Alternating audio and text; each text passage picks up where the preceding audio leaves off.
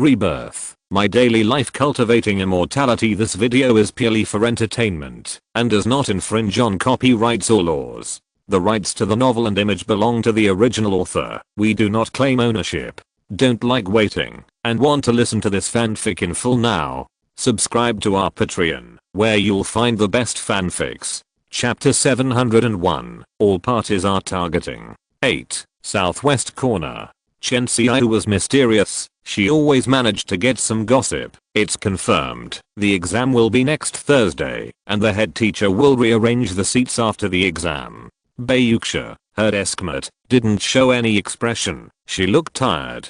Chen Xiao saw that she didn't react, so she touched her. Yuxia, we can stay together again. Aren't you happy? Although Bayuxia sat at her deskmate now, this was Zheng Lu's seat. Bayuxia, yeah, I'm happy. She looked at Zhu Yuantong, who was sleeping at the table in front of her, with envy in her eyes. Jiang Ning asked, didn't you sleep well? Bayuxia, well, I was about to sleep last night, but my mom was called out for surgery, and I waited for her for a long time.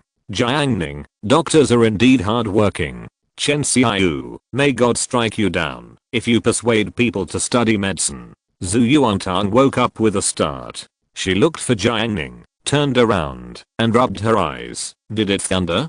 Bayuxia, Chen Xiao persuaded. Tong Tong, I admit that you are very talented. You can get good grades by sleeping in class every day, but have you heard of a saying? If talent is wasted too much, God will take it back. Zhu Yuantong, I don't have any talent. It's just that learning is as simple as eating and drinking water. Chen Xiao asserted. You do? How do you prove that I have talent? Zhu Yuantong asked her. Chen Xiao was stumped for a minute. But, a minute later, she came up with a method. I have a test method that can definitely prove that you have talent. Zhu Yuantong folded his arms and waited and saw. Chen Xiao said, from 1 plus 2 plus 3 to 100, what is the result? Zhu Yuantong thought for a second and said, it is equal to 50-50. Chen Xiao concluded, you said you have no talent, but you calculated it so quickly with a formula. Zhu Yuantong was puzzled. I didn't use a formula. Chen Xiao, then how did you calculate it? Zhu Yuantong, I used the stupid method of adding 1 by 1. Chen Xiao was stunned. She looked at Bayuxia and asked, does this count as talent? Bayuxia, let's not talk about whether she has talent or not. You definitely don't. Soon, the news about the class teacher's readjustment of seats after the joint examination spread throughout the class.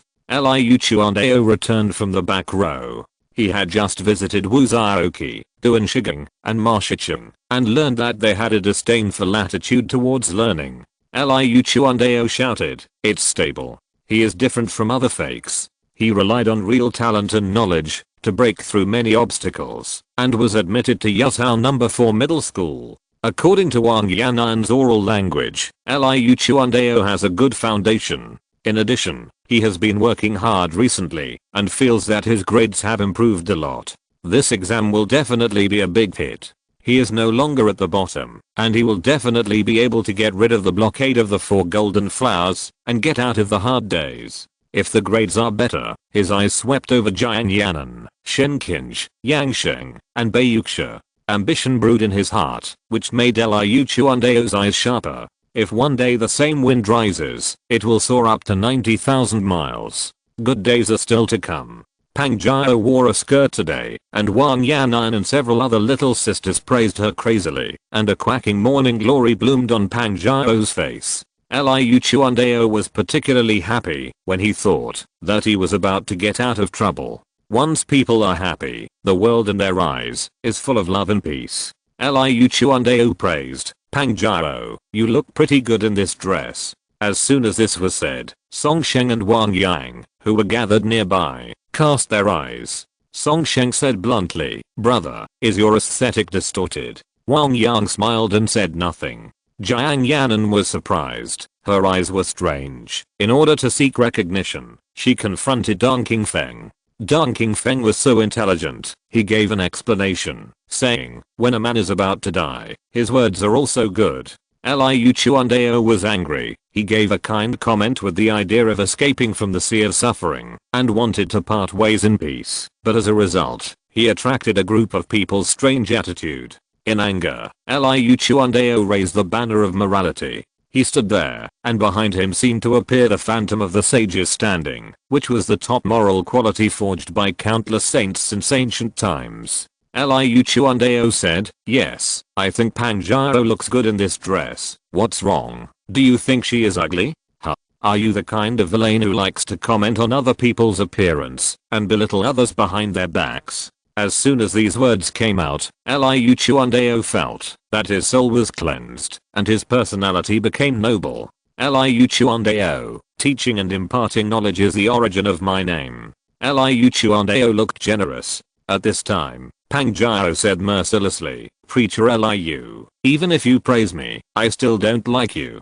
Songsheng, you deserve it." Wan Yang, haha. Yuan couldn't control herself and laughed like a duck. Quack, quack. The magical smile resounded, and Yuan quickly covered her mouth. Shen Qinj was startled by her laughter and tried her best to hold back her laughter.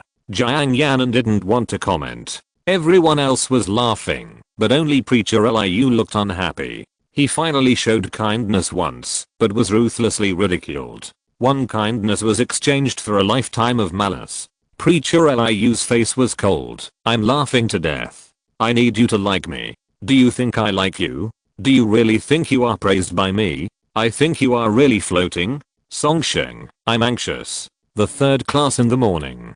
Duan Shigen stretched his head and watched the movie with Cuiyu and Meng Gui. During the intermission, Duan Shigen took out his cell phone and found a message from his good brother Jehao. "Brother Gang, come with me after class."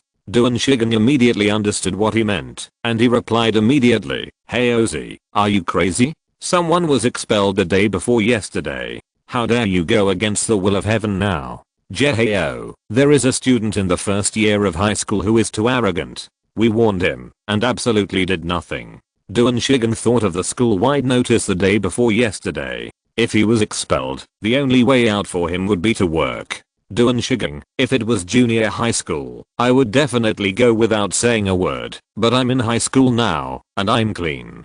Jehao, even if the fish is on the shore, it will still smell like fish. Duan Shigen was silent. Jehao explained the whole story. "This is what happened. Do you know Zhao Xiaofeng from the same class as us? He was quite generous. He gave us 300 yuan each and asked us to go to class 16 of senior 1 to find Wu Yunzi and warn him." Hearing the reward of 300 yuan per person, Duan Shigen's eyelids jumped. "For the last time, I will protect you with my life." "Jehao, you don't have to protect me with your life. I need someone to spread rumors and say that his girlfriend was taken away by Wu Yunzi. We will warn Wu Yunzi on his behalf and spread the word. This person will be rewarded with 1000 yuan." Duan Shigen saw the news. He touched Zhang Kai and said, "There is a big business worth 1000 yuan." "Zhang Kai, what business?" The bell rang. In class 16 of senior 1, Wu Yunzi walked out of the classroom slowly, with a smile on his lips, and he was in a very good mood. He knew everything about Zhuang Jian, whose tragedy last night. The other party's right arm was directly broken.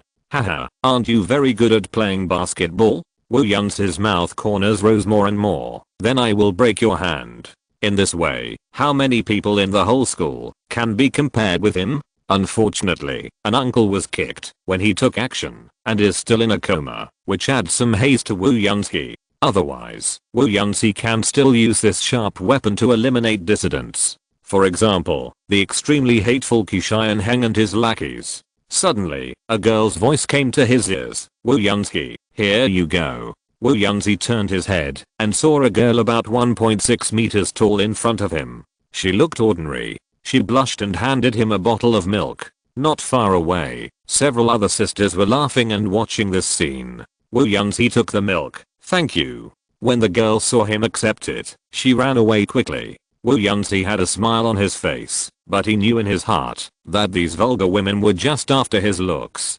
Unfortunately, Wu Yunzi looked down on these ordinary girls. He held the warm milk and enjoyed the attention from all around. At this time, 5 boys came up the stairs, and Zhang Kai, who was in the lead, said angrily, "Your name is Wu Yunzi, right? You want to steal my girlfriend, right? Are you still a human being?" Jiang shouted, "You scumbag, you stole my brother's girlfriend. Deng Xiang, you look like a decent person, but you secretly hooked up with someone else's girlfriend. Bah. Shenzhou, we've been together for a year, we love each other, but you, a third party, got in the way." Zhang Kai trembled, his eyes red. "What did you do to Ma Lingling?" Wu Yunzi frowned. "What the hell? Who stole your girlfriend?" "Bah, mistress, you're still quibbling." Jiang accused him. Soon, a large group of classmates, both male and female, gathered around. Jiang found out about Lan Zichen's presence, and he continued to throw dirty water. "Wu Yunzi, let me ask you, why did you steal someone's girlfriend? Do you like second-hand goods?" I heard that, in order to pursue Zhang Kai's girlfriend, he even opened a small account and specifically hooked up nearby. Shenzhou started to make a noise. Wu Yunzi noticed the strange looks from the girls around him, and he gradually couldn't stand it anymore, and shouted, "What are you talking about?" At the same time, in class 2, grade 2, the last row of seats, Qi Xianheng sat against the wall, and he crossed his legs. Zhao Xiafeng, who was standing by, suggested, "First, throw dirty water on him. Don't worry about whether it's true or not. Once the matter gets out of hand, girls like Lan Zichen will most likely be affected. Which decent girl would be willing to be with a boy with a despicable character, who hooks up with other people's girlfriends?" Listening to the analysis, Qi Xianheng nodded frequently. "Great, it's better to slander others than to promote yourself." Zhao Xiafeng, yes, Wu Yunzi is a villain, and my Xian brother is the perfect match." Qi Xianheng was very satisfied. He handed over a card and said, "There are 50,000 yuan in the card. Take it. From now on, arrange a set meal for Wu Yunzi every week, and it won't be repeated." Zhao Xiafeng, okay. He felt very happy. With a large amount of funds in hand, those unruly hooligans in the school would still bow their heads honestly and respectfully call him Brother Feng when they saw him. In the afternoon, a little after 1 o'clock, there were only a dozen students scattered in the classroom of class 8. Zhang Kai and Duan Shigen walked into the classroom arm in arm, especially Zhang Kai, who was in a good mood with a toothpick in his mouth. He just pretended to be betrayed by his girlfriend and made 1,000 yuan easily. Damn, it was so cool. Moreover, he didn't have a girlfriend at all. As for reputation, it's so funny. How much is reputation worth? Zhang Kai cares about that thing. When Jiuo Kunan saw Zhang Kai, he immediately asked, "Kaizi, your girlfriend was stolen away by Wu Yunzi." Although Zhang Kai didn't go back to the dormitory at noon, this matter was popular in Tiba. Wang Langlong received 200 yuan of funding and immediately added the post to the featured posts. Now the number of replies to that post has almost exceeded 1,000. The students who came to the classroom looked at Zhang Kai with strange eyes, knowing that his girlfriend was gone. Zhang Kai played the play to the end and sighed, "Yes. Damn Wu Yunzi." As soon as the voice fell, there was a sigh around. But more, there were doubts. "Cuiu, where did you get your girlfriend? Is it an inflatable one?" As it was related to the money-making plan, Zhang Kai scolded mercilessly. "Fuck you. I celebrated my girlfriend's birthday last week. Does an inflatable have a birthday?" Meng Jiui, who had a 10-centimeter hairstyle, said, "Yes, the production date." Zhang Kai's facial muscles twitched, and he turned his head and left the classroom in anger. Now that he was rich and powerful, he planned to buy a can of iced coke to relieve his restless mood. After the parties left, the voices of the discussion mostly dissipated. Duan Shigen was happily counting the money, and suddenly, a figure broke into the classroom from the back door. Everyone looked sideways, and it was Director Wang of the security department. He was sturdy, with a face full of flesh, and his expression was extremely serious. He shouted in a deep voice, "Who are Duan Shigen and Zhang Kai?" Cuiu and Meng Jiui looked at Duan Shigen. Helplessly, Duan Shigen collected the money and stood up. "I'm Duan Shigen. Where is Zhang Kai?" Zhang Kai went out to celebrate his girlfriend's birthday. Cuiu said. Director Wang was puzzled. Didn't his girlfriend fall in love with someone else? Cuiu replied, "You don't understand love in the new era." Director Wang no longer dwelled on this point. He said seriously, "Duan Shigen, who told you to go to the senior grade this morning to make trouble?" Do you know that you violated the school rules? Duan Shigen thought of the people who were expelled and immediately admitted his mistake. Zhang Kai is my brother and his girlfriend is my sister-in-law. I couldn't help it at the time. I hope the director understands, but I realize my mistake. I shouldn't be impulsive. I'm willing to be punished. After saying that, he even bowed. Director Wang rarely met such a cowardly person, and he was also stunned. Of course, the process that should be followed must be followed. Considering that the other party had an excellent attitude of admitting mistakes, Director Wang said, well, I won't make it difficult for you. I will give you 3 choices: squatting for 15 minutes, receiving 4 slaps, or copying the school rules 100 times. You choose one. After thinking about it, Duan Shigen felt that there were so many words in the school rules. Copying them 100 times would be exhausting, right? As for the 4 slaps, he didn't want to be beaten in public. After thinking about it, he decided that squatting in horse stance was the easiest. Duan Shigen shouted, I'm willing to squat in horse stance. Director Wang took out his mobile phone. Okay, let's start. Spread your feet apart, in line with your shoulders, and don't let your knees go beyond your toes. Director Wang corrected the movements. The dozen or so students in the class, except for Chen Kan who was studying, all came close to watch the corporal punishment process. The standard squatting in horse stance is quite tiring. After squatting for 1 minute, Duan Shigen's legs were shaking, and his body was shaking. In less than 2 minutes, his legs were so sore that he couldn't hold on at all, so he quickly stood up. Director Wang had a blank expression on his face. Continue. Squat for 15 minutes.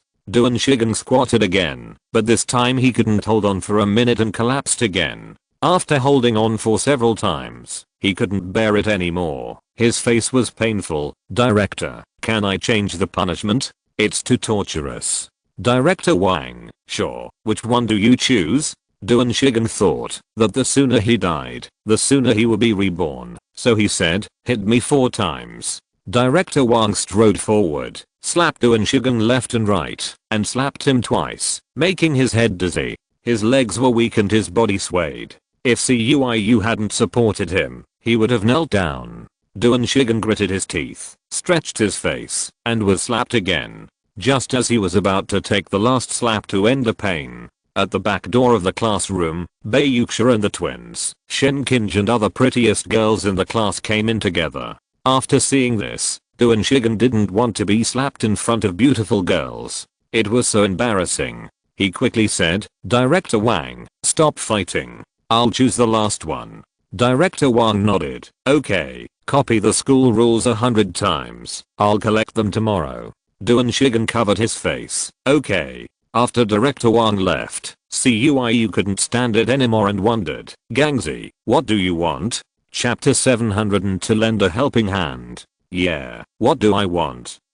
Duan Shigen's face turned pale. Duan Shigen, who suffered a severe blow physically and mentally, returned to his seat to copy the school rules. After seeing this, Tang Jing sneered, if I had known this, why did I do it in the first place? Then, she looked at the honest and simple Huang Yazhu. Regardless of anything else, with Huang Yazhu's character, he would never get involved in those things that were not up to standard. Thinking of this, Tang Jing was suddenly stunned. Why did she think Huang Yazhu was good?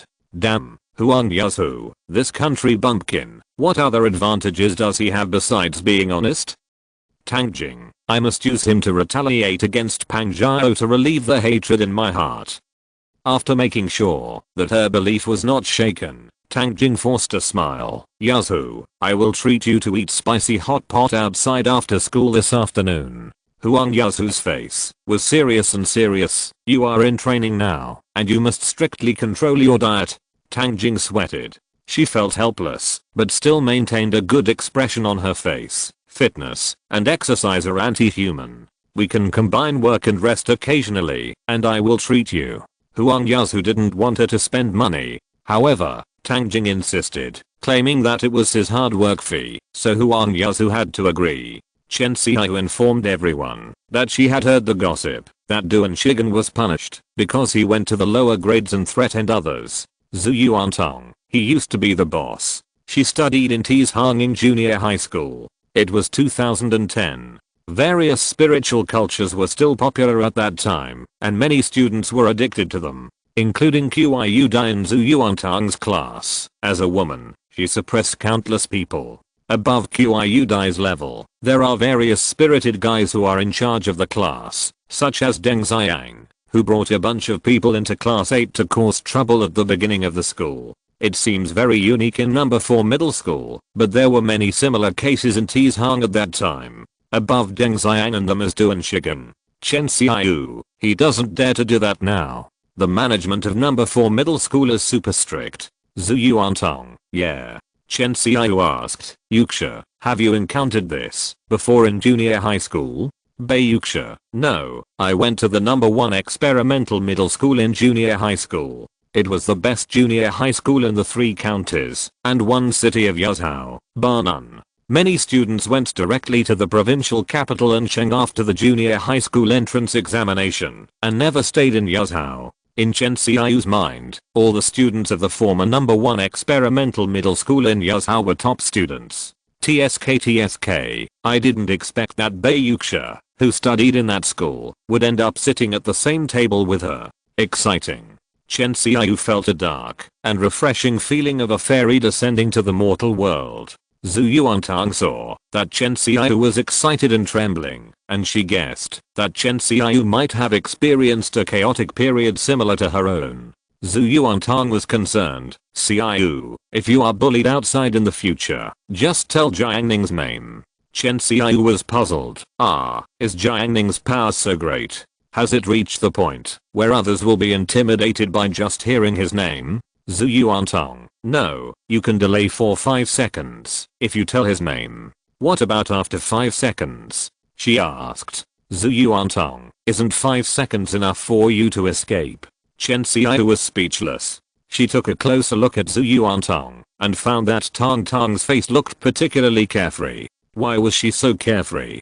Because Jiang Ning was beside Tang Tang. Chen Xiaoyu knew Jiang Ning's strength too well. That trip to Xinjiang was a smooth journey. A fox who borrows the power of a tiger to bully others. Chen Xiaoyu ignored Tang Tang. She reminded him, Yuxia, you should pay attention to safety, especially when you go home at night. It's dark and windy. Bei Yuxia, well, thank you, but my parents will pick me up after evening self-study every day, so it's okay. She is the only daughter in the family. Her parents have received higher education and naturally attach great importance to their daughter's safety. Zhu Yuantang can rely on Jiang Ning. Bei Yuxia can rely on her parents. But what about herself? Chen Xiaoyu gritted her teeth and relied on herself. Chen Xiaoyu said firmly, others are unreliable. As the saying goes, calling the sky is useless and calling the earth is useless. We can only rely on ourselves. Bei Yuxia glanced at her with an especially light look.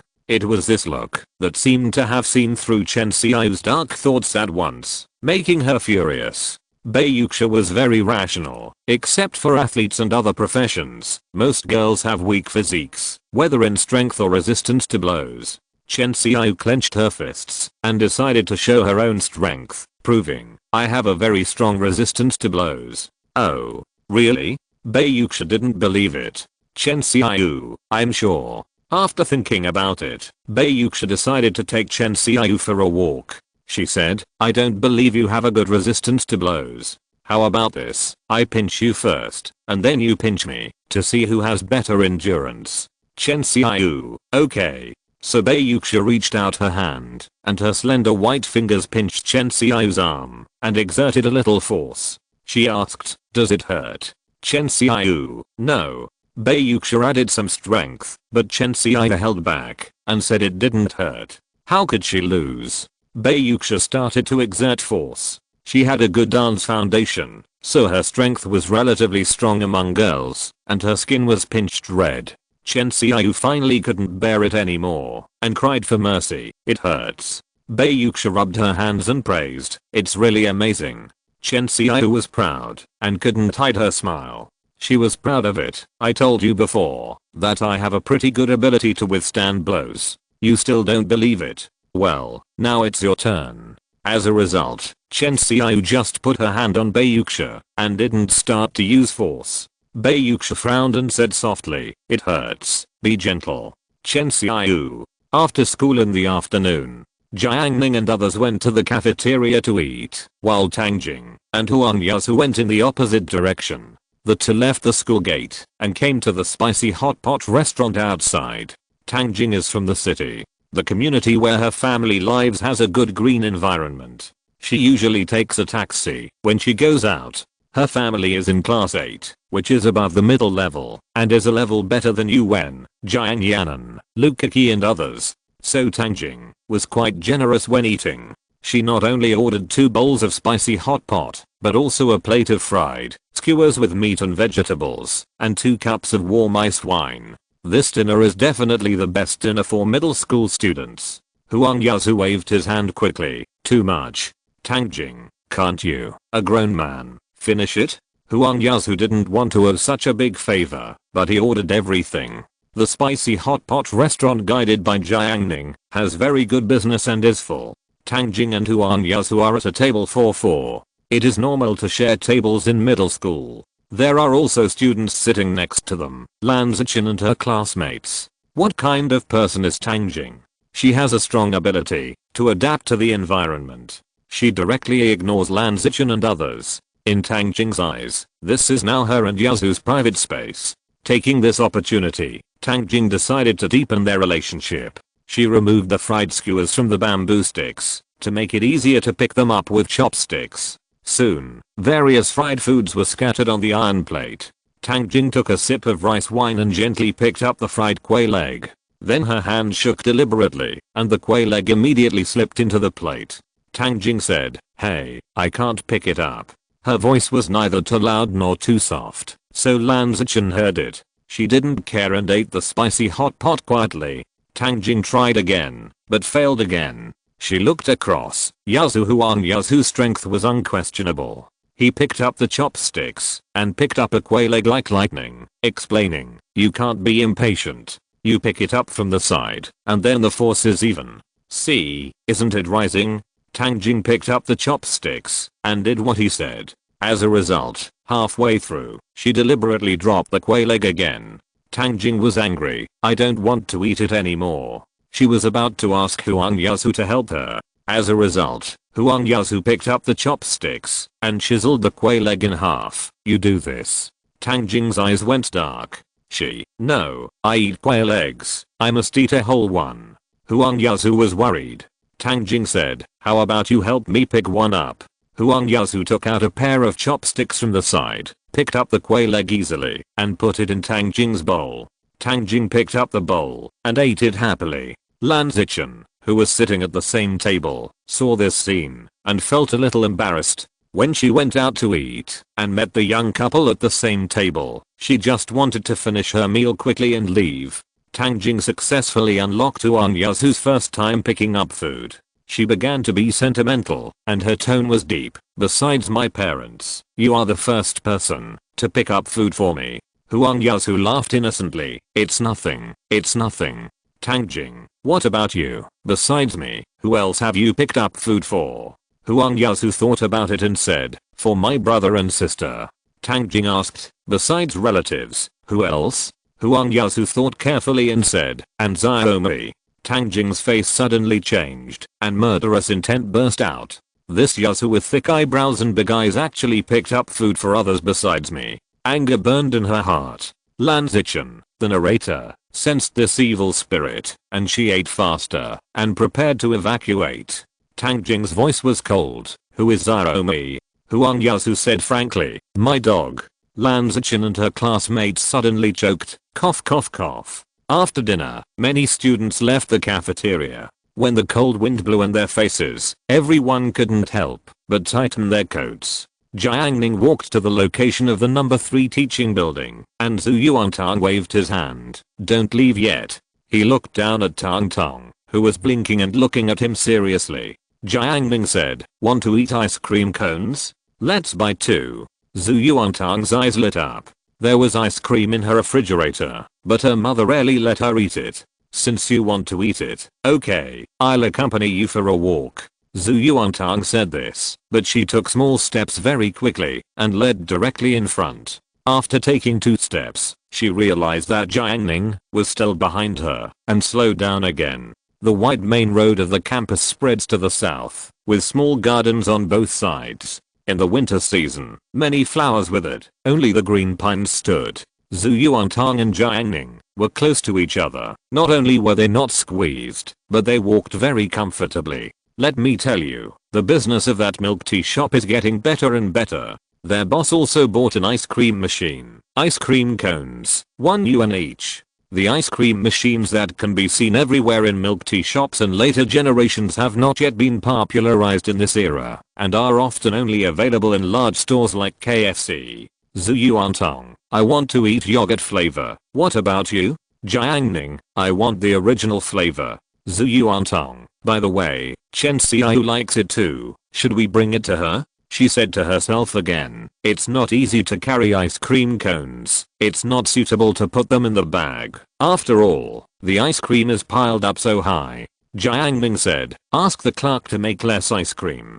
Zhu Yuantang immediately objected, that would be a big loss. Jiang Ning suggested, how about this, you lick the extra ice cream, and the remaining part can be easily put into the bag? Zhu Yuantang was moved at first, but then refused. She felt that her ideology and morality were underestimated by Jiang Ning, and protested, how can you do this? CU is not choo-choo. Jiang Ning was surprised, did you lick all the ice cream that choo-choo had before? Zhu Yuantang raised her foot, when we were young, we had to pool our money to eat popsicles, 1 for each of us, and no one could eat more. Recalling that era of scarcity but happiness, Jiang Ning, indeed. Entering the milk tea shop, Zhu Yuantang bought 3 ice cream cones, 2 for her, and 1 for Jiang Ning. Then she spent a huge amount of money to buy 2 cups of ice cream sundaes, Oreo, each priced at 4 yuan, which made Zhu Yuantang feel painful. Compared with ice cream cones, sundaes can be packaged. After buying them, Zhu Yuantang ate his beloved ice cream cone. His little face flashed with happiness, the corners of his mouth curved into a crescent, and he was filled with innocent happiness. Jiang Ning took a photo secretly when she was not paying attention and sent it to Aunt Gu on WeChat. Then, he kept his achievements and fame hidden. The two returned to school and strolled around the campus, surrounded by young boys and girls. Jiang Ning bit into the cone and enjoyed the scene. Well, the cone is quite delicious. At the age of high school students, there is no body anxiety in the future. The strong metabolism allows people to eat sugar without restraint, not to mention that Jiang Ning is cultivating immortals. Walking all the way to the square in front of the number 3 teaching building, Yan Tingting from class 3 of grade 2 and her male classmates were playing badminton. Yan Tingting, with her hot body, attracted a group of perverts from class 8 to lie on the balcony on the 2nd floor to watch. Liu Chuandao and Duan Shigang were drooling. In contrast, Che Wei and Kaiang Li were watching and criticizing from a moral high ground, perfectly reflecting the nobleness and meanness of human nature. Zhu Yuantang felt the wind and said, it's a little windy, otherwise I would play badminton too. She thinks playing badminton in winter is very comfortable to warm up the body, and it helps to grow taller. Jiang Ning, you can play during the evening self-study break. Zhu Yuantang asked, is the square very dark at night? Jiang Ning, if you want, it can be brightened. After talking and chatting, they arrived at the entrance on the east side of the teaching building. Shen Qinj and Yuan worked together to hold a bucket of purified water and slowly moved it to the steps. Class 8 used a standard purified water bucket with a capacity of 18.9 liters and a weight of about 38 kilograms. Moreover, the bucket shape was not easy to use. Not to mention high school students, it would also be a certain amount of pressure on most adults. Yuan had sharp eyes. As soon as she saw Jiang Ning, she immediately shouted, Jiang Ning, we can't move it. Normally, she could ask Dong Qingfeng for help to move water, but Dong Qingfeng was not there today, and Cuiyu was weird, saying that they were not active in moving water, so Yuan and Shen Qinj did it themselves. Only after this move did they realize how hard it was to move from the water room to class 8. After seeing Jiang Ning, she felt like she saw a savior. Shen Qinj didn't look at Jiang Ning, but a glimmer of hope also rose in her heart. Zhu Yuantang saw through Yuan's plan, and she didn't want Jiang Ning to suffer. Zhu Yuantang said casually, it's normal to be tired. You are moving in the wrong posture. Jiang Ning, please help them. As she spoke, she looked at Jiang Ning. Yuwen was relieved when she heard that, thinking that she didn't have to move anymore. Jiang Ning walked forward, picked up the purified water bucket, and helped put it on Yuwen's shoulders. Yuwen was dumbfounded, and Zhu Yuantang asked, isn't it much easier to carry it? Chapter 703 Real Person. Yuwen had a dark face, holding the bucket of purified water on her shoulders, and climbed the stairs step by step. Shen Qinj didn't say anything. She followed behind, and held her hand. Zhu Yuantang made way for them, and after the two disappeared, she said, oh no, will they hate us? Jiang Ning was very calm. If they hate us, they will hate us. What can they do to us? Zhu Yuantang thought about it, and found that it was true. After Yuwen climbed to the second floor, Cuiyu, who was watching the scenery, saw her. He immediately patted Meng Jiui, and all the men looked at her. Cuiyu, that's awesome. Meng Jiui, confer the title of pea shooter as the superpower girl, and get 7 points. Compared to those who just watched the fun, and didn't mind the trouble, the fitness boy Qiangli tightened his arm muscles, and took the initiative to say, I'll help you. Yuwen was exhausted, and after hearing this, she hurried to Qiangli. Qiangli is indeed a fitness boy, and the weight of a bucket of purified water was easily handled by him. Yuwen slowed down, thinking of Jiang Ning's indifference. She said in public, Qiangli, you are a good person. I just ran into Jiang Ning downstairs. He was lifting so heavy weights in the gym, but he didn't help me move it. Yuwen, I suspect he is just a show off. I feel he is not as good as you in the gym. After these words, Qiangli's face changed, and he quickly put the bucket of purified water back on Yuwen's shoulders. Qiangli said humbly, no, I can't bear it. The equipment will not lie. Yuwen felt a stomach ache from the pressure of the bucket, and she was in a very bad mood.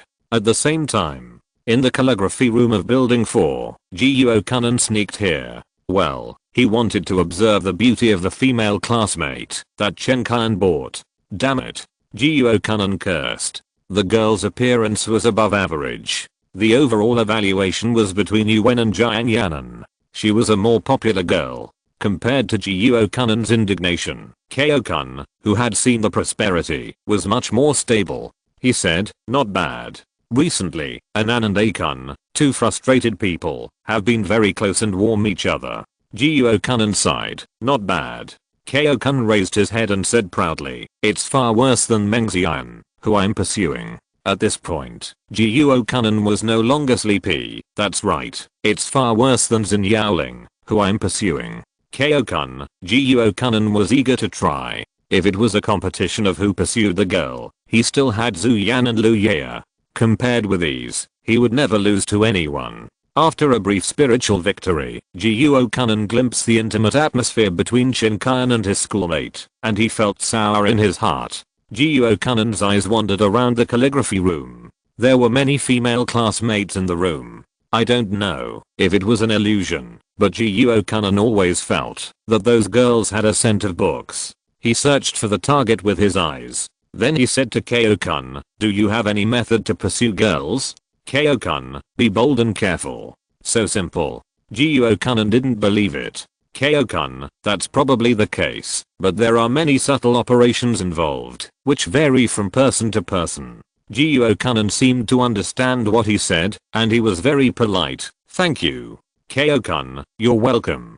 Giving a rose to someone will leave a sweet fragrance in your hand.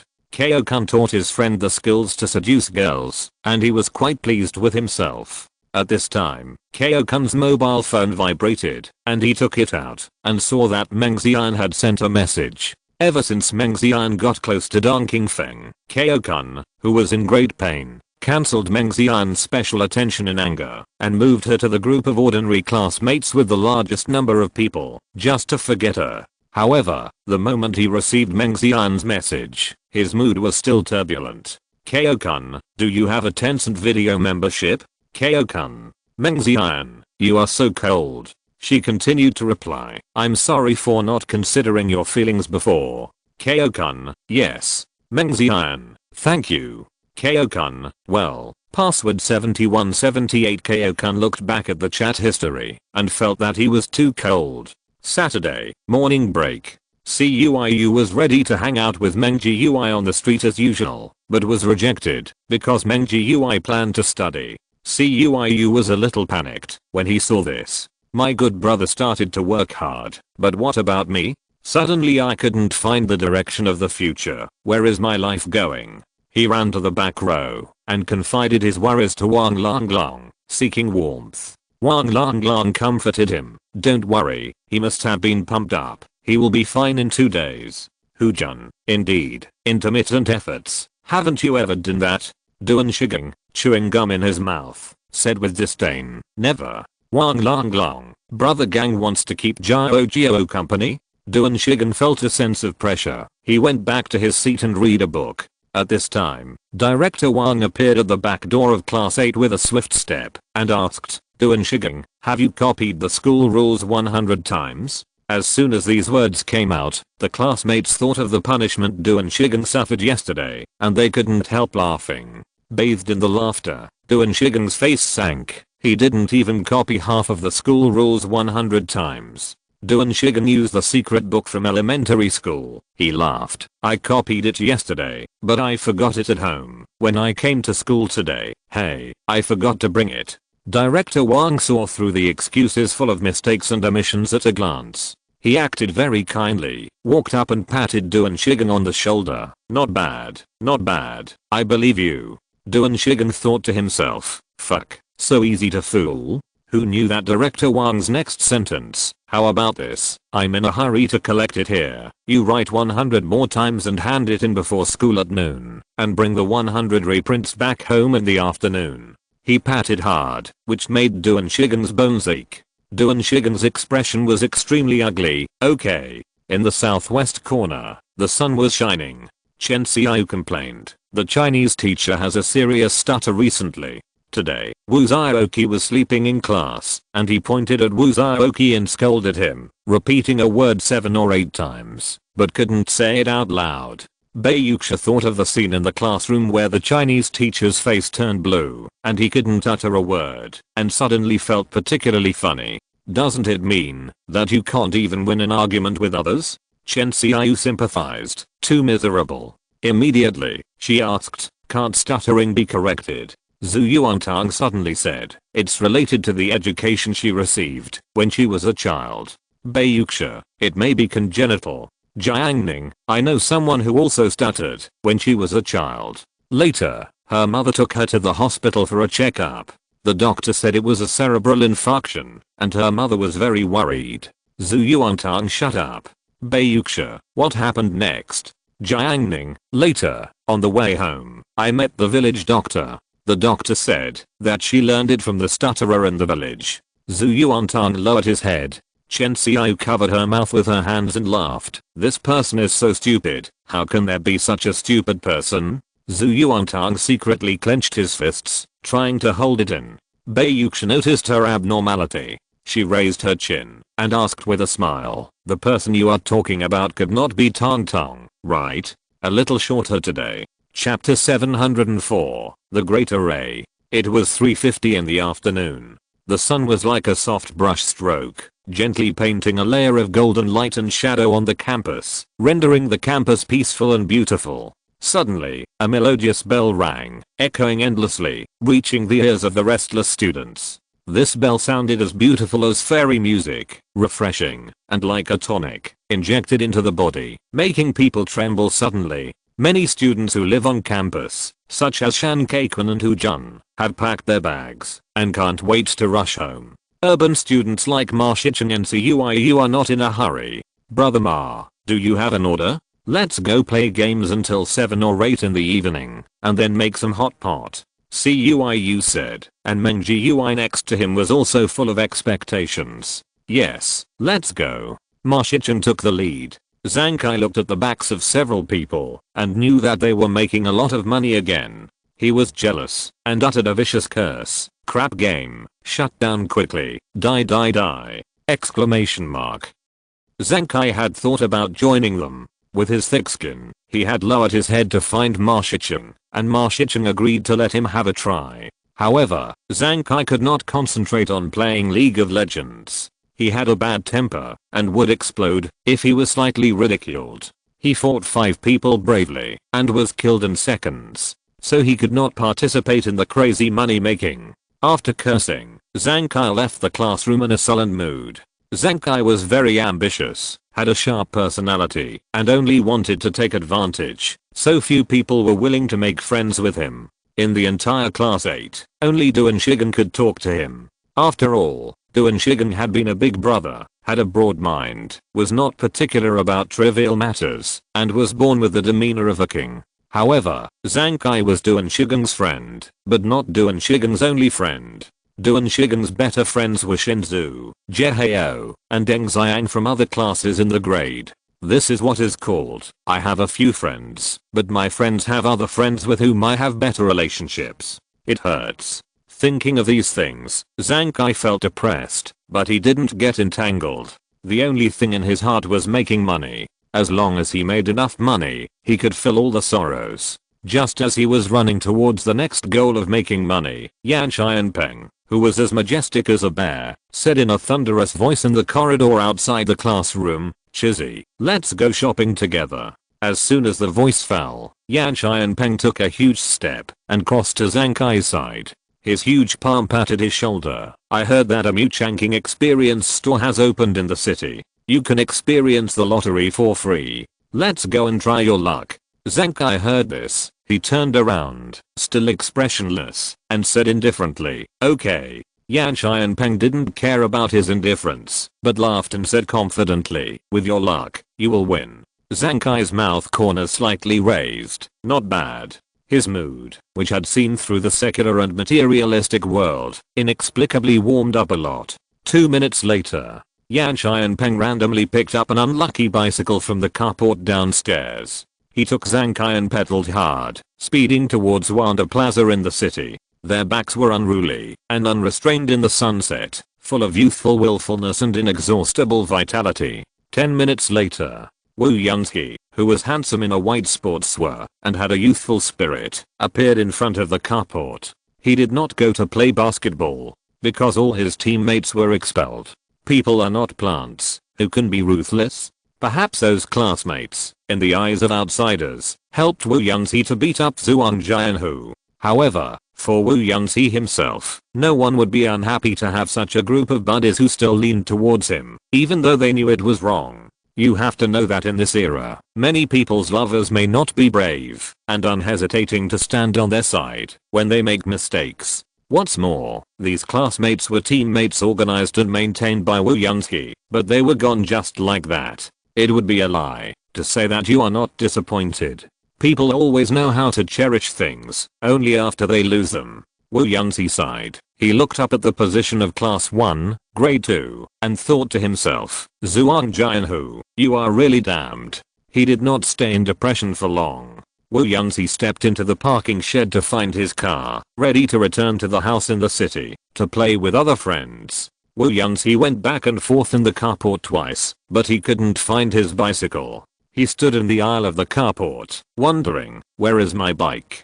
He looked for it twice more, but couldn't find it. Wu Yunsky suddenly felt a little uncomfortable. He had been unlucky recently. His teammates were fired, and he was rumored to have stolen someone's girlfriend, which made Lan Zichen look at him very strangely. Now he wants to ride his bike home, but he lost his bike. Wu Yunsky clenched his fists and roared in anger, "Grandma, I'm going to adjust the camera now."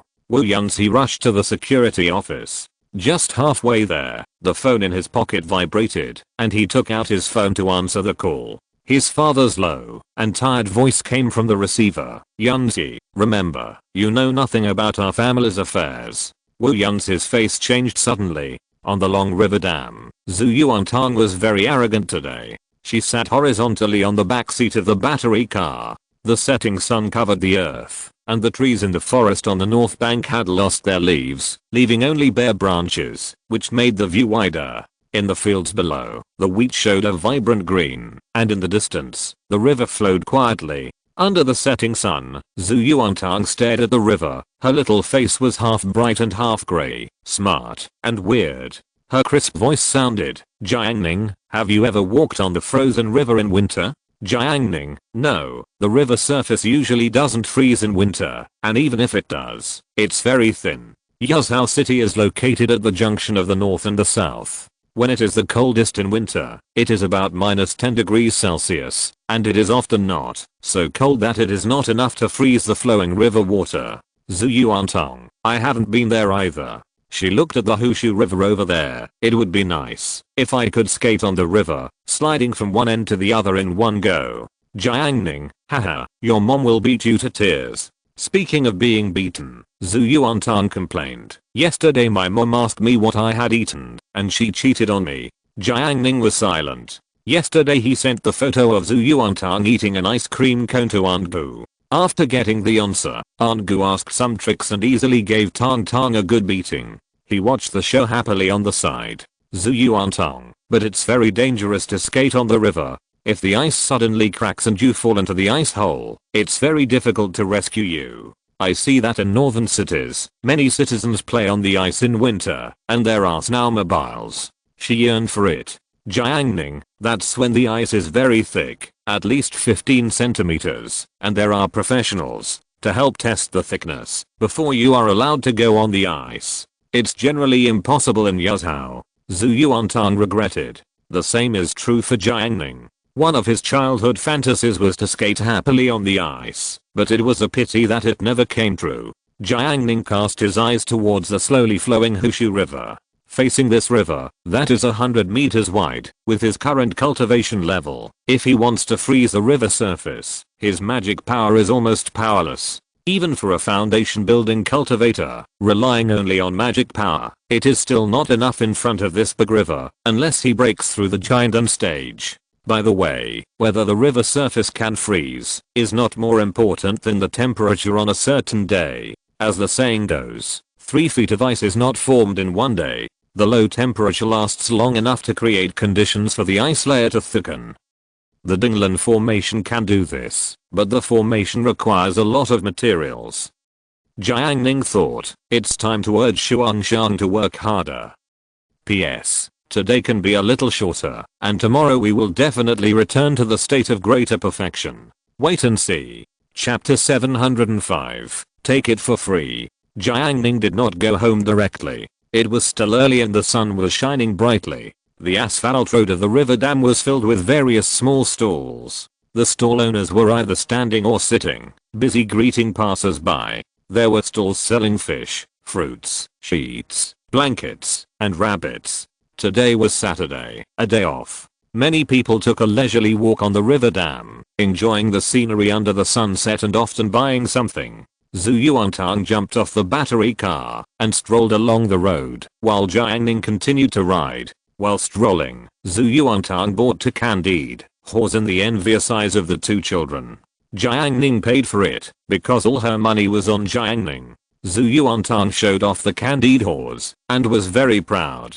The 2 children were even more envious. They probably thought in their hearts, why is she so happy as a child? She has an adult to pay for her? Zuyuantong bit the candied haws slowly, looking at the nearby vegetable stall, and said, my mother won't be back until after 10 o'clock tonight, so we have to rely on ourselves for dinner. Tonight, the Evergreen Liquid Group held a celebration party. As employees of Evergreen Liquid, Aunt Gu and Hua Fengmei were eligible to attend the party. Should we buy vegetables and cook at home, or drink tofu pudding? She pointed to the tofu pudding stall. Jiang Ning, you cook. Zuyuantong, okay. What do you want to eat? She wanted to eat everything she saw, but she couldn't buy too many vegetables, otherwise it would be wasted if she couldn't finish them. Jiang Ning, it's hard to decide.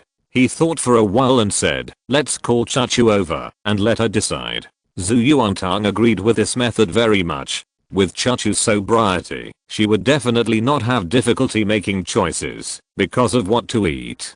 Chachu, who received the phone call, quickly came from the bungalow. As soon as she appeared at the river dam, she immediately attracted vague sights. Chachu had already gotten used to it. She met up with Tong Tong and said, let's have a hot pot tonight. I have some big bones at home. Zuyuantong agreed, that way we can have more food. The 2 began to choose vegetables at the vegetable stalls. They only bought a little bit of lotus root, bean sprouts, green vegetables, and tofu. However, the stalls on the river dam were not big. After all, they were temporary stalls. There were no stalls selling meat. Zhu Yuantang said worriedly, "There are no meat dishes. I want to eat hot beef." Jiang Ning heard this. His consciousness passed through the bungalow and found that Zhang the butcher next door had bought 2 pounds of fresh beef today. Zhang the butcher was a pig butcher and knew many people who slaughtered cattle and sheep. He was also a hedonist, so the quality of the beef he made was quite good. It was a tenderloin among beef, and it was also a fine tenderloin. Jiang Ning said calmly, "Beef, easy, I'll take care of it."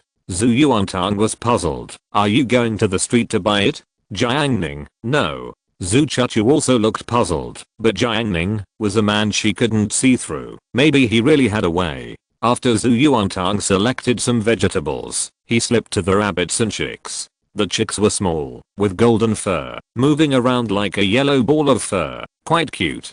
Zhu Yuantang took a photo and sent it to the class group at CHENCIU. Look.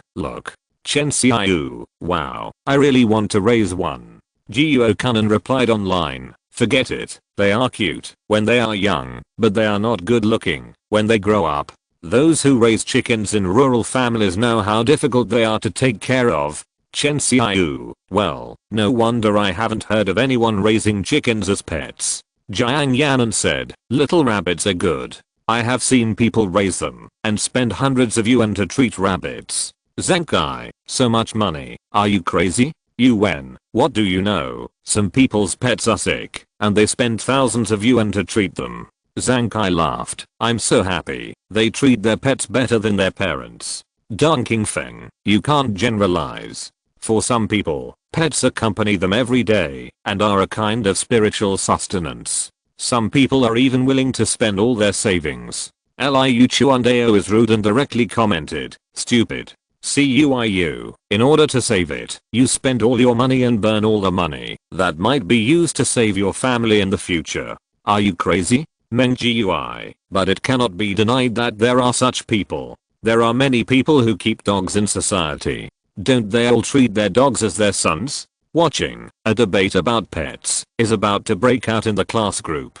Class monitors in Yaoling knows that there are more than 50 people in the class, and everyone is multifaceted. Everyone has different family backgrounds and has encountered different things since childhood. No matter what their views are, there will be people who support them. Once a quarrel breaks out, it will only turn into a mess. As a class monitor, she should maintain the atmosphere of the class group.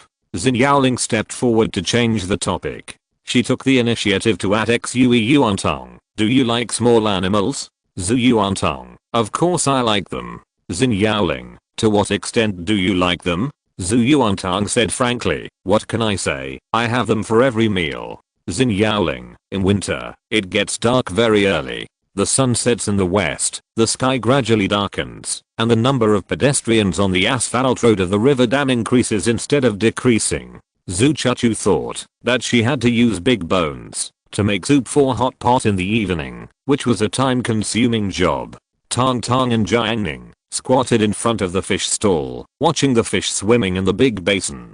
Zhu Yuantang wanted to buy blackfish, but it was a bit too expensive. Jiang Ning said that he would go to the river to catch 2 before preparing the dishes. The fish stall owner said happily, "Young man, you are really good at joking. It's December now. Where can you catch blackfish?" Jiang Ning asked him, "Do you collect wild blackfish?" The fish stall owner finally laughed out loud, but he smiled and said nothing. Zhu Yuantang looked at the fish stall owner's sneer and was ready to let Jiang Ning hit him hard in the face. She and Jiang Ning left the fish stall and walked to the rabbit stall again.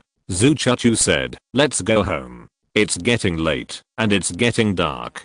Zhu Yuantang was still in high spirits, so she asked, "Hey, Chuchu, are you solar powered?" Zhu Chuchu kept silent. Seeing that Chuchu was silent, Zhu Yuantang smiled. She still obediently got on Jiang Ning's electric car and drove home. On the way, Zhu Yuantang was still thinking, how can Jiang Ning get beef? Forget it, he will definitely go fishing anyway. If there are blackfish, beef is okay. The light of the electric car pierced the gloom of the bungalow and illuminated the few people chatting at the door, Uncle Tang and Zhang the butcher. Uncle Tang boasted, "My new tabby cat is really good at catching mice." "How big is it?" "Good guy, catch a mouse for me this afternoon." Zhang the butcher looked at his black-backed wolf dog and said nothing. Jiang Ning started fishing. Xiao Ben can also catch mice. Xiao Ben is the name of the big wolf dog. Well, Jiang Ning usually calls it that. Gradually, all the neighbors nearby call the big wolf dog that way, so that the name that Zhang the butcher used to give Xiao Ben has been forgotten. When Zhang the butcher heard Xiao Ben's name, his blood rushed to his head. He was so angry. He fed him good food and drink every day, but in the end, the name was taken away by someone else. Butcher Zhang has been in the pig slaughtering industry in Yuzhou for so many years, but he has never encountered such a frustrating thing. Uncle Tang heard, "What kind of mouse can Xiaoben catch? Can a dog catch rats?" Jiang Ning, "Dogs can indeed catch rats, and Xiaoben is a good rat catcher." Uncle Tang turned his head and said, "Brother Zhang, do you know about this?" Butcher Zhang's face was very dark, and he said stiffly, "I don't know." Zhu Yuantang looked at Butcher Zhang's dark face and was very happy. She remembered very clearly that when she moved to Hebei a few years ago, Butcher Zhang was a very domineering person with a bad temper, and he liked to do some small tricks. He liked to raise large dogs the most. Usually, they were raised in the bungalow, which was very scary. This huge black-backed wolfhound almost bit Zhu Yuantang. Zhu Chachu was also observing this scene. As far as she knew, Jiang Ning was not a person who took the initiative to provoke trouble. His behavior today clearly contained a hint of aggression. Thinking of Jiang Ning's boast at the dam and Zhang the butcher's criminal record, Zhu Chachu couldn't help but guess, is he preparing to? Sure enough, Zhang the butcher said in an aggressive tone, "How do you know that Xiaoben? Boang can catch mice. If you have the ability, let it catch one for me to see." That's right, Xiaoben's original name was Boang, which is very domineering. Jiang Ning laughed and said, "Oh, what's wrong? Uncle Zhang doesn't believe it?" Butcher Zhang's face was full of disdain, his eyes full of contempt. "Jiang Ning, look at your expression, then I'll make a bet with you, using my 1-pound wild black fish." Saying this, Jiang Ning looked at Uncle Zhang. "I'll let Xiaoben catch mice now." Butcher Zhang was really a reckless man. He had long been resentful and said angrily, "Let's bet. If you can let Beiwan catch mice today, the 21-pound beef tenderloin I just cut at home will be yours." He still didn't believe it. Beiwan could find mice now, and could he catch mice in front of him? Jiang Ning agreed. "Okay, Uncle Tang will be a witness." Uncle Tang sighed. "Oh, this is a fuss." The bet was established, and Jiang Ning called out, "Xiaoben, go." As soon as the voice fell, the black-backed wolf dog immediately jumped up and bravely rushed to the dilapidated grove in the distance. In a few minutes, Xiaoben ran to the door with a mouse in his mouth. He opened his mouth and the mouse fell to the ground. Zhu Yuantang observed the mouse from a distance and said, "Uncle Zhang, look, it can still move." Butcher Zhang, damn it. Although he was angry, he still took out his mobile phone to record the video and added the voice, "Oh my god, look at my big wolf dog, it can still catch mice, wow." After posting it on WeChat Moments, Uncle Zhang was barely in a better mood. Uncle Zhang did not deny his debt. He returned home, cut a pound of beef tenderloin, and handed it to Jiang Ning with a dark face. "Jiang Ning, Tong Tong, why don't you thank Uncle Zhang?" Zhu Yuantang smiled. "Uncle Zhang, you are so kind." Zhu Chachu witnessed the whole process. She felt a sense of magic. The most difficult part of the whole process was definitely Xiaoben catching mice. Could Jiang Ning be so sure that Xiaoben could find mice and catch them? She really didn't understand. But this matter seemed to have a clue. Dogs can indeed catch mice. Zhu Chachu saw it with her own eyes, and dogs have a very sensitive sense of smell and can find mice. However, Jiang Ning was able to pass this message to Xiaoben. This kind of control is comparable to those of professional dog trainers. Uncle Zhang did not lose unfairly. After returning home, Jiang Ning looked at Tongchu, who was preparing to make a fire and cook, and said, "You guys take your time, I'm going to the river to fish." Zhu Chachu then remembered that the blackfish he used for the bet was still in the river. It was obvious that he had gotten something for nothing. Zhu Yuantang warned him, be careful, it's too dark, be careful not to fall into the river. Jiang Ning said, I have a lot of data, I'll make a video call to you. Zhu Yuantang's eyes suddenly brightened. Okay. After Jiang Ning returned home, he packed up his fishing tools and picked up the flashlight. He found a handheld mobile phone holder, put his phone on it, and set off to the river. Zhu Yuantang stayed in the kitchen at home. She propped up the tablet and watched Jiang Ning while cooking. As long as he could see him, Zhu Yuantang's heart was particularly stable. Above the wilderness, there was only the last ray of afterglow, and it was about to fall into darkness. The street lights on the dam were bright, and people were coming and going. Jiang Ning, carrying a fishing rod, crossed the dam, and walked alone to the north of the river. At this time, in an excellent fishing spot, a fisherman stood by the river, holding a fishing rod, smoking a cigarette, enjoying the loneliness between heaven and earth. The weather now is quite suitable for fishing. It is not too cold, and there are no mosquitoes. Jiang Ning's footsteps broke the tranquility of this side. The fisherman looked at it for a few more times, before retracting his eyes, and focusing on the fishing rod in front of him. Jiang Ning took the initiative to talk. Brother, how is the harvest? The fisherman said calmly, just got here.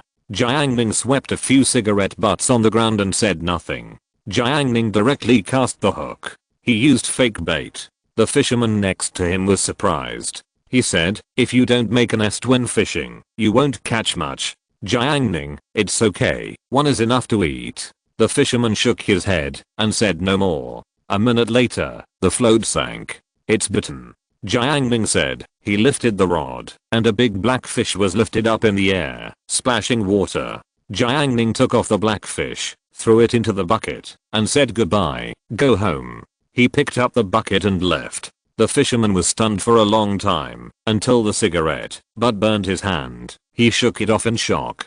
At the same time, the official website of Changqing Liquid released its sales performance. Evergreen sold more than 5 million bottles in the first 3 days. This data caused a huge uproar in the 8th class group. Zenkai, one bottle sells for 2,000 yuan, right? 5 million bottles, sold for 10 billion. Deng Qingfeng, our country bought 1.5 million bottles. Zenkai, are there so many rich people? In his opinion, most people's wages are only a few thousand yuan, and a bottle of Evergreen sells for 2,000 yuan, which is half of the salary. Moreover, Evergreen cannot completely cure myopia, and the effect only lasts for 2 months. Chen Qian, let me tell you a statistic. As early as the end of 2011, our total luxury consumption accounted for about 30% of the global share. Yes, we are the country with the largest luxury consumption share in the world. Deng Qingfeng, magic? Zenkai stopped talking. For a moment, he couldn't accept the reality that he was so poor. Chen Qian sent a photo. He was holding a small white bottle in his hand. I contributed a bottle. I will show it to you later. Grin. Deng Qingfeng, rich man. Zenkai took a photo. It was a store with a very special style. He said, I'm at the Changqing Guy store. Wait for my news. Chapter 706, Cheating. As night fell, there was an endless stream of pedestrians walking on the river dam, with the laughter of children and the conversation of adults mixed together. The small stalls on the roadside became even more lively. Jiang Ning, carrying a bucket, climbed up the river dam and happened to pass by a stall selling fish. The stall owner paid more attention to Jiang Ning since he boasted. At this moment, there was no one in front of his stall. Seeing this, the stall owner said happily, young man, why don't you fish? Go to the river to see the scenery? Jiang Ning put the bucket in front of his stall, making a bang sound, and the black fish swung its tail, and the bucket made a dong dong sound. He asked, boss, how much is the wild black fish? The fish stall owner took a look, and saw that the black fish was as long as his forearm, and weighed at least 6 kilograms. His eyes almost popped out, as if he had seen a ghost. His face was full of disbelief. You caught it? Jiang Ning, I'm lucky. What's the price? The fish stall owner rolled his eyes, and quoted a lower price. 10 yuan per catty? Jiang Ning picked up the bucket, and turned to leave. Hey, don't go. The fish stall owner hurriedly tried to stop him. It was a wild black fish, and it was no problem to sell it for 30 yuan. Jiang Ning was originally showing off, so he naturally didn't stay after showing off. Downtown, Commercial Plaza. The flow of people is particularly large on weekends. The price of Changqing is high, far exceeding the consumption level of ordinary people, and unlike mobile phones and electronic products, Changqing liquid is not an exaggeration to say that it is a daily necessity. But this does not prevent many local people in Yuzhou from watching the fun. In order to avoid congestion, Changqing Liquid temporarily set up a small street in the open space outside the store to divert traffic. Various desserts and delicacies are all priced at 1 yuan, as a welfare given by the company to the people of the city, so many people ran to take advantage of it and eat. Before Yan Xianpeng and Zhang Kai arrived at the store, there were not many people watching the excitement. After all, the products of Changqing Liquid are not like mobile phones and cars, which have the fun of experience. Changqing Liquid has nothing, just some bottles of liquid in the glass cabinet. Yan Xianpeng was about to enter the store when he saw a familiar figure in the distance. He saw Lu Kiki coming out of the mall alone. Compared with the unknown lucky draw, Yan Xianpeng stepped forward and called out kindly, "Kiki." Lu Kiki's dress inside and outside the school is like two different people. She is wearing a mature coat and makeup on her face. She doesn't look like 16 or 17 years old at all, but like 26 or 27. Lu Kiki glanced at Yan Xianpeng. After dealing with him many times, she had already seen through Yan Xianpeng's nature and was too lazy to pay attention to him. "Kiki, I'll treat you to dinner later," Yan Xianpeng said attentively. Lu Kiki's reaction was flat. "Oh, what are you eating?" Without waiting for Yan Xianpeng to answer, she showed contempt on her face. "It's so funny, I went out with a boy I met online today, and he couldn't afford the Japanese food there, so he planned to take me to eat at Guokyo-Omakian."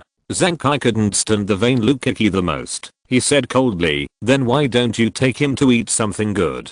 Lu Kiki, "Oh, you automatically put yourself in?" Yan Xianpeng promised, "I will never take you to eat Guokyo-Omakian." Lu Kiki said, "Yes, you can't even afford Guokyo-Omakian." After that, she left directly. When Lu Kiki disappeared in the crowd, Yan Xianpeng suddenly realized, "Damn, how did she know that I couldn't afford Guokyo-Omakian?"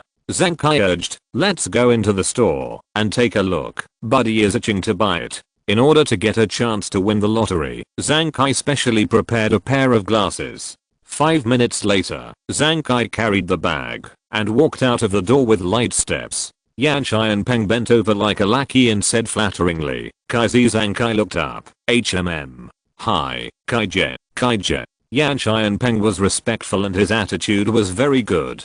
"Kaizi, look, this idea came from both of us. Can you?" He was halfway through his words when he was interrupted by the crying voice next to him. In front of the Changqing Liquid store, a thin little girl was crying and shouting to the middle-aged man next to her, "Dad, I want to buy Mu Changqing. My eyes are uncomfortable." Zhang Kai looked carefully and found that the little girl was wearing thick lenses, which were thicker than Shen Kan's. According to Zhang Kai's estimation, they were at least 800 degrees. However, the middle-aged man was silent. He was dressed in ordinary clothes, wearing an old leather jacket, and his clothes were worth at most 200 yuan.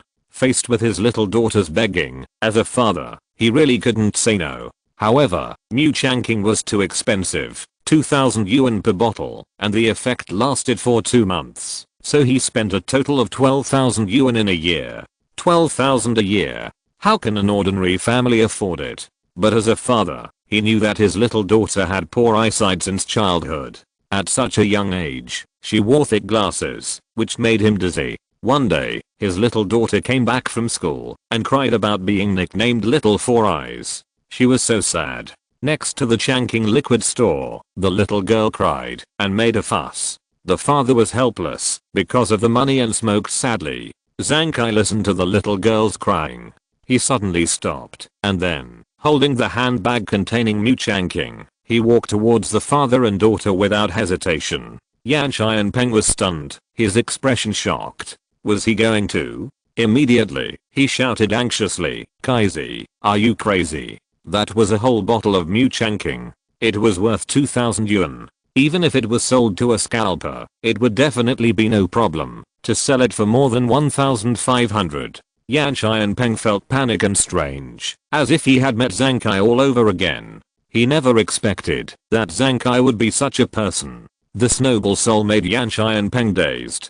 Finally, Zhang Kai walked step by step to the father and daughter. The little girl saw Zhang Kai holding the Mu Changqing handbag in his hand, and her crying stopped. The father was still smoking sadly. Zhang Kai couldn't help but persuade him. "Hello, sir. Smoking is not allowed in front of the store." The middle-aged man felt blocked in his heart and even more uncomfortable. The little girl cried out. Yan Xianpeng breathed a sigh of relief and was very grateful. "This is the Kaizi I know." At 8:30 in the evening, in the kitchen of Tang Tang's house, the old-fashioned incandescent lamps emit warm light, which makes people feel very cozy in the winter environment.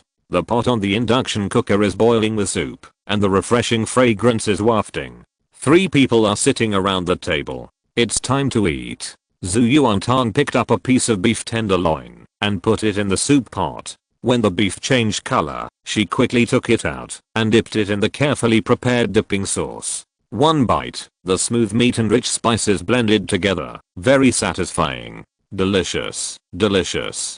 Zhu Yuantang picked another piece of beef and did not forget to praise, "Uncle Zhang is really a good person." Zhu Chuchu bit the beef tenderloin and agreed, "Yeah. He is worthy of being a butcher. The quality of the meat he selected is really good."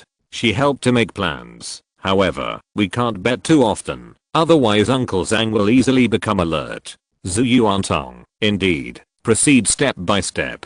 The two discussed the plan to cheat people, and their posture was as if they were chatting about family matters. Xiaoban is a better entry point.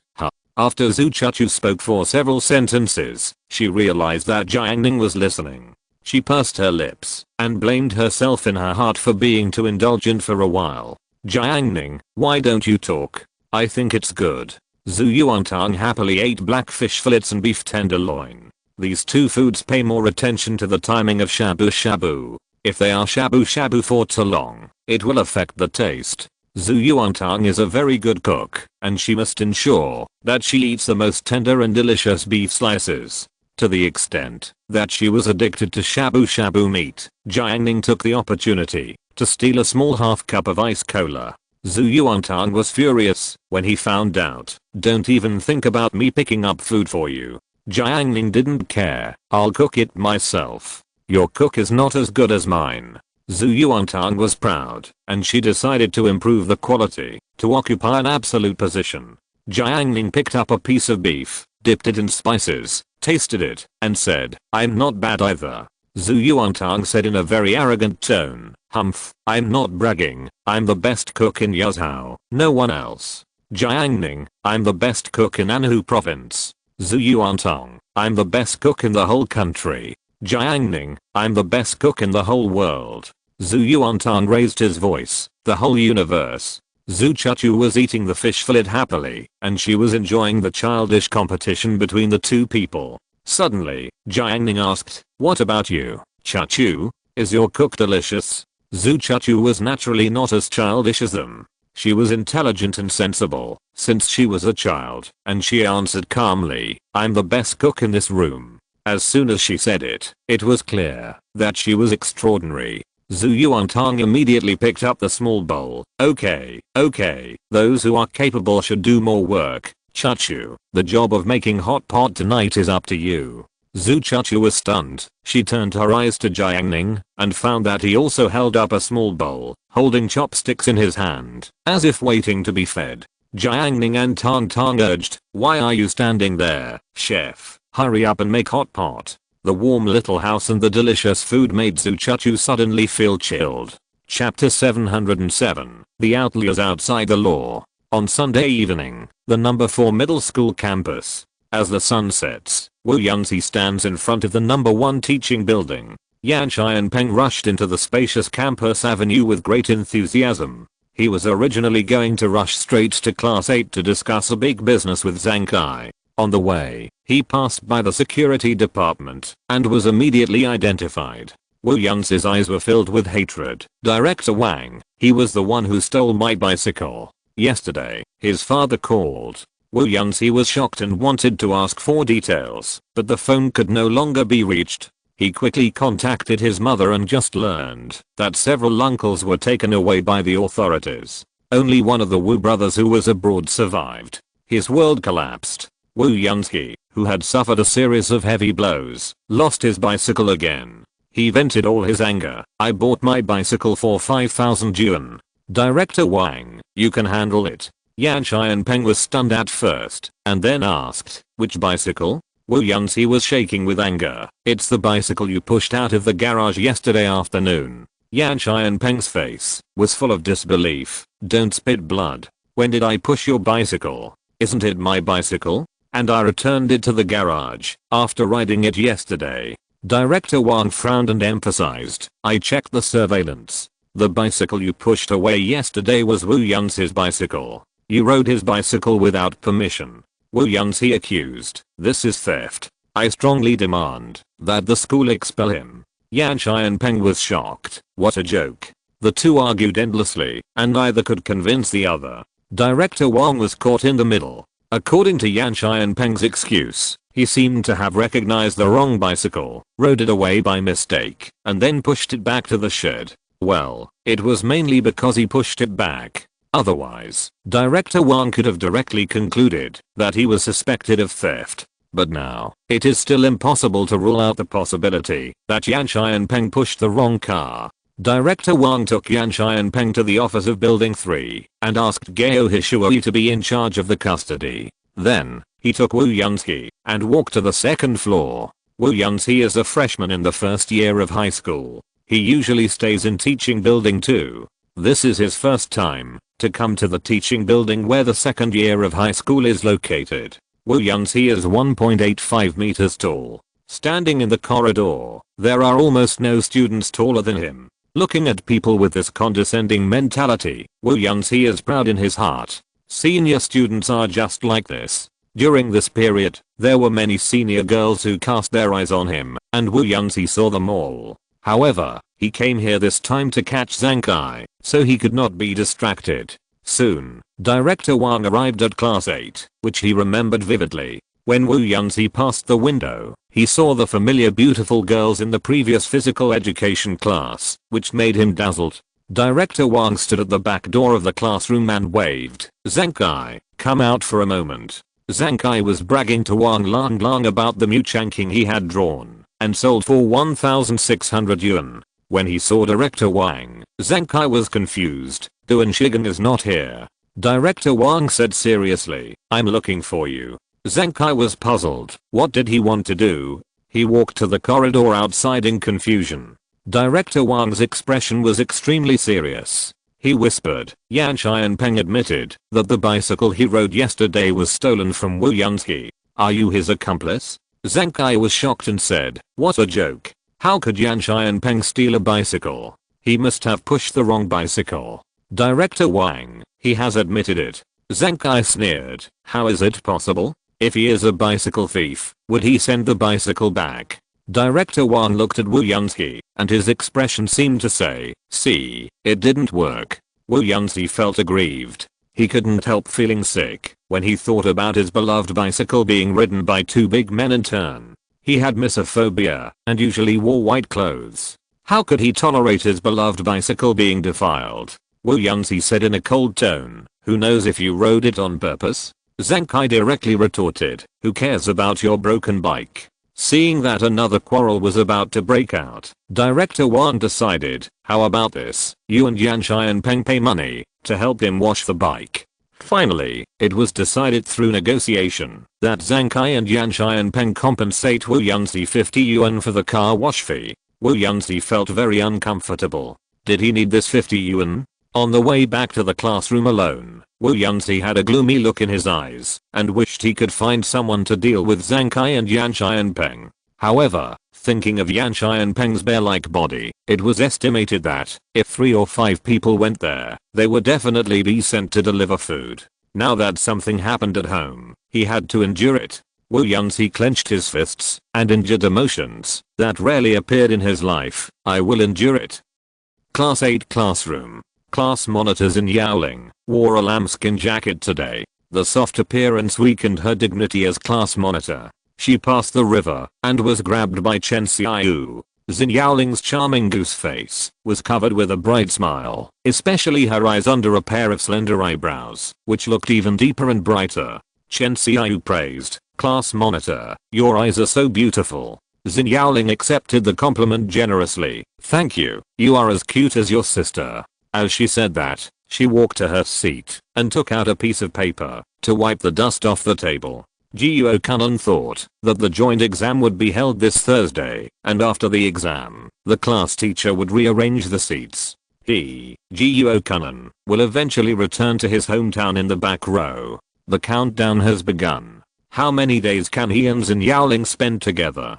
Jiuo Kanan thought of a very sad sentence. You have seen many people for the last time in this life, and he felt inexplicably sad, lost, melancholy, and bewildered. All kinds of emotions filled Jiuo Kanan's heart. As Xin Yaoling's deskmate, he witnessed her becoming unfamiliar at the beginning, then sophisticated, and finally integrated into Class 8. After she became the class monitor, he deeply knows how capable the girl is. In contrast, he is more reluctant to let her go, but he should leave after all. He seemed to feel the warring state spirit. The autumn wind was bleak, the Yi River was cold, and he felt the emotion of the wind was whistling, and the Yi River was cold, and the warriors would never come back once they left. The strong emotional impulse made him blurt out, "Squad leader." The extremely emotional address reached Xin Yaoling's ears. She turned her head, with a hint of politeness between her eyebrows. "What's wrong?" Jiuo Kanan's heart was beating like thunder. He took a deep breath and said tremblingly, "Squad leader, your eyes are so beautiful." Xin Yaoling heard that, and the bags under her eyes trembled slightly, and she smiled. "Thank you for the compliment." Jiuo Kanan stared at her eyes, especially the bags under her eyes, which added a bit of gentleness to her sharp temperament.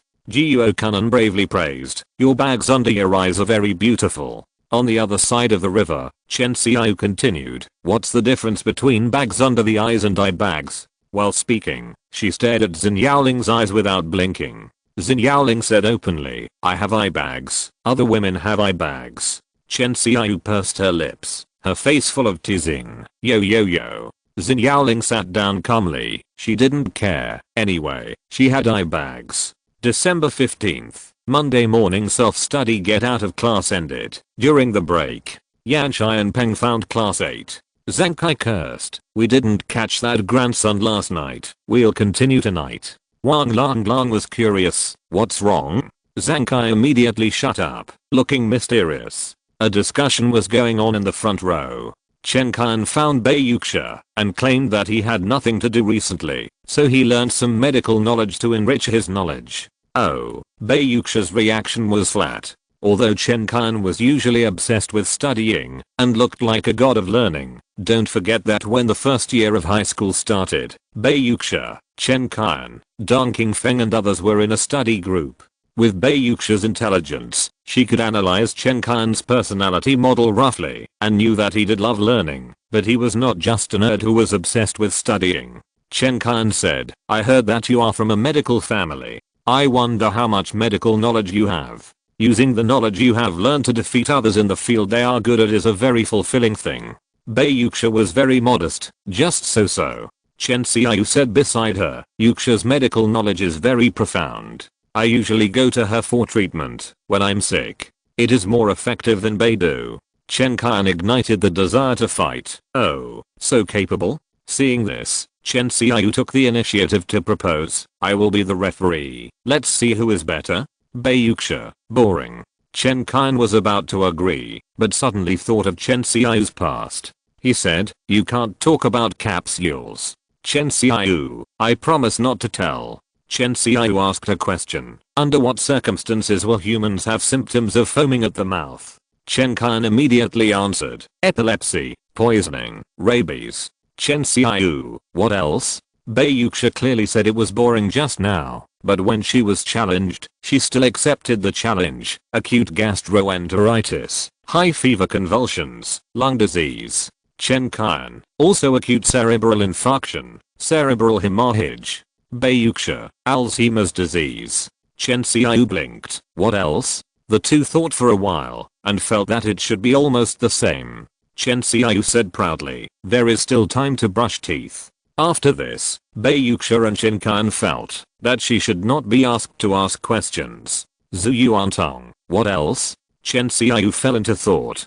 Zhu Yuantong, when people foam at the mouth, they also foam at the mouth. After the evening self-study class, Yan Shai and Peng ran to find Zhang Kai again, and the two quickly left the classroom. CUIU saw them. I can tell at a glance that they are not people who do serious work. Wang Long Long. People have their own way, and ghosts have their own way. Meng Gui calmly announced, I will treat everyone to hot pot tonight. Shan Kaikun was surprised, and gave a thumbs up, and you, my friend, you are on the right track. Because of Wu Yun's report, Yan Shai and Peng had no bicycle to ride, and he and Zhang Kai hurried to the outside of the school. The bus stopped running at this time, and the two pooled money to take a taxi. 10 minutes later, the two got off in the old city. Yan Shai and Peng paid for the taxi fare, feeling so distressed that his stomach ached. He said, if we can't catch this bastard today, we will lose a lot. Zhang Kai agreed deeply.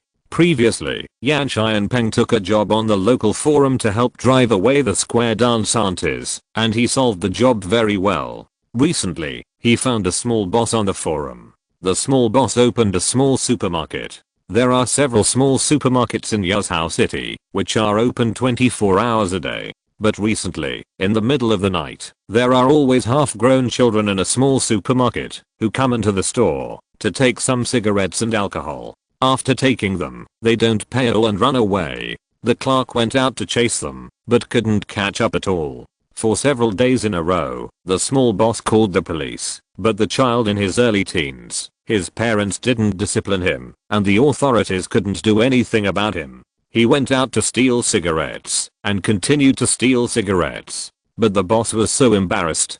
Damn it, I can't deal with you as an adult. Can't I find another child to deal with you? These are the original words of the small boss. Therefore, Yan Shai and Peng and Zhang Kai received a reward of 1000 yuan, with only one purpose, to discipline each other. Yan Shai and Peng and Zhang Kai stood in the east and west, guarding the small supermarket from a distance. As the night deepened, the snack street in the distance was still very lively, which made the street look a little lonely. Occasionally, customers passing by would go into the store to buy a pack of cigarettes and a bottle of water. Zhang Kai leaned against the old tree and smelled the cold and dampness in the air, which was the unique breath of winter. A gust of cold wind blew by, and Zhang Kai tightened his coat and stared at the door of the supermarket. Suddenly, a short figure wearing a peaked cap rushed into the store quickly. He reached out to grab the cigarettes in front of the counter and grabbed 3 packs at once, and the rest of the cigarettes fell to the ground in a mess. The female clerk shouted, "Hey, you're here to steal things again." The short figure turned around and ran away. The female clerk chased to the door, her chest heaving with anger, but there was nothing she could do. She didn't dare to chase him at all. She could only go back to the store, use the barcode scanner, scan the cigarettes that had just been lost, and then use her own money to make up for it. When the short figure rushed out of the supermarket, Zhang Kai stepped on the ground and rushed out in an instant. He now participates in physical training every day. Now he has been promoted from the realm of quasi-athlete to the first level of athlete. His running speed is amazing, and he easily crushes the short figure. In less than 2 minutes, Zhang Kai stopped the short figure. He slapped off the other's hat with a slap, and saw the face of a boy of 12 or 13 years old under the hat. The boy was thin, and had a black mole at the corner of his mouth. His face was still young, but his eyes were ruthless, and not in line with his age. Even if he was stopped, he still looked indifferent. Seeing his expression, Zhang Kai asked, "Do you know that stealing is wrong?" The boy's mouth was disdainful, and the black mole seemed to reveal a mockery. "What can you do to me?" He knew his age advantage very well. Even if he was caught, the end would be nothing. This is the capital for him to dare to commit crimes repeatedly. Zhang Kai's fists were so hard that he laughed angrily. "Damn it, you are really crazy." After saying that, he raised his foot, and his tense muscles burst out with great strength. He kicked the boy in the chest with a fierce kick. The kick was really not light. The boy was kicked, and his chest sank backwards, and then his body flew backwards. The boy fell to the concrete floor after being kicked, and rolled twice on the ground, screaming in pain. After Yan Shai and Peng arrived, he quickly picked up the cigarettes scattered on the ground. Zhang Kai walked up and picked up the little boy. In addition to seeing pain on the boy's face, he also saw ferocity and viciousness. The little boy held a long nail and waved his hand to stab. People who don't know the severity of the situation often don't understand what consequences will be caused, so they don't hesitate to attack. Fortunately, Zhang Kai has rich experience in beating people. He quickly stepped back and successfully avoided it. The gap between a 12-year-old boy and a 17-year-old sports student is too big. If he used a long sharp weapon, he might still be able to fight. With only a long nail, Zhang Kai went up and kicked him hard. He ran over and pinned the boy to the ground. "Fuck you, you bastard." Zhang Kai rode on the boy and slapped him hard in the face. The air was filled with crisp sounds. "I won't sleep tonight if I don't beat you into submission, damn it." Yan Shai and Peng watched the show from the side. "Kaizi, be gentle." Zhang Kai, "Don't worry. If you're listening to this novel on a channel other than Fanfic World, it means they downloaded and uploaded it without effort. We cordially invite you to visit our channel, Mundo Fanfic Novelos. There you'll find the original version of this story and you can explore many other novels of various genres. We're waiting for you to immerse yourself in a world of incredible novels. Chapter 708, The Most Beautiful Girl in Yazhou No. 4 Middle School. The Old Town at Night. Zhang Kai was born in the countryside, and he was not a good person. In that chaotic township junior high school, he was able to graduate successfully, and was admitted to Yazhou No. 4 Middle School with relatively good grades. Needless to say, it is conceivable why he survived. His fighting ability is still relatively online. Zhang Kai beat the boy for 2 minutes, and picked up the dead dog. Zhang Kai's eyes were full of threats. "Fuck you. If you go to the store again, I will beat you once." A few minutes ago, the boy who was still very rebellious was beaten and cried. "Did you hear it?" Zhang Kai raised his hand and acted like a bully. I heard it. I heard it." The boy responded quickly. Zhang Kai sneered. Ordinary adults often have no way to deal with such a half-grown child in his early teens. After all, they have a family and children, and they dare not risk it. What if this little boy deliberately retaliates? Adult men are not afraid, but what about his wife and children? Who dares to bet? But people like Zhang Kai happen to be the nemesis of half-grown children. Zhang Kai smiled, stretched out his hand and slapped the boy's face, making a threatening gesture. The boy's eyes were full of pleading for mercy, and Zhang Kai turned hostile again. He slapped him again, then kicked him over and shouted, "Get lost, don't hang around here anymore, or I'll beat you up every time I see you." The little boy stood on the empty street, enduring the pain all over his body, and ran away with his chest covered. Zhang Kai and Yan Shai and Peng walked away. "Did you take a picture of my heroic appearance just now?" Zhang Kai asked. Yan Shai and Peng shook his phone. "Of course, I make money from this." Zhang Kai was quite pleased. "Brother, I'm a professional at beating up kids. In the future, we will directly set up a team to take on tasks all over the city and beat up all the naughty kids in the city." Yan Shai and Peng read, "Uphold justice and rectify the atmosphere." Zhang Kai, "Just do it this way. By the way, do you give the cigarettes to the boss?" Yan Shai and Peng didn't keep them all for himself, because Zhang Kai made a lot of efforts. Zhang Kai discussed, "After giving them, will the boss give more awards?" Yan Shai and Peng, "Possibly." Zhang Kai agreed, and the two returned to the small supermarket with the stolen boxes of cigarettes. He slapped a few boxes of cigarettes on the counter and said, "Sister, I got back the cigarettes that kid stole just now." The cigarettes included Hangwon, Yuxi, etc., and the total value was dozens of yuan. Taking back the cigarettes meant that the female clerk could directly collect the money for subsequent sales, thus avoiding the loss she had paid in advance. The female clerk hurriedly thanked him and enthusiastically made 2 buckets of beef noodles for Zhang Kai and Yan Shai and Peng for free, and also gave them 2 bottles of Coke. Zhang Kai held the bucket of noodles, went out and sat on the curb, taking advantage of the cold night, eating noodles with big mouthfuls. Not to mention, this experience was really good.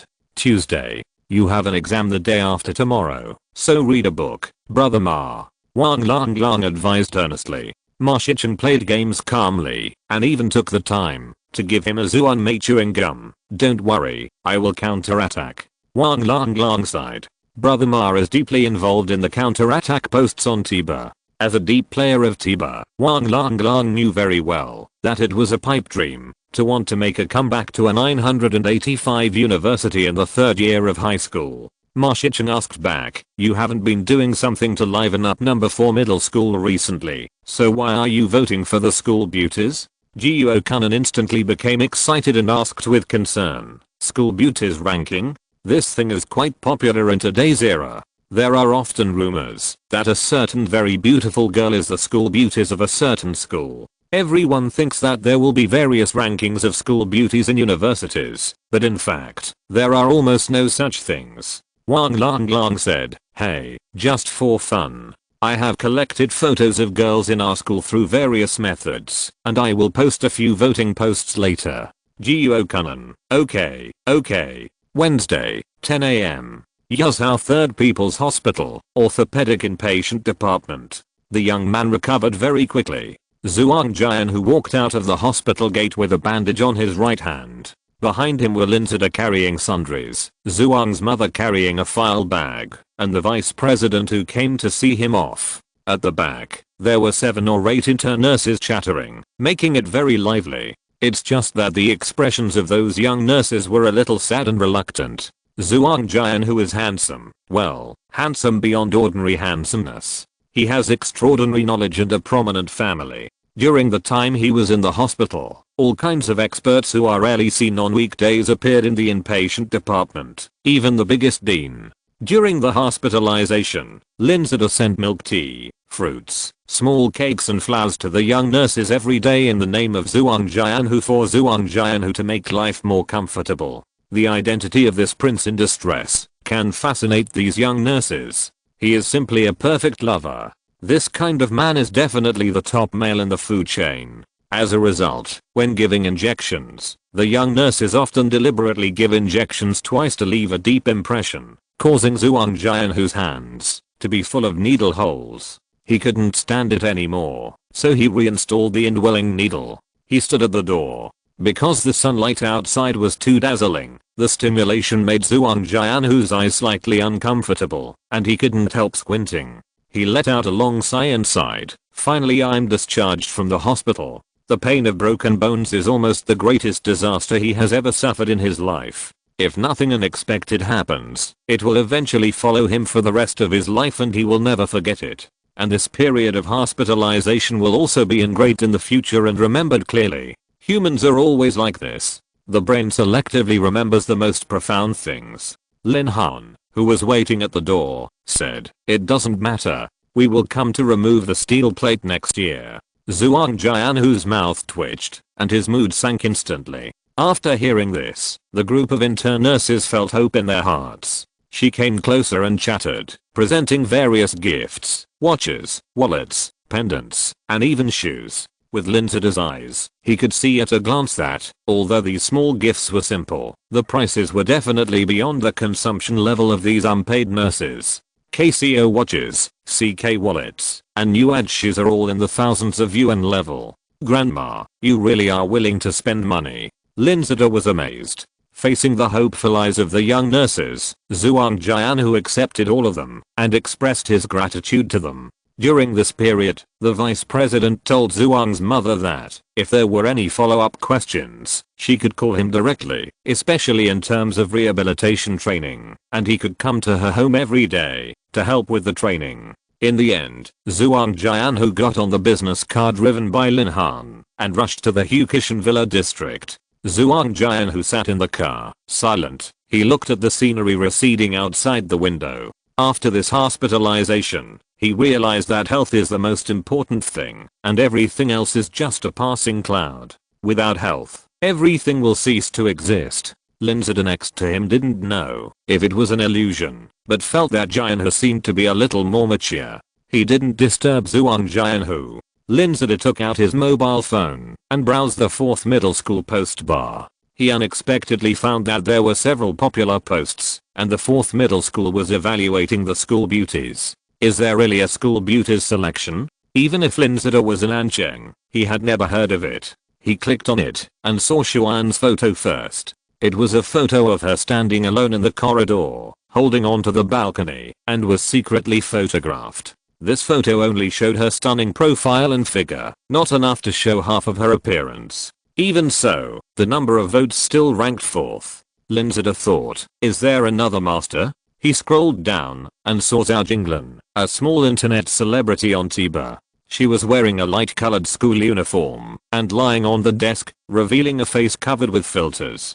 Her temperament was graceful, as if she was a weak and talented woman 100 years ago. Okay, Zhao Jinglin is not bad. Linzada was convinced. He heard that this girl, in terms of fame alone, Ding Xuan's loss was not unfair. Is there another master? Linzada continued to scroll down and saw Pang Jiao's selfie. The contrast between Pang Jiao's big face and a beautiful flower was simply unbearable to look at. My eyes.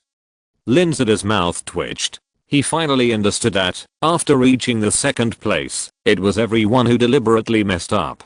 Finally, he saw the top of the list. It was a person who couldn't be more familiar. In the picture, Zhuang Jian, who was slapped in the face and looked back in confusion. The photo was made into an emoticon package with the words "I'll give you a big bag." It was full of inexplicable funny things, and Linzada couldn't help grinning. However, as a good brother, he still silently gave the phone to Zhuang Jian, who was confused at first. Then his face gradually changed, and finally the veins on his forehead jumped. He clenched his left fist. Too much. He browsed the bunch of students who were making a fuss under the post, and he became the object of everyone's jokes. Zhuang Jian, who had seen through the world because he was hospitalized and decided to cultivate his character, was so angry that his chest was stuffy. Who is so wicked? Delete it. I want them to delete it. Delete it now. Zhuang Jian, who accused. Although Linzada thought it was funny, the impact of such things was not good. He said, okay, I'll contact the person. After taking screenshots to collect evidence, he sent the information to a friend in Ansheng who had connections with the internet police. It was the 4th class in the morning. The Chinese teacher was talking about the international situation in class, but the students didn't like it. I felt that in this regard, the history teacher was still talking nonsense, with all kinds of predictions, 5 years of fighting, 10 years of unification, and racial theories. It was shocking and exciting. It was a pity that class 8 of the 2nd year of high school was now a science class, and the history teacher went to the liberal arts class to talk about it. Wang Long secretly played with his mobile phone, and his eyes were excited because the first campus beauty contest of number 4 middle school made the forum active to the peak. Many people replied to the posts every minute, and many seniors who had graduated for many years came to join in the fun. At this moment, Wang Long suddenly received a private message. Hello, we received a report and found that the post you posted, shocked, the beauty of the 4th middle school, is suspected of being illegal. Please cooperate with us to delete the post. Wang Long frowned. What the hell? I'm a small moderator. Who are you to ask me to delete the post? You dare to fool me? And you dare to order me? Wang Long replied, how dare you? At this time, in a certain office in Ansheng, a man in uniform was stunned, and then he got angry. Since he couldn't communicate with the person himself, he directly contacted the official administrator of the forum. 20 minutes later, Wang Long was watching the fun. He refreshed it, and suddenly found that not only the post was gone, but his account was also blocked. Wang Long was annoyed. Damn it, he directly used an agent to change his account, changed his IP to Hong Kong Island, copied the voting post he had posted before, and continued to post new posts. As a result, it was deleted again, and the account was blocked again. Wang Long stared at the screen angrily, and the desire for power that had been extinguished was rekindled. Open a small account, and join the forum group. Make a big fuss. Zhuang Jian, who saw the quiet forum, and he felt relieved. He finally solved it. His photos were made into emoticons and posted on the internet, which was an infringement of his portrait rights. Zhuang Jian can now rest and recuperate. As a result, in the afternoon, Linzada told him that the forum of Yazhou number 4 middle school was bombed. Zhuang Jian clicked into the forum and found that the screen was full of questions like what's wrong with the school beauty contest. He refreshed the page and a large number of them appeared, and the forum administrators could not delete them all. Although his family has great power, due to the different directions involved, and the current network technology, it is ultimately impossible to make the entire network silent like in later generations. Therefore, Zhuang Jianhu chose to use the simplest and most straightforward method. Until 4 o'clock in the afternoon, Zhu Yuantang told Jiang Ning, "I came back from the cafeteria after dinner today and saw a braised chicken leg dropped on the ground. What a pity." "Then what?" "Bayuxia, you picked it up." Zhu Yuantang curled his lips. "Pa, how is it possible?" "Bayuxia, oh." Zhu Yuantang asked, "Do you know what this represents?" Jiang Ning said, "It means that there is one more sad person in the world." Bayuxia smiled. Zhu Yuantang also had a smile on his face. Chen Xiaoyu, who was immersed in the online world, moved her phone over, pointed at the screen, and said to Jiang Ning, "Oh no, our school's Chiba has been banned." Bayuxia, blocked directly? Yes, they said it was a violation. Chen Xiaoyu noticed that something was unusual. Zhu Yuantang opened the Tiba app and also found that the number 4 middle school Tiba was disabled. She frowned. "Don't I have to go to read posts?" Jiang Ning, "It will probably be restored soon."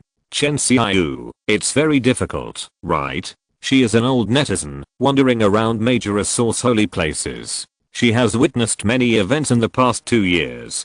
A certain video software has been banned, and a large number of cloud disk software banned resources, all of which are irreversible. Jiang Ning looked calm, and he said, "It can be restored."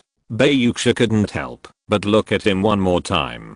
Jiang Ning sent a WeChat message to Xiao Shuangshan, telling her to contact the Tiba now to unblock it. Changqingai group is now in its heyday, and you dare to block the Tiba of Mr. Xiao's alma mater. Are you trying to kill yourself? However, the group of people operating the Tiba are indeed a group of people who don't want to make progress. The strongest traffic pool for many years was finally divided up by the mobile internet era. Before the evening self-study class, as expected, the Tiba of Yuzhou number 4 middle school was not only unblocked, but also the previous school beauty evaluation posts were technically restored. That night, many students were partying in the Tiba. Qianheng, a local tyrant of the number 4 middle school, posted a message to celebrate, saying that the 9th floor, the 99th floor, the 199th floor, and the 999th floor would draw a 500 yuan red envelope. All of a sudden, Qianheng's fame skyrocketed. Chapter 709 playing. Thursday, exam day. Zhu Yuantang didn't have to go to morning self-study, so she slept until almost 7 o'clock, and got up slowly. She packed up, and regained some energy. She ran to the next courtyard, to find Jiang Ning and urged him, "Let's go to the cafeteria to eat. Today's meal must be rich." She said her guess, and Jiang Ning pushed the battery car, and went out slowly. When she went out, she happened to meet Chachu. She was holding a Chinese textbook, facing the field, and reciting the text softly. Together, Jiang Ning indicated that Zhu Chachu's number 2 middle school would also participate in this joint exam.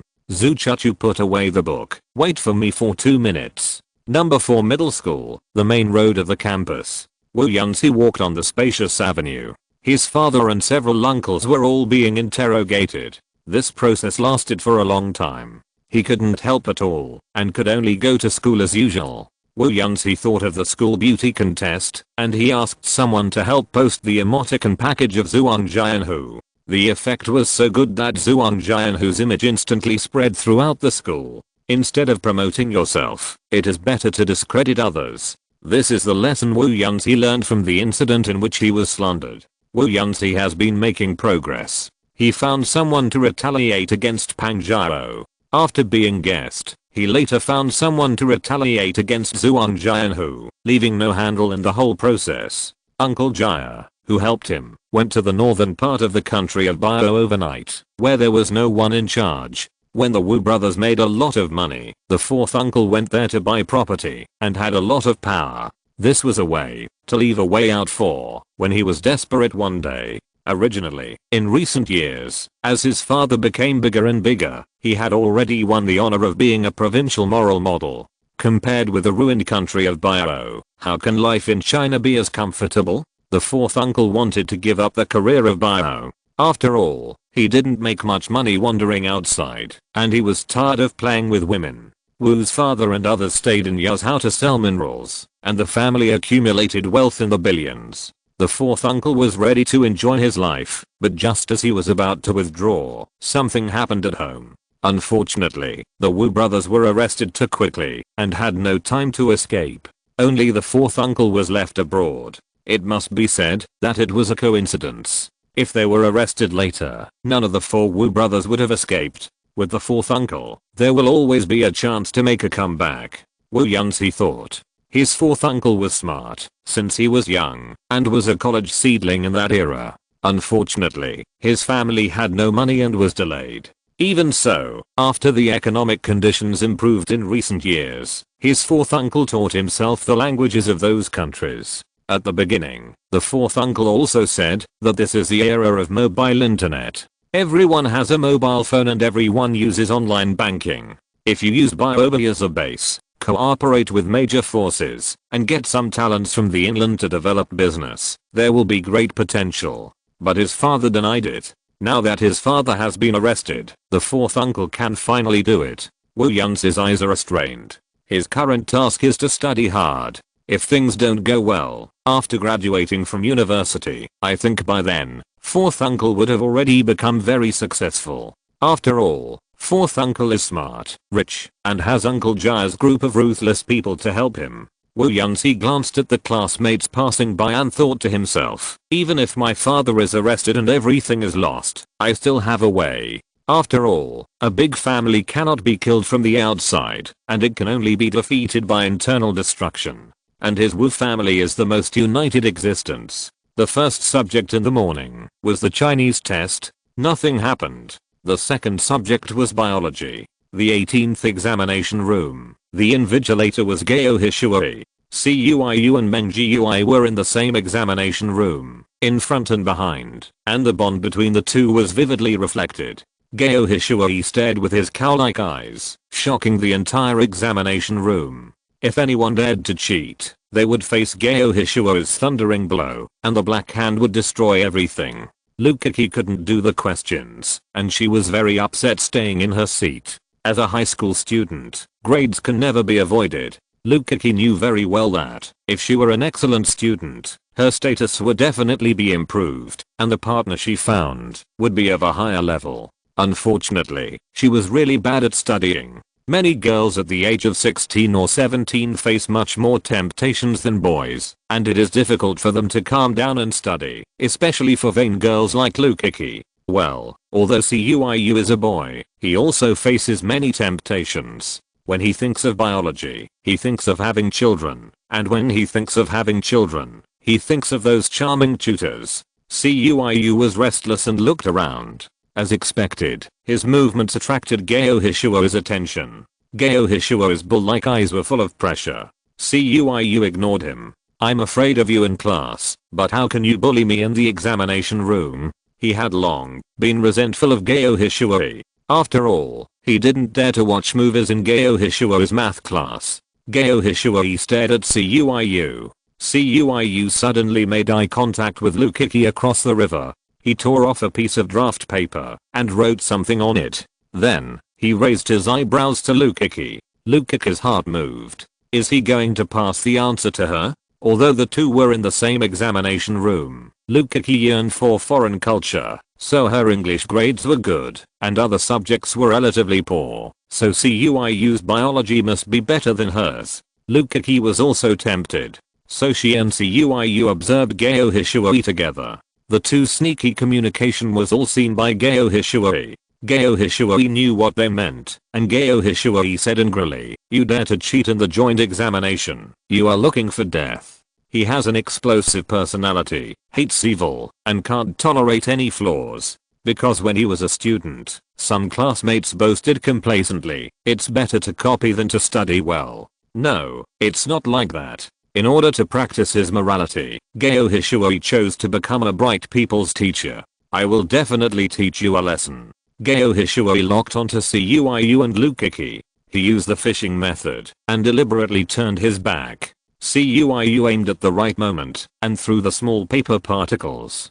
The white small paper particles fell on the cement floor without even raising dust, but it alarmed Lukaku's heart. She was just about to bend down to pick it up, but at this moment, Geo Hishuoi suddenly looked back and saw everything. Lukaku felt like she was struck by lightning and felt cold all over. It's over. It's all over. Cuiu's face was also as hen, and he was extremely desperate. He stretched out his foot and wanted to step on the small paper particles. Geo Hishuoi shouted, "Keep your legs still." As soon as these words came out, the students in the entire examination room were alarmed. Everyone looked sideways, including Zhao Jinliang from class 7 and Tang Meiling from class 9.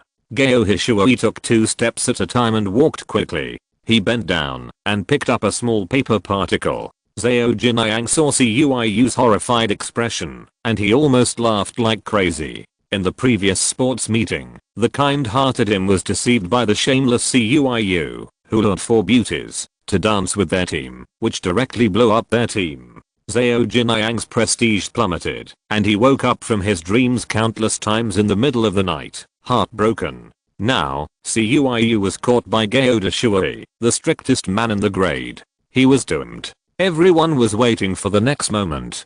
Geo Hishuoi tore open the small piece of paper without hesitation, and then saw the characters written on it, suspicious by nature. Cuiu changed his previous panic and looked confident. The first subject in the afternoon was mathematics. After the test, everyone wailed because the math problems were too difficult. The second subject was physics. After the test, everyone went to the cafeteria to eat. At the small dining table, Chen Xiao rubbed her delicate neck and complained, "I'm so tired. I took 4 consecutive exams today. My neck is so sore." Bayuxia, did you stretch your neck to copy during the exam? Chen Xiao, I don't want to talk to her. Tang Fu walked into the cafeteria from the entrance of the small supermarket. She sat down with a cup of ice cream. Her legs were so long that Zhu Yuantang wanted to cut her off. After seeing this, Chen Xiao teased, "Hey, Fu bought ice cream without telling us, eating it secretly, right?" Tang Fu picked up the cup and said proudly, "I snatched it from the pet teacher." As the strongest female player in the sports team, Tang Fu has excellent physical fitness and great courage. She used to be the top girl in class 7. Zhao Jinliang and others could only watch from afar and dared not blaspheme. Because the gap was too big, Tang Fu was not only good at sports, but also good at cultural subjects. All these excellences made Tang Fu a well-deserved bully in the training team. Of course, in Chen Xiao's view, she was a low-level person at the dinner table. Chen Xiao accused her condescendingly, "You want to keep it all, right? I'll remember you. Next time Jiang Ning and Yuzai bring snacks, there will be no share for you." Tang Fu pointed at Shang Keiwei who was drinking porridge and said arrogantly, "I'll eat her share." Sister Chen Saiking, she doesn't have any either. Shang Keiwei dodged her eyes, "I won't eat it. I won't eat it." After being threatened by the twins, Tang Fu was helpless. "What can I do? I only have 1 cup. How about this?" Tang Fu's eyes lit up. "I'll scoop a spoonful for you." Zhu Yuantang, who had been silent, suddenly said, "How about 2 spoonfuls? Jiang Ning, how about 3 spoonfuls? Bayuxia, how about 5 spoonfuls?" After dinner, several girls went out to buy ice cream and some snacks because the former class monitor Huang Zhangfei said that he would show everyone a movie in the classroom in the evening. Jiang Ning went to the playground for a walk alone. After the exam, the campus was filled with a light atmosphere. Many high school students choose to relax in the playground. The empty playground can release heavy pressure, especially in the evening. The sky is dim, and the street lights in the campus are bright. Chen Xiao sent a photo to the dinner table group. It was the milk tea shop with a queue outside. Zhu Yuantang was standing behind Tang Fu, small and pitiful. Chen Xiao at Jiang Ning, "Are you in the classroom?" Jiang Ning, "I'm in the playground." He raised his mobile phone and took a photo of the crowd in front of him. He took a photo of the playground at dusk and the students in groups. He shared it with the group. After pausing for about 10 seconds, Chen Xiao asked, "Which one is you?" Tang Fu was queuing and playing with her mobile phone. "I guess the third one on the left." Chen Xiao commented, "Not really, Jiang Ning's back is not like that." Tang Fu, "The photo is different from the real person." Chen Xiaoyu, no, look at the people around you. Jiang Ning is a level higher than the crowd. Zhu Yuantang originally wanted to join the chat, but after seeing the word a level higher, she felt inferior. She looked up at Tang Fu, who was 1.8 meters tall, and couldn't help thinking, what about me? Am I the dwarf? Tang Fu, yeah, that makes sense. I guess the third one on the right. Zheng Lu suddenly said, two idiots. Chen Xiaoyu and Tang Fu were dissatisfied, angry. Bai Yuxia said, indeed. She was also impressed by the two people's brain circuits. Jiang Ning was obviously taking pictures of the road scene. Why didn't they think about how Jiang Ning could take pictures of himself in the crowd? Jiang Ning didn't expose it. He saw Shan Zhao passing by the playground and casually shouted, Shan Zhao, take a picture of my back. As he said that, he casually handed over the iPhone 6. Shan Zhao weighed the brand new iPhone 6 and was stunned. It was really amazing. There was a day when a fat sheep would come to the door on its own initiative. However, Shan Zhao, a good man, naturally didn't dare to do the act of switching in public. He picked up the phone, turned on the camera, and captured this moment. Jiang Ning turned back, admired the photo, and praised, thank you, you are very talented. He sent the photo to the dinner group, and Bai Yuxia was the first to see it. In the twilight of the playground, Jiang Ning's black hair and black clothes almost blended into the night. She silently clicked save. Ma Shicheng and Wang Langlong were also strolling in the playground. Cuiyu told the story of his prank on Gao Hishui in the examination room for the third time, and Shan Kaikwan said, you are so bold.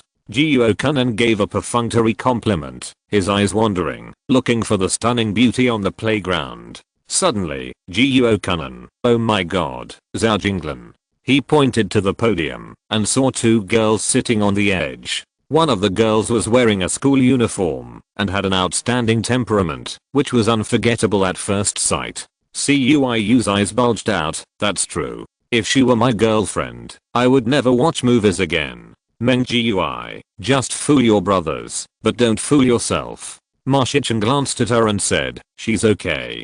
Jiuo Kunan saw the goddess in his heart being looked down upon. He said, more than okay, she's simply the most beautiful girl in the world. Ma Shicheng said, do you understand her? There are many beautiful girls in the world. The more you meet them, the more you will know that they are actually very empty inside.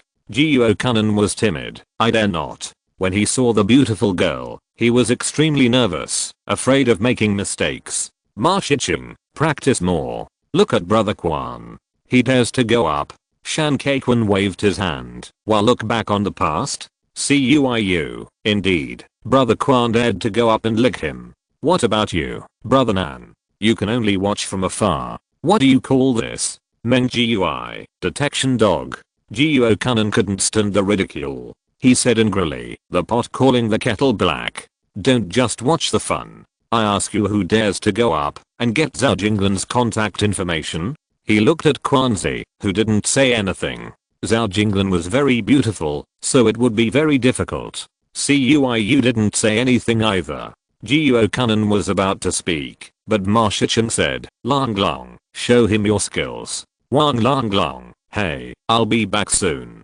Before leaving, he held the bottles that his brothers had finished drinking. Wang Langlong walked all the way to Zhao Jinglan and asked, sister, do you want another drink bottle? Zhao Jinglan glanced at Wang Langlong, and she said, but I haven't finished it yet. Wang Langlong, that's great, add me on WeChat, and let me know when you're done.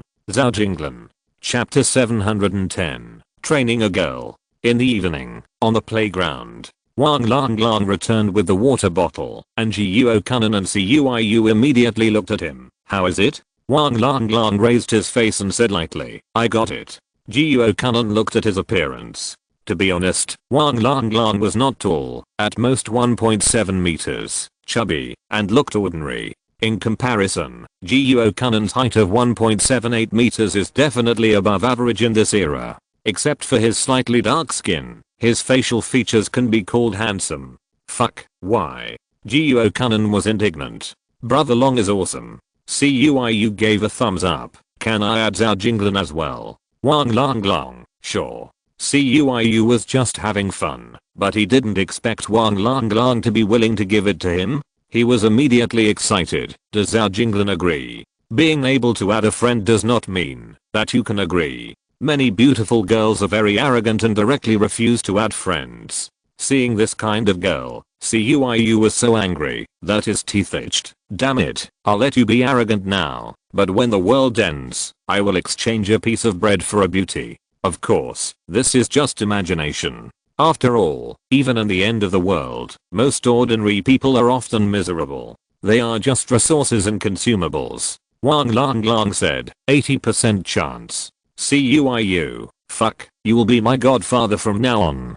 Jiuo Kanon could no longer sit by and watch. He said shamelessly, can you add me as one more person? Wang Lang looked embarrassed. My plan can only be passed by one person. It's like this. I added her questions in the name of collecting garbage, and agreed that, if there are plastic bottles in her class in the future, I will collect them, and then sell them, and give her red envelopes. After listening to this, Jiuo Kanon murmured, fuck, can it be like this? Wang Lang. So, if you want to add me, I will say that you are a part-time student at number 4 middle school, specializing in collecting beverage bottles, and it should be passed. Shan Keikun interrupted, this is a bit low. Cuiu, indeed, such a low job, just leave it to me, brother Nan is not suitable. Jiuo Kanon asked back, don't you like Jiang Ning? He wanted to use this name to accuse Cuiu of morality. Cuiu, brother Nan, I'm going to name the dishes. You know what I'm going to say. Zuyan, Lu. Stop. Jiuo Kanon's face turned green. Ma Shicheng said, let's bid. Wang Lang said, after the evening self-study, whoever treats everyone to a meal will be the one I'll give him my questions number. Cuiu quoted, a meal of fried skewers. There were 6 or 7 of them in their group, and a meal of fried skewers plus some drinks would probably cost around 100 yuan.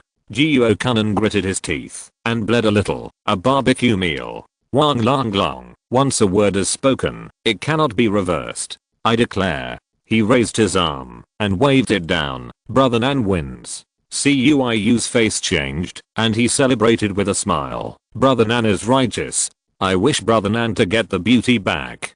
Jiuo Kanon was originally a little heartbroken, but after hearing Cuiu's words, he felt a lot more balanced. Finally, in a happy atmosphere, everyone returned to class 8. Xin Yaoling at the front table was sulking because the haunting Huang Zhengfei had taken away the class monitor's rights that should have belonged to her. If it were usual, Jiuo Kanon would definitely step forward to comfort her, but now, his heart was all on Zhao Jinglan, and he didn't pay any attention to her at all. Jiuo Kanon found Brother Ma to discuss the plan. Ma Shicheng told him that, although you are going to pick up garbage, we can't really pretend to be poor students collecting bottles. We are here to pick up girls. When you go out, your identity is given by yourself. Wang Lang renamed his small group as the No 4 middle school part-time group and lent it to Jiuo Kanon to support the scene. Jiuo Kanon suddenly became the general representative of the part-time students of number 4 middle school. Mr. Jiuo. Okay, it's so impressive. He found Wang Lang again. Wang Lang told Zhao Jinglan that Mr. Jiuo would add her questions. Zhao Jinglan, a senior in class 10 of the first grade of high school, felt very strange. What about a few plastic bottles? However, she still agreed to Jiuo Kanon's application and agreed to finish the second class of the evening self-study. Jiuo Kanon found Huang Yazhu and borrowed a snack-skin bag from him. Then he reluctantly invested 20 yuan to hire Huang Yazhu as a garbage collector, while he, Jiuo Kanon, was the high-ranking general representative and the manager who arranged people to work. Huang Yazhu said that he didn't need 20 yuan, and he was quite happy to receive the plastic bottles. He didn't want it, but Jiuo Kanon forced it on him. Jiuo Kanon thought that it was too embarrassing to pick up bottles in other people's classes, and he had to pay for it. Then, Jiuo Kanon searched for classmates in the classroom, trying to find someone to help. He saw Jiang Ning. Jiuo Kanon came to the door with a can of cucumber flavored Lay's potato chips, asking how to attract girls. After seeing the potato chips, Jiang Ning said, "The less you pay attention to her, the less you care about her, the greater the chance of success." Jiuo Kunan was inspired and whispered, "I understand, I understand." Then, a movie was played in the classroom. Jiang Ning opened the Lay's potato chips, and Zhu Yuantong, Chen Xiaoyu, and Bai Yuxia shared them and ate them. Everyone was very happy. As the bell rang for the end of the second class, Jiuo Kunan was excited. He called Huang Yazhu, and Huang Yazhu rushed to class 10 of senior 1 with a snacker-skin bag. Familiar teaching building, unfamiliar class, unfamiliar classmates. When the time came, Jiuo Kunan was timid. Huang Yazhu, on the other hand, had been used to being inferior since childhood. He walked into the classroom with a snacker-skin bag in his hand and a smile. Immediately, he attracted the attention of all the students. Jiuo Kunan should have introduced himself, but Jiuo Kunan was too timid and his heart was beating fast. Huang Yazhu had to say, "I'll collect the bottles." Zhao Jinglan stood up. "You are Jiuo Kunan, right? The bottles are in the back." She also said to the classmates, "After selling the bottles, we can use them as class fees for our class." "Wow, Jinglan, you can actually sell them?" A female classmate was surprised. Zhao Jinglan was modest. "It's okay, I'm lucky." Huang Yazhu said, "I'm not Jiuo Kunan, I'm Huang Yazhu." Behind him, Jiuo Kunan raised his head and nodded slightly, and then stopped looking at Zhao Jinglan. He felt numb in his heart. He always kept Jiang Ning's advice in mind, and never looked at Zhao Jinglan again. He kept repeating in his heart, "I'm the president." With this constant emphasis, Jiuo Kunan's mouth gradually turned evil, and he actually looked a bit strangely handsome. Some boys thought to themselves, "Are you pretending?" Huang Yazhu worked very efficiently, but he was not efficient today. Drink bottles were piled in the corner of the classroom. Huang Yazhu picked them up slowly, occasionally dropping two, which bought enough time for Jiuo Kunan. After all, Jiuo Kunan paid 20 yuan for his work, and Huang Yazhu thanked him sincerely. Jiuo Kunan looked up, put his hands in his pockets, and his movements were a bit stiff. Many people's eyes were on him, but he didn't like to look at anyone, so he just stood there. According to Jiang Ning, women like unique men. Zhao Jinglan is so beautiful, and all the boys who came to this class in the past would definitely look at her. But Jiuo Kunan just didn't look at her. Women are always like this. If there is someone in the crowd who doesn't look at her, she will feel very uncomfortable, because beautiful women don't like to be ignored the most. Jiuo Kunan was pretending, but as Huang Yazhu picked up half of the bottles, Zhao Jinglan still didn't look at him, and he couldn't help it. His neck was stiff when he looked up. Jiuo Kunan felt that, if Zhao Jinglan didn't look at him again, he would die. The next second, Zhao Jinglan turned around to do his homework. Evening self-study. The night mist covered the fields, and a row of bungalows stood on the ground. Zhu Yuantang opened the ice cream he bought secretly, and ate it secretly in Jiang Ning's bedroom.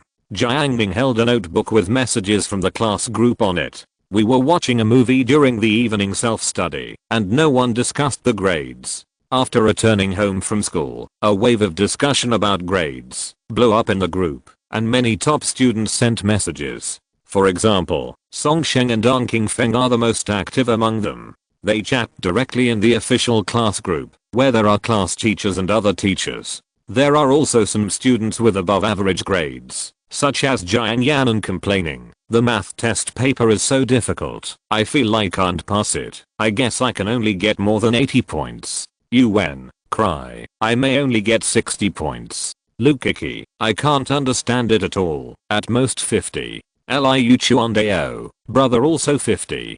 Dong Qingfeng at Jiang Yanan, this test paper is a bit difficult, many question types are tricky, it's normal to not do well in the test. Sister Ma's barbecue outside the school. Cuiu is eating skewers, competing with Jiuo Kunan, and missed the opportunity to pursue Zhao Jinglan, but he got a barbecue. Cuiu believes that this is the guidance of God in the dark, advising him not to miss Jiang Yanan.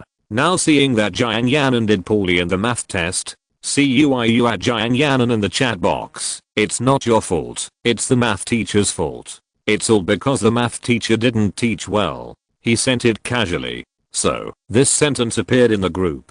Instantly, there was silence. Shan Keiquan, who was eating barbecue at the same table, said in surprise, "Yuzi, you are going to die. This is the official class group, not the class group for chatting normally. Gayo Hishuoi is also here." Cuiu was shocked. Damn, what should I do? What should I do? He had just offended Gayo Hishuoi today, and now he publicly punished and blamed Gayo Hishuoi. If the other party just talked about the matter and threatened the whole class on the grounds that he could not be the math teacher of class 8 of grade 2, wouldn't Cuiu have made a huge mistake? Suddenly, an idea popped up in his mind.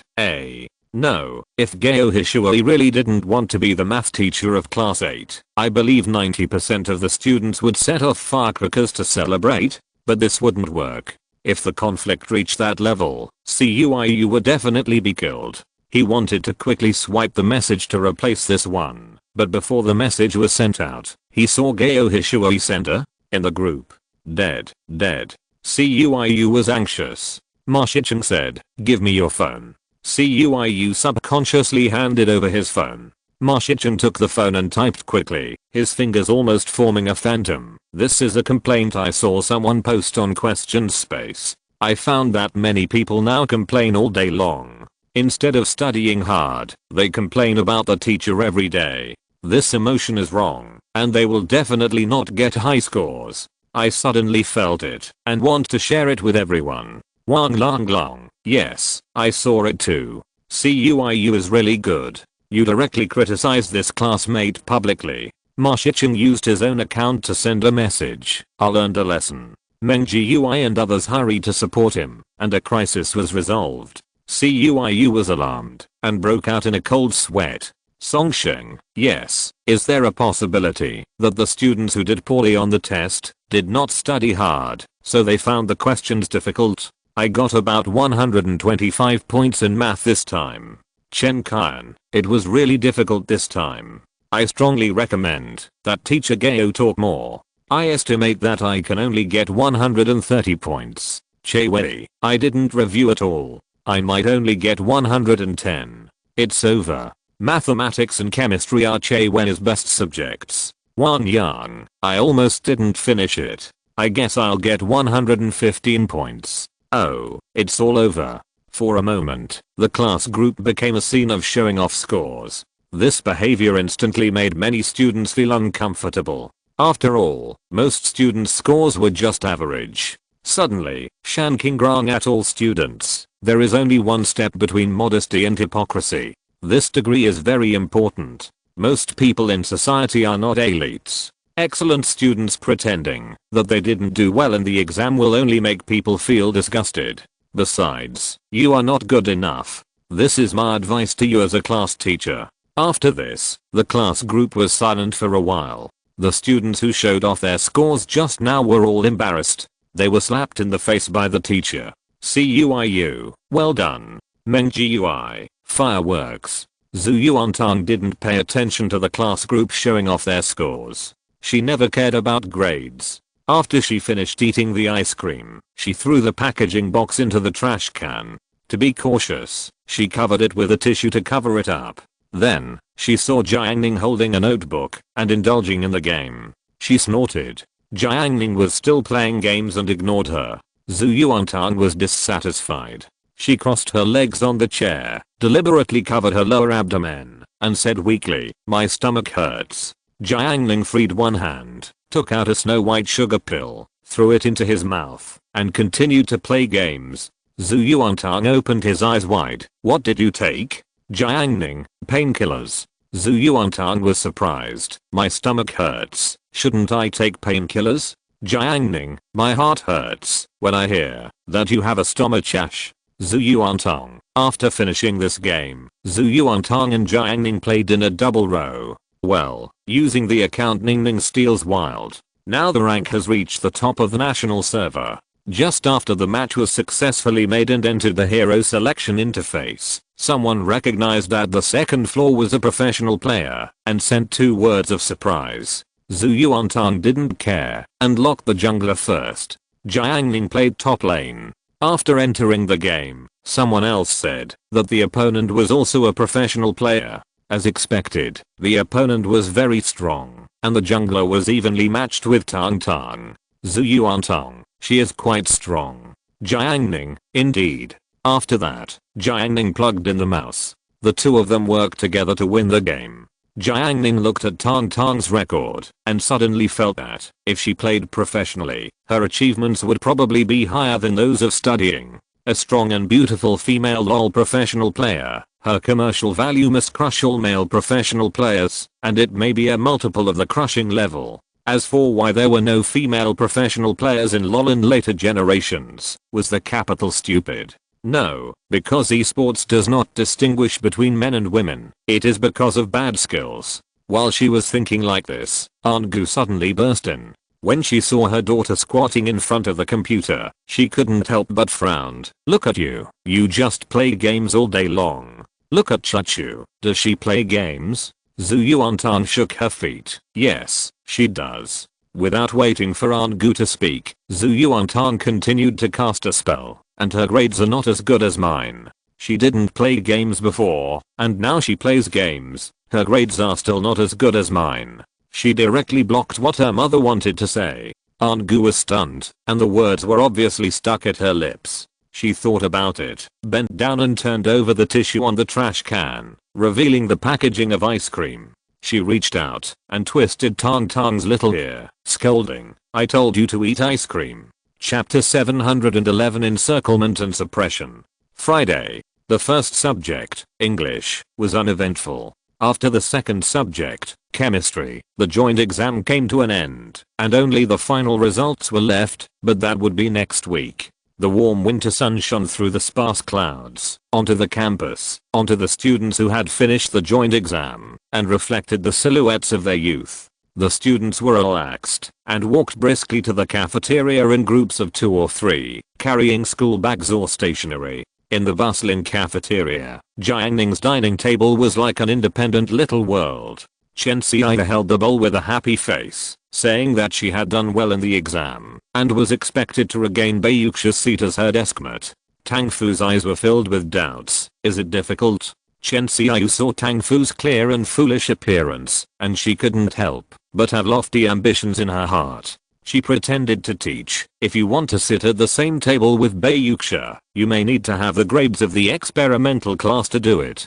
Tang Fu, yes, I'm a student of the experimental class. Yes, since the division of subjects in the second year of high school, Tang Fu has been promoted to the experimental class with her grades. Now she has the name tag of the experimental class. On weekdays, Tang Fu's reputation in the sports team is getting louder and louder, and the sports students around her give her considerable respect. Sports students in the experimental class are not common. Facing Tang Fu's superiority, Chen Xiai was at a loss for words. She tried to use popular language to express, grades and a person's IQ have little to do with each other. Tang Fu opened her eyes wide, seized the opportunity, and affirmed, grades are IQ. Chen Xiai reluctantly gave the fried chicken leg to Tang Tang. A chicken leg fell from the sky, and Zhu Yuantang immediately said, yes, I have good grades, but I'm stupid. Tang Fu gave the chicken leg to Zhu Yuantang, and asked, doesn't grades represent IQ? Zhu Yuantang was in a dilemma. Chen Xiaoyu gritted her teeth, and gave her sister's chicken leg to Zhu Yuantang.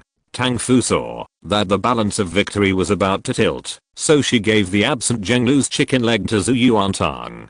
Bayuxia, who witnessed the whole process, saw the smile that Tang Tang couldn't hide on the corner of her mouth, and she felt that Tang Fu and Xiaoyu didn't need to hurt each other. Zhu Yuantang was ambiguous about squeezing out the value of the two. It's hard to say, let's put it this way, Jiang Ning can test his IQ, you ask him. She threw the difficult decision to Jiang Ning. Facing Tang Fu's gaze, Jiang Ning remained calm. I have a small group called the High IQ group. Only people with qualified IQ can join the group, such as Bayuxia and Yang Sheng. Tang Fu, can I join the group? Jiang Ning, yes, but you must pay a membership fee of 50 yuan first. Tang Fu touched her hand and slapped the 50 yuan bill to Jiang Ning. After Jiang Ning received the money, he said, sorry, your IQ is not high enough. Chen Xiaoyu, who was pooling money with her sister, was extremely surprised. I won already? This week, due to the joint entrance examination, the second grade of high school had a rare Friday afternoon holiday. Lang Manangquan and the film watching duo teamed up to go outside the school to help others play a LOL to make money. Yanshai and Peng ran to find Zhang Kai, who also took orders for substitutes in the same city and was ready to make a lot of money.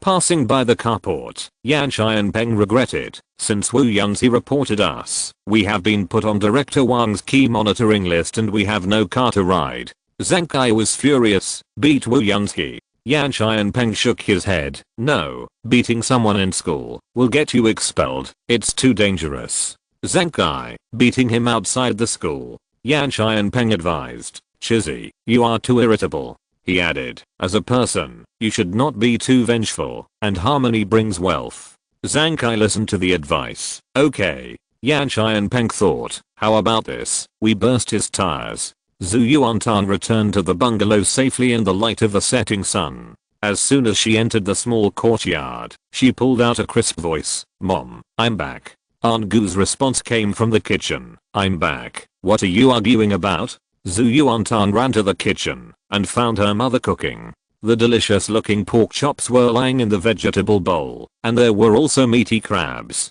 Zhu Yuantang shouted, Mom, the crabs ran away. Aunt Gu was processing green beans and didn't even turn her head. The crabs are all tied up, how can they run away? Nonsense. Zhu Yuantang was anxious, they really ran away. Aunt Gu turned around and saw that the crabs tied in a row formed a long crab row. They stepped on their crab legs together and ran away together. Aunt Gu was stunned and muttered, they really ran away. Although they ran a little slowly, Zhu Yuantang squatted on the ground and observed for a while. The movements of this group of crabs were very standard and uniform. She couldn't help humming, unity is strength. This strength is.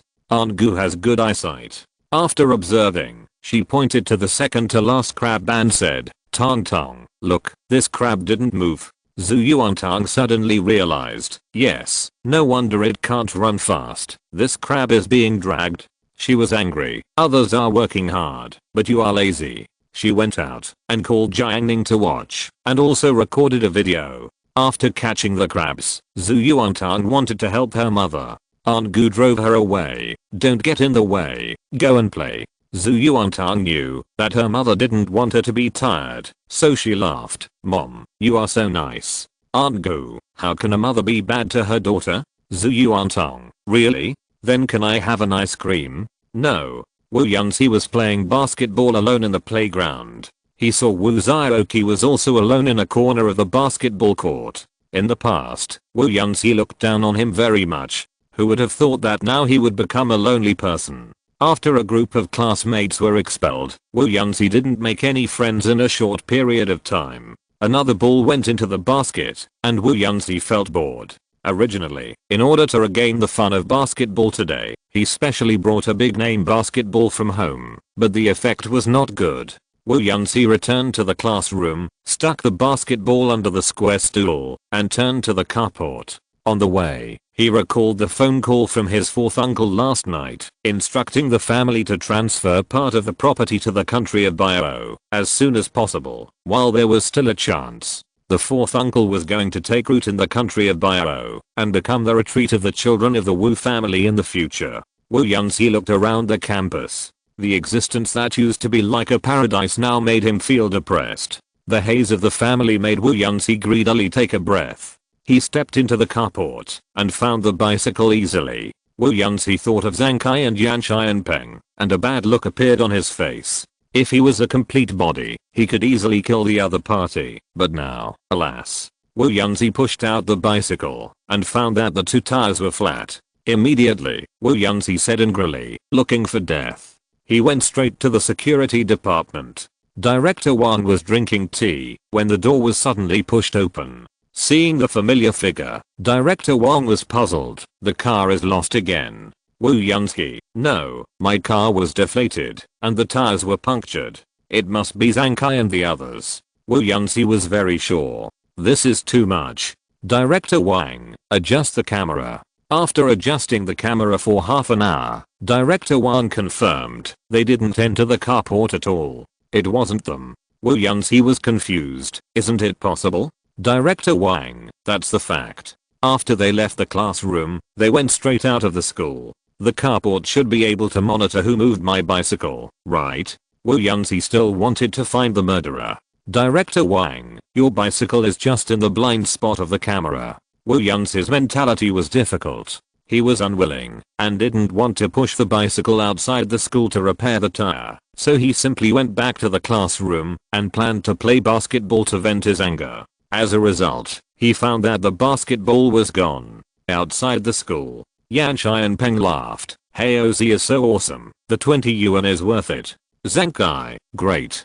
Jeheo was eating starch sausage next to him. If he was only paid 20 yuan for such a risky thing, he would not do it. But Yan Qianpeng took out the shares of the team, and he reluctantly agreed. Hukishan Villa. The terrace is full of flowers and plants. Zhuang Jianhu stands by the fence, leaning on the railing and looking out. The Qinghai Lake in the distance is shining golden. A bird flies across the sky gracefully. With its wings flapping, it dives into the lake accurately and quickly, splashing circles of ripples, then picks up a fish and jumps back into the sky. Linzada praised, it's beautiful. Zhuang Jianhu sighed, yes, you were not here yesterday, and I saw a big fish jumping out of the lake, and the water splashed all over the sky. After he was discharged from the hospital with a fracture, he needed to rest, and could not go to school. Every day he either watched movies at home, or enjoyed the scenery. It's a pity that Qinghai Lake has been contracted by Changqinghai, and outsiders can't enter, Linzada said. Zhuang Jianhu asked, can't your aunt get a license? Linzada, I'll ask later. Then, he said, the Wu brothers are really evil. Zhuang Jianhu heard this and said, oh, what's wrong? He hated the murderer who caused his fracture. He didn't rush to deal with Wu Yunzi. After all, he had no evidence. Instead, he started from his family and wiped out everything. Linzada, I didn't know before. After this investigation, even if it is placed in Hui province, no, it is still a big force in the whole country. Zhuang Jianhu frowned. So big? Linzada said, it's not only related to minerals, but many building materials and engineering in the city are all monopolized. Their company has set up a public relations fund and has a building dedicated to reception. There are Chinese and Western restaurants, tea houses, hotels, swimming pools, everything, all high-end mahogany furniture. One of the furniture is worth this amount. He gestured. Zhuang Jianhu understood. A piece of furniture is worth 20 million. Linzada, in fact, their evil deeds were exposed on the internet 2 years ago. Illegal mining, armed fighting, and forced seizure of engineering projects were all exposed, but the Wu family was fine. A large number of detonators were found in 2 counties this year. Well, it's still fine. Zhuang Jianhu said solemnly. Someone who? Linzada said, the same level as your father, mainly in charge of politics and law. Zhuang Jianhu understood. In theory, he is at the same level as his father. At present, both of them are members of the standing committee. As for who is bigger, of course, whoever has a stronger backstage is bigger. Zhuang's father was born in the Ansheng Zhuang family, which is not comparable to ordinary people. And if his own son's bones were broken, if his father exerted force, the entire Zhuang family would be mobilized. That kind of force would easily cover the 3 counties and 1 city in Yuzhou. Zhuang Jianhu was not worried. Linzada, the next step is to collect evidence. In the past, the Wu family has used various means to grab many projects. They have too many enemies. Zhuang Jianhu listened to all these things. Although he didn't know much, he also understood the complexity. It will probably take a long time. Linzada, at least half a year. Today I contacted a reporter to interview them in their town and try to get some evidence. Zhuang Jianhu, thank you for your hard work. Linzada didn't care. The Lin family and the Zhuang family have always had a good relationship. When the two were enjoying the beautiful scenery, Zhuang's mother brought a fruit plate upstairs. She forced a smile. Xiaohu, eat fruit. Zhuang Jianhu looked cold. I told you not to cut it. I don't want to eat it. Zhuang's mother's face changed, and she said softly and kindly, you are in the recovery period now. Eating more fruit is good for your recovery. Seeing that Zhuang Jianhu was about to get angry again, Linzada, who knew the reason, smiled and said, "Auntie, thank you, I love it." He quickly took the fruit. Zhuang's mother left. Zhuang Jianhu whispered, "You know how to do these things now, but what about when you were a kid? What did you do before?" Lin Zida tasted the apple and said nothing. He knew that Zhuang's father and mother were not in harmony. In this world, when parents have bad relationships, it is always the children who suffer. 5:30 p.m. Downtown, a restaurant. In a private room on the second floor, Jiang Ning's uncle, Jiang Kishan, was discussing something with Yao's father. "Brother Yao, you are living a good life now. There is no need to be the first to stand out," Jiang Kishan advised. After Yao's father took over the project of Changqing liquid, he spent money to buy Changqing liquid, and now he has black hair.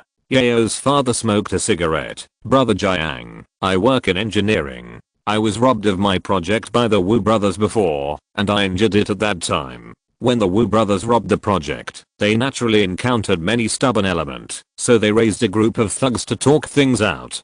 Jiang Kishan, "It's over." Yao's father smiled and then said urgently with a gloomy face, "But there is one thing you don't know. My hometown is in the village next to the Wu family. A few years ago, the Wu family got ahead and built the Wu family ancestral hall. They forced the surrounding residents to move their graves and gave them some compensation. How could we be willing?" Jiang Kishan, "This is not fair." "What happened later?" Yao's father said expressionlessly, "The Wu family is a miner. He blew up our ancestral grave." Jiang Kishan's mouth twitched. "It was simply against the will of heaven." Yao's father, "I have their evidence in my hand. I have found out clearly that the Zhuang family took action this time. The Zhuang family has a very powerful backstage. I still don't believe that I can't defeat them." Jiang Kishan didn't persuade him anymore. "No matter whose ancestral grave was blown up, I'm afraid they won't give up. After all, at their age, their father and mother are buried in the ancestral grave." Jiang Kishan reminded, "Be careful. The Wu brothers have been in power for many years and have escaped danger several times. Even if they are in now, they still have many connections outside. The women of the Wu family are not simple either." Heba. Tong Tong sat at the door playing games. Jiang Ning watched her play games. Zhu Chuchu was in her own little world, studying the test paper. Zhu Yuantang said, "Jiang Ning, what are you going to do tomorrow?" Jiang Ning, "Sleep." Zhu Yuantang, "Where's Chuchu?" Zhu Chuchu teased her, "Sleep." Zhu Yuantang was depressed. "Why are you sleeping with Jiang Ning?" Recommend a book. The new work of the author Honey Chicken rekindled the Green Age introduction. Rebirth, high school, campus, daily, light entertainment. Liu Luo is a 35-year-old unemployed flexible worker. After graduation, he wrote novels, filmed short plays, played music, delivered takeout, sold roadside snacks, and even worked as a customer service for Teo Bao underwear stores. And now, Liu Luo has been reborn and returned to the early summer when he was 15 years old. What is the most important thing in living a new life? Make money, make money, make money. But now the high school entrance examination is just around the corner, so I'd better study hard first. Chapter 712 Hunter. Saturday, early morning. The sky is blue, with a few white clouds floating. Smoke rises from the chimney of Chuchu's house next door. Other neighbors in the bungalow, such as Teacher Khan and Uncle Tang, are old and often sleepless. At this moment, they are each holding their own bowls and chopsticks, sitting in front of their own door, eating and chatting. Uncle Tang praised, "The daughter of Hua Fengmei is really extraordinary. Since moving here, she has been getting up early every day to cook." After hearing this, Teacher Khan seemed to be taboo about something. He lowered his voice. "Hua Fengmei is not simple. When the other party first moved here, he relied on his old resident and took advantage of his seniority, but Hua Fengmei didn't give him any face at all." Uncle Tang sighed. "They used to be from the village. There is no man in her family, and the daughter is beautiful. If she doesn't show some strength, won't she be bullied to death?" Teacher Khan understood, and he nodded. "That's right. In my opinion, such a girl should not be born in an ordinary family." Uncle Tang said. He has lived through these years, and has come from that era. He knows that beautiful girls from poor families usually have a bad ending.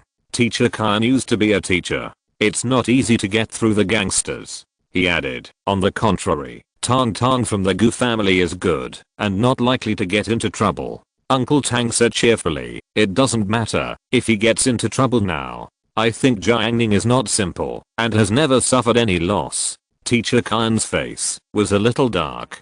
Jiang Ning extinguished the soul-sinking incense. His spiritual sense detected Chachu's busy figure in the kitchen, so he got up and opened the door. He didn't go to Chachu's house first, but turned around and called Tang Tang. When he opened the bedroom door, he happened to meet Tang Tang's open eyes. Are you awake and not getting up? Jiang Ning said. Zhu Yuantang huddled in the quilt, revealing only his cute little face, and his consciousness was still a little unclear. Jiang Ning, get up. Boss Yang asked us to help attract customers this morning. You don't want to earn the 200 yuan reward? Zhu Yuantang snorted. Let me sleep a little longer. Jiang Ning, sleep. You only know how to sleep. Zhu Yuantang, I'm a bottle of wine now. Jiang Ning, what wine? A bottle of beautiful and mellow red wine. I'm sobering up now. Zhu Yuantang vowed. Jiang Ning said happily, oh, let me smell it and see if it smells good. Zhu Yuantang quickly huddled in the quilt. Jiang Ning teased her for a while, then turned to Chachu's house. Downtown. After the Wu brothers were arrested, the authorities solicited evidence of their involvement in crimes from all walks of life. Yao's father made an appointment with the official today to go and testify. He packed his bag and was about to go out when he saw his daughter Yao with a cat, also going out. Although his daughter often quarreled with his wife and even ran away from home, Yao's father was always very good to his daughter. He said, where are you going? I'll take you there. Yao said, let's go to the pet store and give it a bath. It's too dirty. Anyone who has raised a cat knows that it's not too difficult to give a cat a bath, but it's very troublesome to blow a cat's hair. So Yao usually takes it to the pet store. Father Yao knew where the pet store was. I'm on my way, so I can take you there. Yao said, after the bath, I want to take it out for a walk. Can you take me to Heba? Heba? Father Yao remembered that there was a brother named Yang who opened a farmhouse in Heba. He said, okay, you wait at the pet store. I'll take you there after I finish my business. It's just right that I have an appointment with some friends for lunch. Yao readily agreed. She was often taken to dinner parties by her father. She had long been accustomed to it and was not afraid of strangers. 9 o'clock in the morning. Yao took the clean Maine Coon cat and arrived at Heba by car. Before the car was about to turn down the dam, she saw a sign on the side of the road. Two familiar figures stood beside the sign.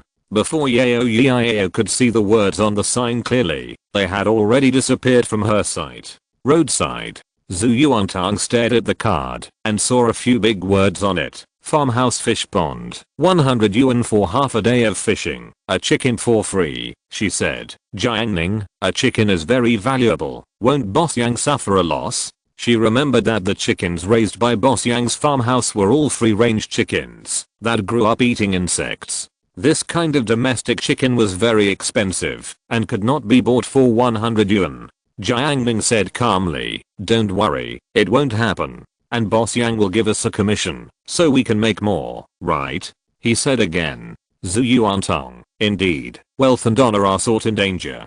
Jiang Ning, yes, you have already understood how to make money at such a young age, and your future is limitless. After being praised, Zhu Yuantang felt proud. If she was praised by Chen Xiaoyu, she would just smile. After all, Xiaoyu was not good enough. But Jiang Ning was very capable, and being recognized by a strong person made her feel happy, and she couldn't help but cross her chest. When I make a lot of money in the future, you will be responsible for managing my purse and taking me out for fun. Zhu Yuantang fantasized about the future. Jiang Ning, it's tiring to manage money. You have to cook for me. Zhu Yuantang thought about it and said, okay. But if I'm too busy, you can hire Chachu to cook. Zhu Yuantang has already thought of a solution for her when she is busy. Jiang Ning, Chachu's cooking is not as good as yours. Zhu Yuantang was overjoyed by the praise, and she said happily, then I will spend less time making money. The two boasted and waited, and time passed quickly. Today is a rest day, and the weather is very good, so there is no shortage of pedestrians on the asphalt road of the river dam. Many people drove their private cars and brought their families to the river to play, and some camped and had picnics. The fishing sign had been standing for a while. A middle-aged man in a leather jacket saw it and couldn't help but be attracted. He came over and asked, "Is it real?" Jiang Ning, "It's definitely real. The leather jacket is very experienced. You won't fool me with chickens, right?" Zhu Yuantang was shocked. She asked the middle-aged uncle, "How do you know this?" The leather jacket was complacent. "Hey, I have a lot of experience. What don't you know?" Zhu Yuantang, "Awesome. I've been cheated like this." The muscles on the leather jacket's face twitched, but the other party was a little girl. He couldn't care about it, right? Jiang Ning, "It's not a chicken. It's a chicken raised at home.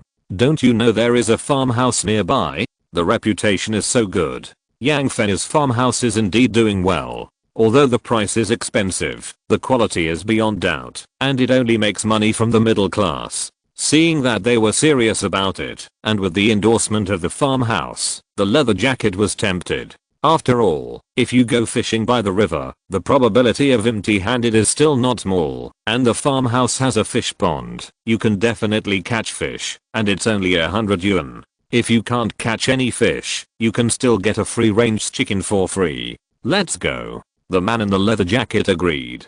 Jiang Ning and Tang Tang took him to the fish pond east of the bungalow. After more than an hour, after several trips back and forth, Jiang Ning and Tang Tang fooled 8 people in total and made a profit of 800 yuan. Jiang Ning originally planned to add a few words on the cards so that the fishermen could find the way by themselves. But Tang Tang didn't feel tired at all and ran back and forth tirelessly to make money. Jiang Ning saw the sweat on Tang Tang's forehead, and he took out a tissue to wipe it for her, and Zhu Yuantang was grinning there. Jiang Ning looked down at her silly look and couldn't help but sigh in his heart. He didn't believe that Tang Tang couldn't guess the risks in this business. But, out of trust in himself, she still firmly supported him. Even if he told her that he was going to buy Obi to make a lot of money, she would probably follow him without hesitation, right? Jiang Ning stretched out his hand, and abundant spiritual power flowed from his palm. It was the power to easily crush steel, enough to face all the risks in the world. He put his hand on Tang Tang's hair, and rubbed it gently. After fooling 5 more customers, Jiang Ning felt that the size of the fish pond was enough to accommodate these customers. If there were more people, it would affect the fishing experience. He then took the sign and slowly returned to the bungalow. Boss Yang had already known everything. He hid his worries in his heart and said happily, "Jiang Ning, your method of attracting customers is quite interesting." Jiang Ning, "Don't worry, I won't let you lose money." Boss Yang was open-minded and comforted. "It's okay, it's not bad to attract customers by this. As long as a few people can stay for dinner and become regular customers, we will still make money. Besides, it doesn't matter if we lose money. Jiang Ning will definitely give some wild mushrooms to him in the future. Even if Yang Fei can't use it himself, it's absolutely appropriate to give it to his father-in-law as a gift. I'll greet the guests first." Yang Fei said goodbye. Jiang Ning called Tang Tang, "Let's go and see if they caught any fish." Passing by Chachu's house, Chachu was holding the wash sheets and quilts and drying them. She is really hardworking. Every holiday, she would do a thorough cleaning of the house, wipe the furniture, brush the shoes, and clean the flower pots.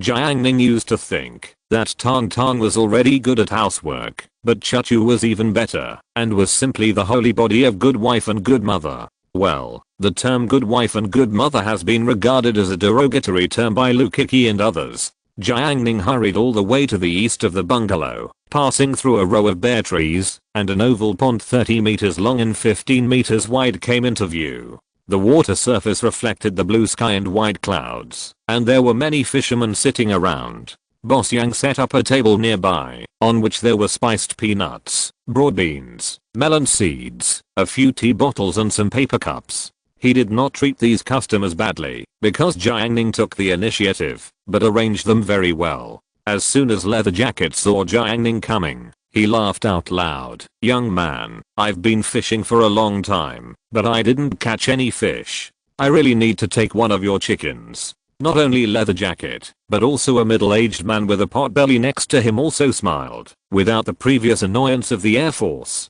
Jiang Ning, oh, not bad.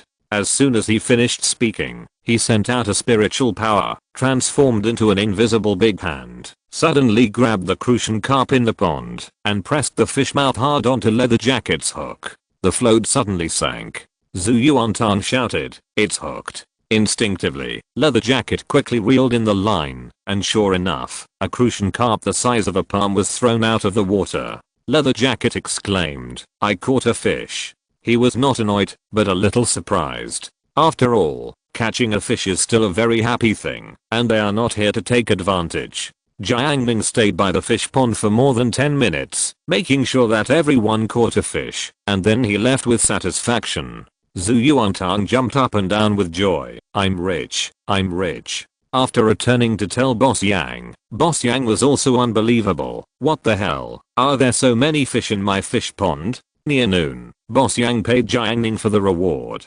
13 fishermen collected 1,300 yuan for the entrance fee, plus the original 200 yuan reward. He gave Jiang Ning 1,500 yuan. Jiang Ning first collected 200 yuan, then collected 650 yuan, insisting on a 50-50 split. Okay. Boss Yang agreed. Looking back, after counting, Boss Yang got 450 yuan, after deducting the 850 yuan paid to Jiang Ning. It was a huge profit, only paying a few kilograms of pond fish and peanuts and broad beans.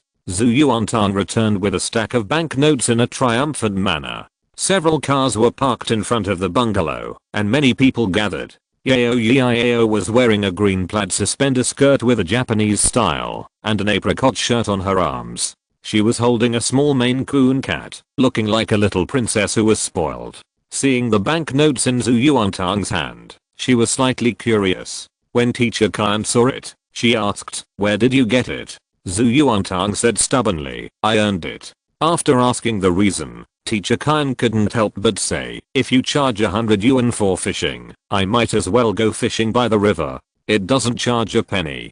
Zhu Yuantang, "You may not be able to catch fish by the river." Teacher Khan was dissatisfied. "What if I can catch fish?" Zhu Yuantang, "I will charge you 100 yuan in that case." Teacher Khan was so angry that she trembled. The timid Zhu Yuantang was gone. Who spoiled her like this? After Jiang Ning and Zhu Yuantang disappeared, Teacher Khan calmed down. He found Yao's cat and said in amazement, "Your cat is quite pretty, clean and good looking." Yao said in response to the compliments, "It's a Maine Coon cat. I just came to the store to wash it today." Teacher Khan was surprised. "Oh my goodness, is there a store that specializes in washing cats now?" Yao replied, "Pet store." She didn't want to chat with Teacher Khan. They were not in the same age group.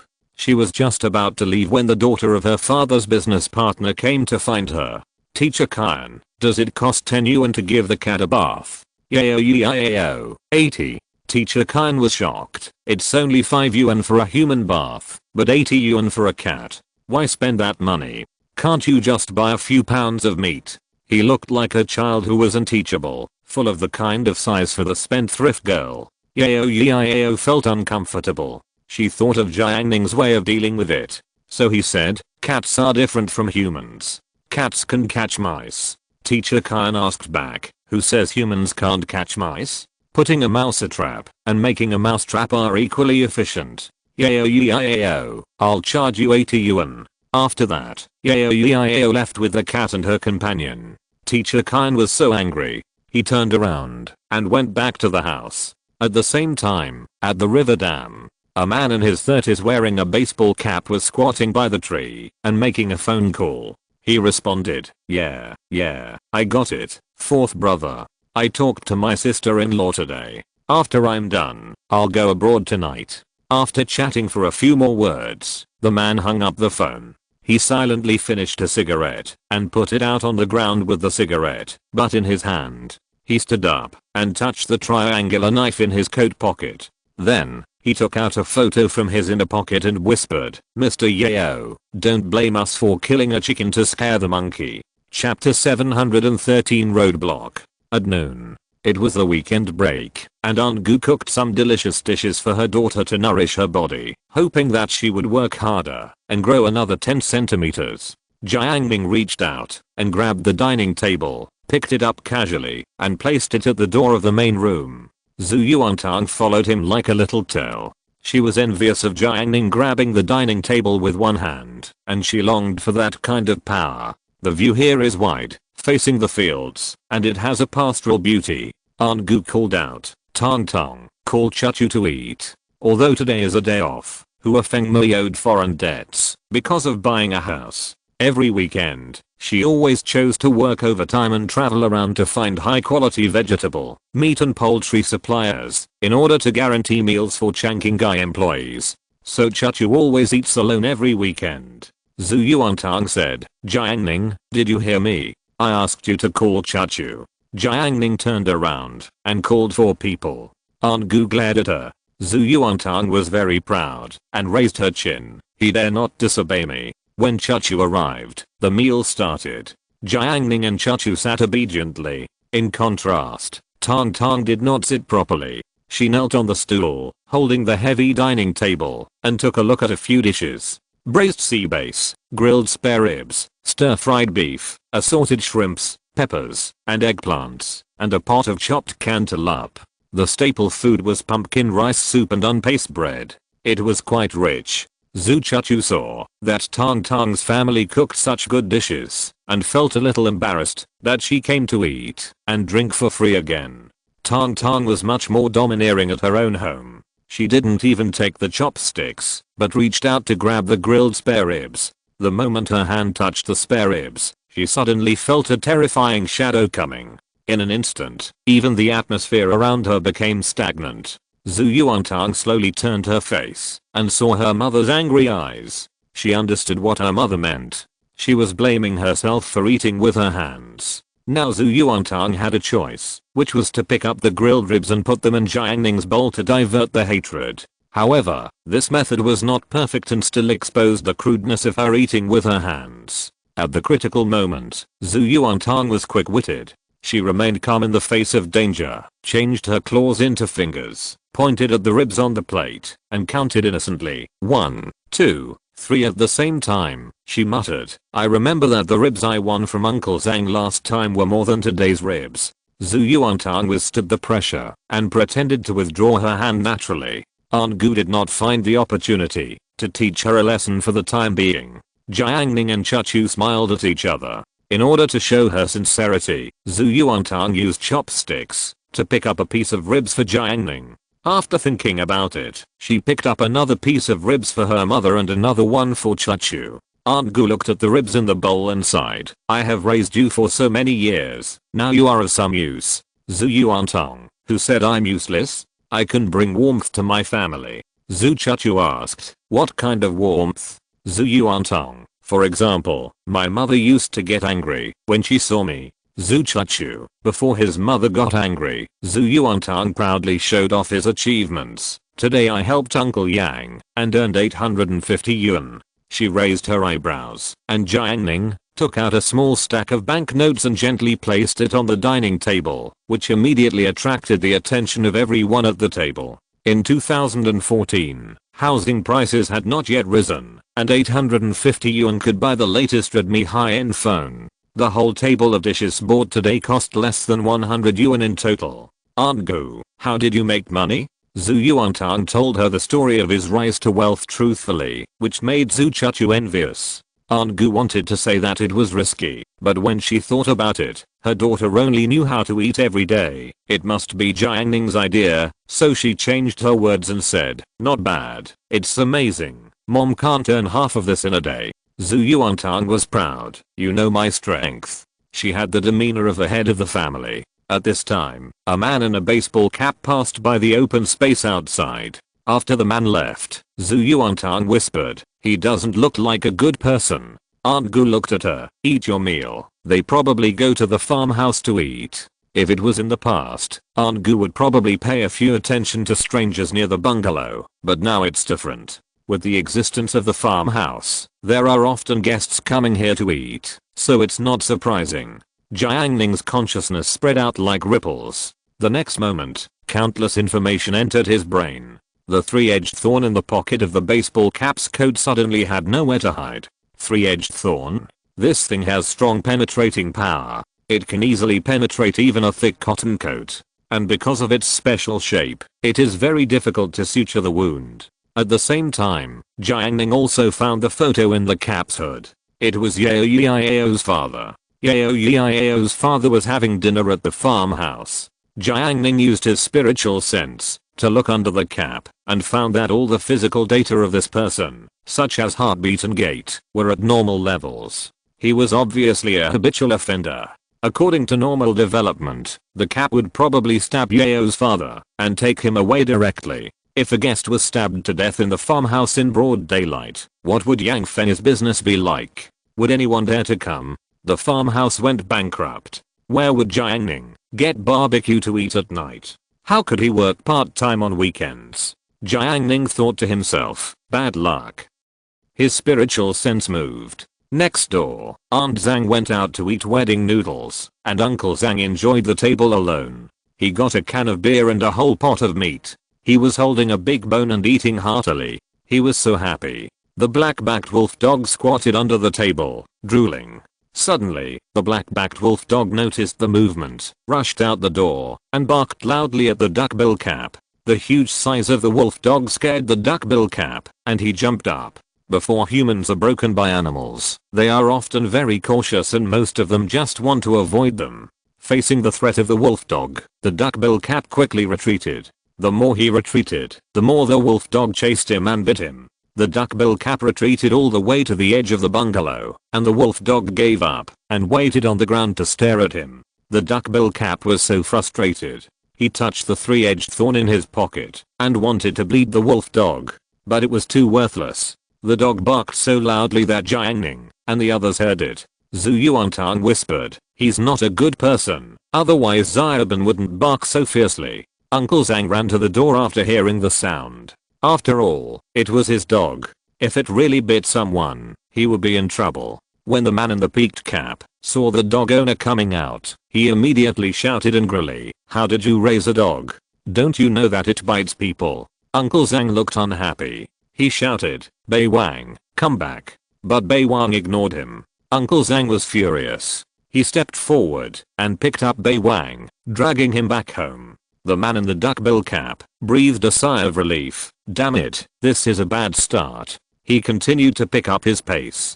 But before he had taken a few steps, Bei Wang caught up with him from behind, barking like crazy, and the duckbill cap was chased again. Uncle Zhang hurried over and picked up Bei Wang again. The duckbill cap was furious. He had never hated dog owners so much at this moment. He shouted, don't you have a dog leash at home? Uncle Zhang, I never use that thing. The duckbill cap was angry, you have no sense of public morality. Uncle Zhang was a pig butcher and the #1 bully in Heba Pingfang. How could he bear being insulted like this? Butcher Zhang shouted angrily, who do you say has no sense of public morality? Keep your mouth shut. The man in the duckbill cap had been a soldier, but was fired for violating regulations. Later, he became a thug for the Wu brothers. He had many criminal records and was known for his viciousness. This kind of person is far more terrifying than ordinary people. He no longer hides at this moment, and his whole body is full of murderous aura. What if I don't keep my mouth shut?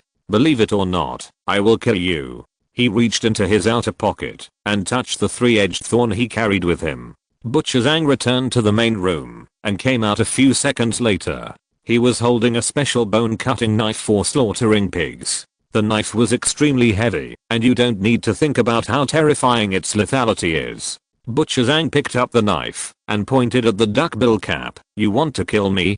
Come on. The duckbill cap's face darkened when he saw the big bone-cutting knife. What the hell, are the people so simple now? The man in the baseball cap softened his tone and tried to reason with him. Is it your fault that you don't tie up your dog? Butcher Zhang, I have a dog at home. Why should I tie it up? The man in the baseball cap, then it bit me, didn't it? Butcher Zhang, why did it bite you and not others? There must be something wrong with you. The man in the baseball cap felt very aggrieved. The two quarreled quite fiercely, and the neighbors, Uncle Tang and Teacher Kyan, all came out to watch the fun. What's more, Jiang Ning even moved the dining table to the door, exposing half of it, and ate while watching the fun. The man in the baseball cap couldn't beat him, and couldn't scold him, so he honestly retreated to the west side of the river dam, and stood there playing with his mobile phone. He planned to hide from the limelight for a while, and wait until the big wolf dog retreated, and then he would go over to deal with the target. Zhu Yuantang whispered, "Uncle Zhang is so arrogant." It was obviously his dog that bit people first, and forced them to run away, but Uncle Zhang was justified. Zhu Chuchu's thoughts were similar to Tang Tang's. This was the first time she saw the ferocious appearance of Zhang the Butcher. It was hard to imagine why such a savage villain always suffered at the hands of Jiang Ning, and was cheated of so many spare ribs. Aunt Gu was not too surprised. After all, she had seen it twice before. Tang Tang's family had a late dinner. At this time, the neighbors had almost finished their meals. Teacher Khan saw the Gu family's meals and said, "We made money today and prepared a good meal. Aunt Gu, it's the weekend. They are tired from studying every day. They need to supplement their nutrition." Teacher Khan thought of Erlian's frustration at noon.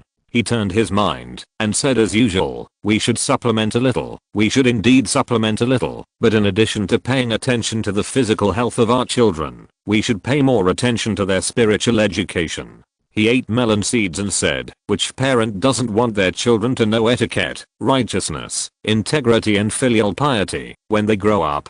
And if a person does not respect the elderly and love the young, how can he be filial to his parents when he grows up?" Teacher Khan used his professional expertise to talk about education. Aunt Gu looked at him quietly. When Teacher Khan talked about the impromptu part, he brought up the old things again. "Remember last year? My granddaughter came to visit during the summer vacation. I had to go out for something at noon that day, so I asked your Tang Tang to help take care of her. As a result, she was hungry all afternoon." Zhu Yuantang remembered that incident. At that time, Teacher Khan went out to do something and threw his granddaughter into the river dam. At noon, Zhu Yuantang cooked and made some dishes with steamed buns. As a result, the child threw the steamed buns directly. In the afternoon, Teacher Khan came home and claimed that his granddaughter was abused. He came to the door and gave him a lecture. Zhu Yuantang chose to endure it back then. "I'm not saying that your Tang Tang can't even take care of a child. How can you expect her to take care of you in the future?" Teacher Khan changed the concept. Zhu Yuantang thought of what happened back then and gritted her teeth secretly. After more than a year, she said without hesitation, "Uncle Zhang's dog can eat by himself, but your grandson can't eat at such a big age. You should worry about him." Today is a little shorter. Thinking about the plot later. Chapter 714, Arrogant Beggar. Zhu Yuantang said that Teacher Khan's grandson was worse than a dog. Teacher Khan was so angry that his face turned green. If he was humiliated by Zhang the Butcher, Teacher Khan would not be so angry because that guy was rude. But Zhu Yuantang was different. When he first moved to the Heba bungalow, he was a standard honest child. This reversal of status made Teacher Khan very uncomfortable. "Can anyone step on me, old Khan, now?" Teacher Khan's expression was extremely embarrassed, and his reading glasses shook. Aunt Gu saw this and quickly scolded, "Tang Tang, how can you talk like that? How can you say that Teacher Khan's grandson is worse than a dog?" Aunt Gu deliberately emphasized the pronunciation of people are worse than dogs. "Hurry up and apologize to Teacher Khan," Aunt Gu said. Zhu Yuantang was very obedient. "I'm sorry, Teacher Khan. I shouldn't say that your grandson is worse than a dog." Aunt Gu, "Don't say that next time." Zhu Yuantang, "Yeah." After he apologized, Teacher Khan was speechless. At this time, the noise of a car engine came from the west of the bungalow, and then a stylish SUV drove into everyone's sight. It was obviously an SUV, but it showed the streamline of a sports car and the iconic frog eyes. It was a black Porsche Cayenne, which attracted everyone's attention. If it were usual, Teacher Khan would definitely comment on it, but at this moment, he was just angry and had no mood to pay attention. Butcher Zhang didn't know much about cars. He only liked to drive a day-and motorcycle, which was the romance of men. If it was a jeep, maybe he would be interested. As for the man in the duckbill cap squatting under the tree, he worked for the Wu brothers. The Wu brothers had a fleet of cars, which contained Rolls-Royce, Bentley, and G-Class. The license plates were still serial numbers like 9999. He could drive any car he wanted. Moreover, he could make a small million a year. Otherwise, who would be willing to risk their lives? As for Chachu and Tong Tong, the innocent girls had not been tempered by society, and they didn't even know luxury cars. Since BU was expelled from Changqinghai, his life has been unhappy. She boasted a lot in the past, but ended up being kicked out in disgrace, which made her feel very embarrassed. Today she picked up a new car and wanted to show off, but no one paid any attention to her. BU honked the horn, and the harsh noise echoed throughout the bungalow. Butcher Zhang had already seen BU. He was also unhappy with B's father, Director B, and that old Bideng. At this moment, he opened his mouth and cursed, "Damn you." BU simply opened the car door. She glanced at Butcher Zhang and said sarcastically, "Oh, didn't you kill the pig today?" Butcher Zhang, "Kill you, old so." Zhu Yuantang almost laughed out loud. Zhu Chuchu pursed her lips. BU's face turned red with anger, almost covering the powder on her face. How could there be such a vulgar person in the world? Butcher Zhang was full of disdain. "Damn it, you're still talking to me. Your parents won't even go to school together." BU adjusted her facial expression and pretended to care. "Aren't you going to buy a house for your son? If you want to get married now, you need a house. Your house can't afford it." Butcher Zhang was moved when it came to his weak son. BU covered her mouth. "Oh, you don't expect your son to save money to buy a house after graduation, do you?" Butcher Zhang, "My son is a first-class university." BU laughed exaggeratedly. "First-class university, hahaha. Even if you are a 985 university, you will be a stinky worker after you graduate." She showed her car keys. "My car is 1,500,000. Guess how long it will take your son to work to buy it." After this, Butcher Zhang and Teacher Khan were finally moved. 1,500,000. Many people can earn 1,500,000 in their lifetime, but 90% of them can't save this money. BU felt the sourness in the air, and she finally smiled. She smiled very comfortably, and her long burgundy hair made her look particularly exaggerated. Aunt Gu frowned, and said she must never ask Tong Tong to dye her hair in the future. BU turned around, and looked as if she had sensed Aunt Gu's reaction. She had been repeatedly humiliated in the Gu family before, but now that she had changed to a new car, she would definitely regain all the face she had lost. She smiled as usual. "Aunt Gu, are you still working at Changqinghai?" Aunt Gu said indifferently, "Yeah." BU was jealous. Even though her father had a lot of money, Changqinghai was definitely a popular company in Yazhou. She sneered, "Changqinghai is not a good company. Don't look back, after working there for so many years. All the money has been recovered by others." Aunt Gu, "Don't worry about it." The more indifferent she was, the more unhappy BU was. "I worked at Changqinghai before, and I know how bad the company is." Jiang Ning held up his mobile phone to record the video. "Come on, keep talking. I'll let Aunt Gu tell the company's legal department later." BU's voice stopped abruptly, like a crow being strangled by the neck. She had experienced the power of the Changqing liquid legal department before. BU snorted coldly and returned to the car. She was about to open the car door. The man in the cap next to the tree observed for a long time and knew that this woman seemed to have a grudge against the butcher, so he came forward and asked in a gentle voice, "Miss, can you give me a ride? The dog won't let me pass." He pointed at the dog and then pointed to the east of the bungalow. BU was full of anger and vented all at once. "Are you worthy of my car?" After saying that, she closed the car door and started the car. The cap was left standing there in a daze. "Isn't there a good person in this river dam?" The cap returned to the tree and continued to squat. For 5 minutes, 10 minutes, the black-backed wolf dog and him looked at each other from a distance. The cap stared at BU's Porsche parked at the door, his eyes flashing, as if he had an idea. He just got up and prepared to take a detour to find the target from the east. After walking a few steps, a group of people came out of the farmhouse, and the target was among them. At this moment, the man in the baseball cap pulled down his brim. Yang Fei and Yao's father were walking and talking, and they were having a great time. Yao Yiao followed him with the cat in her arms. Soon, Yang Fei and the others arrived at the door of Gu's house. Yao Heiko waved his hand. Okay, my car is nearby. You guys continue drinking. I'll take my daughter home. Yang Fei said enthusiastically. Okay, come again next time. He knew that Yao Heiko was in engineering and had made friends with many people from all walks of life.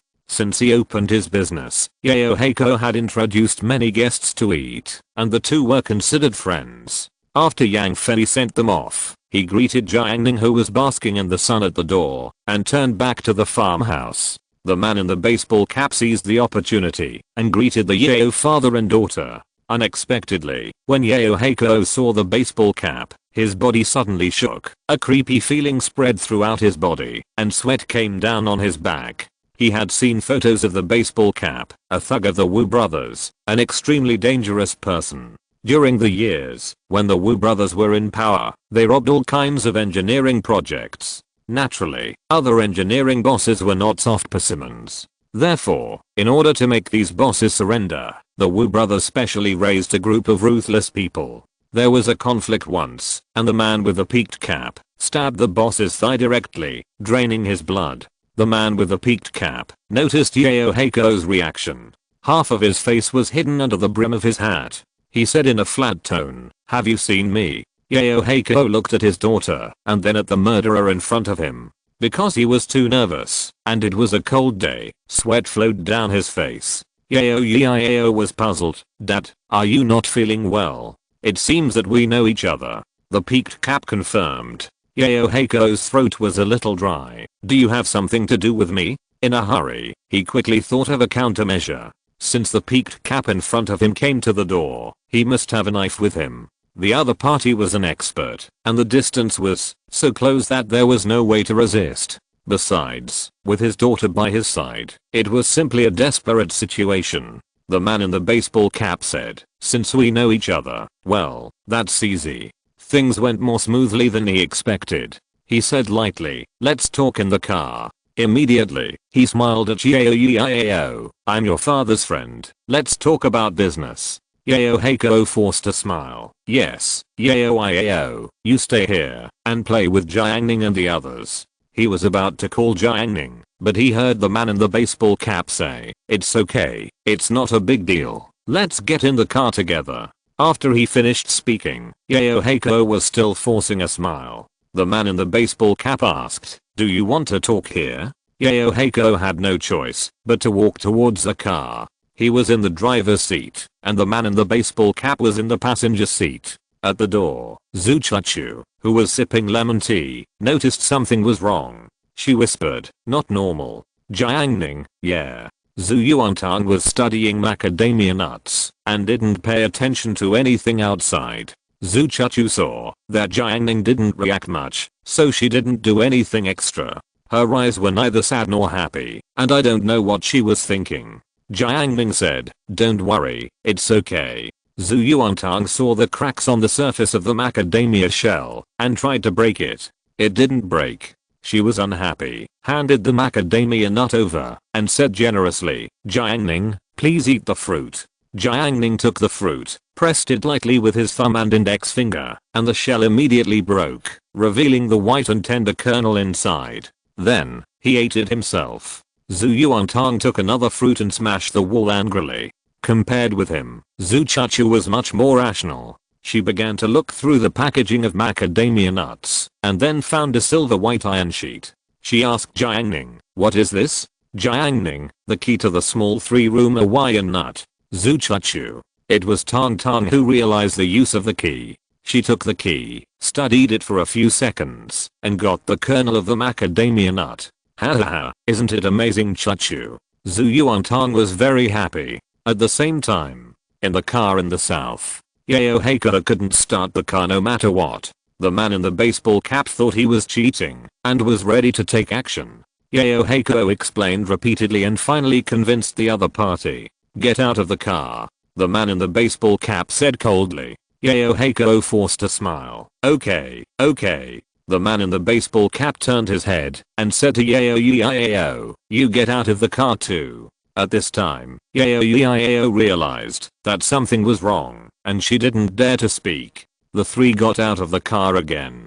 After getting out of the car, the man in the baseball cap subconsciously looked at Zhang the butcher's house. The big wolf dog was not there, and he breathed a sigh of relief. He planned to take Yao to a faraway place, and the man in the cap also did not intend to let go of the other party's daughter. He was going abroad immediately, and he acted without any scruples. The cap forced Yao to pass by the bungalow. As the saying goes, once bitten by a dog, you will fear it for 10 years. On the way, he could not help but glance at Zhang the butcher's house again.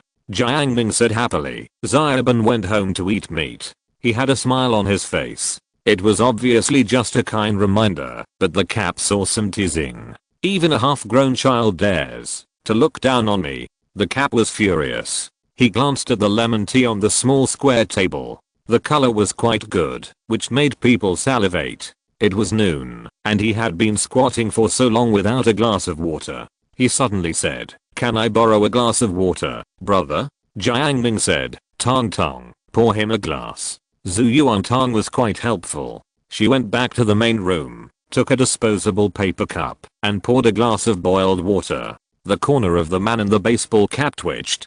Damn it, he wanted to drink lemon tea. Yao witnessed the whole process and sweated in his palms. He was really afraid that this killer would suddenly go on a killing spree and kill everyone present. Yao didn't know the inside story, but she also realized the bad intentions of this baseball cap. She was at a loss and didn't know how to solve it. The man in the baseball cap held the cup and stared at the tempting lemon tea on the small square table. As a result, he took a sip of tea, and when the boiling water entered his mouth, a fierce burning sensation appeared, almost scalding his tongue. Poo. Poo. Poo. The baseball cap's facial features were distorted and full of pain. He paused and angrily questioned Zhu Yuantang, "Don't you have a brain? Pour such hot water for the guests." Tang Tang was scolded. His expression was stunned, and then he lowered his little face. "Why didn't you blow before drinking the tea?" Yao heart skipped a beat and prayed, "Don't anger the god of killing." He quickly used his eyes to Jiang Ning, and then tried to smooth things over. "Hey, sorry." Jiang Ning took a sip of tea and slowly put down the teacup. "You are a beggar, and you are still picking it, right?" The humiliating words reached the ears of the man in the duckbill cap, and his eyes instantly turned red, bloodshot. Today, he came to the river dam, and was insulted by a dog, threatened by a butcher, mocked by a female driver, and now he is humiliated by a half-grown child. All kinds of reasons piled up together, igniting the explosive barrel in the duckbill cap's heart.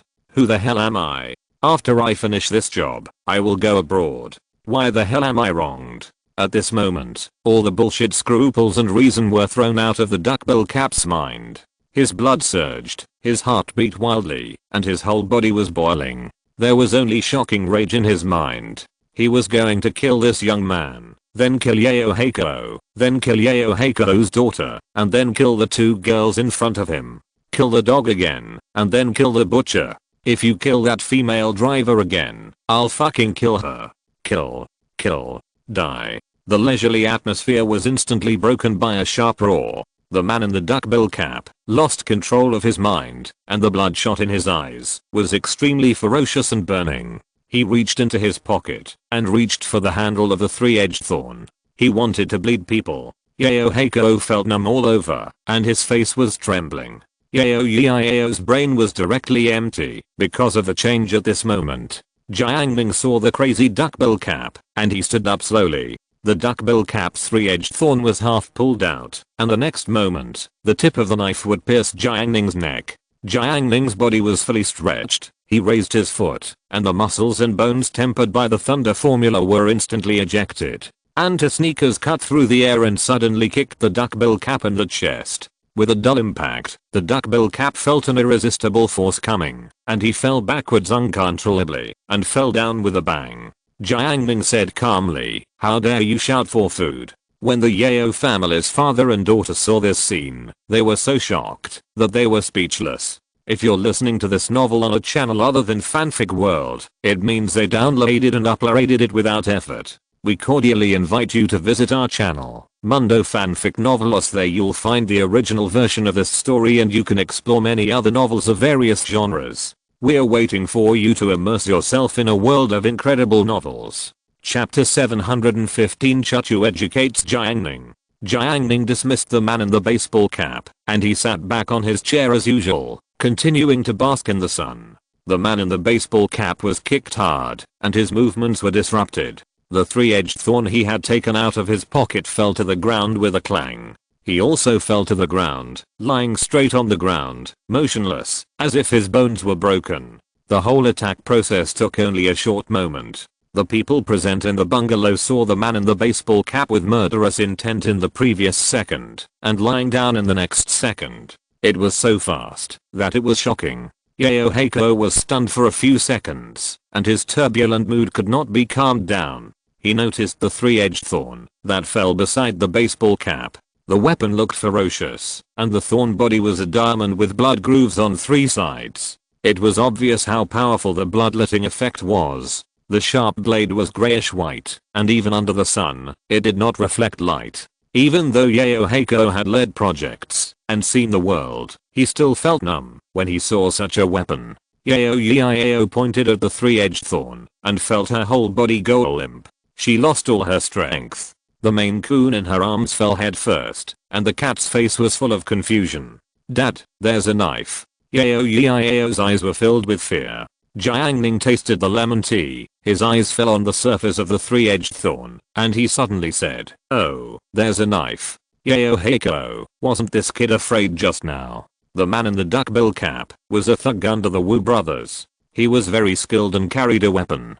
7 or 8 adults would not be his opponent in a sudden attack. As a result, he was kicked over. Looking at the injury, it was obviously very serious. Zhu Chachu saw the duckbill cap fall down. Her pair of scissors eyes were bright and deep. She took out her mobile phone and took a photo of the scene as evidence. After the duckbill cap was kicked, half of his life was buried in the ground, and the scene was a little stagnant for a while. Zhu Yuantang leaned close to Jiang Ning's ear and asked in a low voice, "He won't blackmail me, right? These days, it's quite popular to touch porcelain." Jiang Ning said confidently, "Don't worry, he is carrying a weapon. If we subdue him, we may get a bonus." How much bonus can there be, and how can we spend it? Before the bonus arrived, Zhu Yuantang had already planned where to go. Yao Heiko was the only adult present. He stepped forward cautiously and kicked the triangular thorn aside.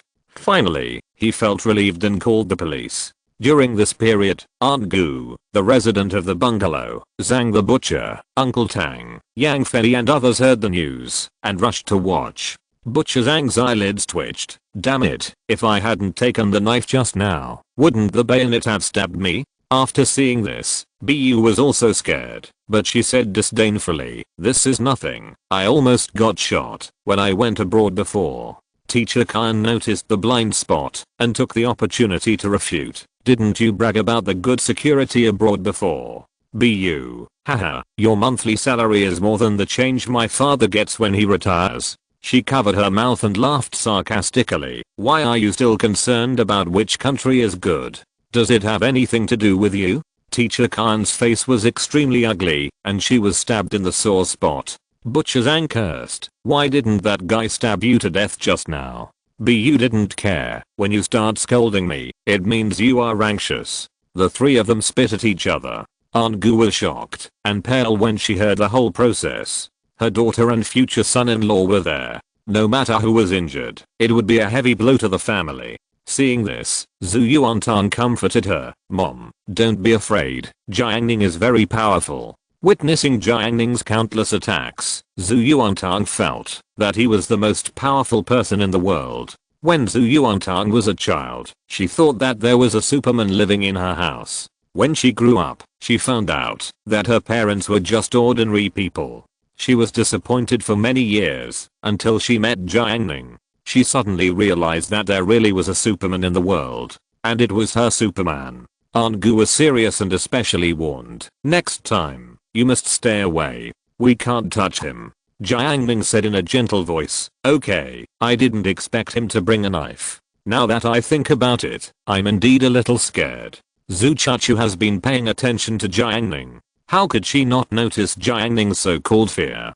Clearly, he didn't take it to heart. The man in the baseball cap has been lying on the ground. If it weren't for his chest still rising and falling, the onlookers would probably think he was dead. Zhu Chuchu retracted her gaze. After experiencing the barbecue stall incident, thinking back, his reaction speed and strength are much faster than ordinary people. I really don't know where his limit is. Within a few minutes, 2 police cars and an ambulance drove to the dam.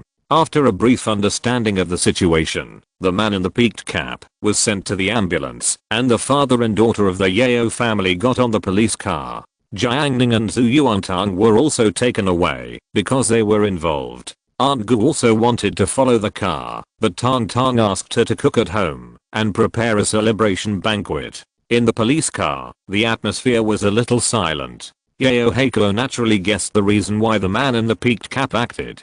To be honest, he regretted it very much now. Who would have thought that the Wu brothers acted so cruelly? The ancestral tomb has been blown up. If something happens to his only daughter again, his family will be finished. This police car is a business car with a spacious interior. Yeo Yeo was holding mane. Her face was full of sorrow, and even the 2 strands of hair hanging in front of her ears had lost their vitality. Zhu Yuantang saw the loneliness lingering around Yeo Yeo. Her mind was in a trance for a moment, and she vaguely flashed back to 4 years ago, when she was wearing clothes with puppy patches, standing at the door of the private room, and saw the little princess who was the center of attention, wearing an exquisite princess dress, with a 3-layer cake and countless gifts. The image overlapped with the image of the frightened girl in front of her. In the past years, that dreamy picture made Zhu Yuantang particularly envious, and she didn't even dare to hope for it. But at this moment, she suddenly didn't envy it anymore.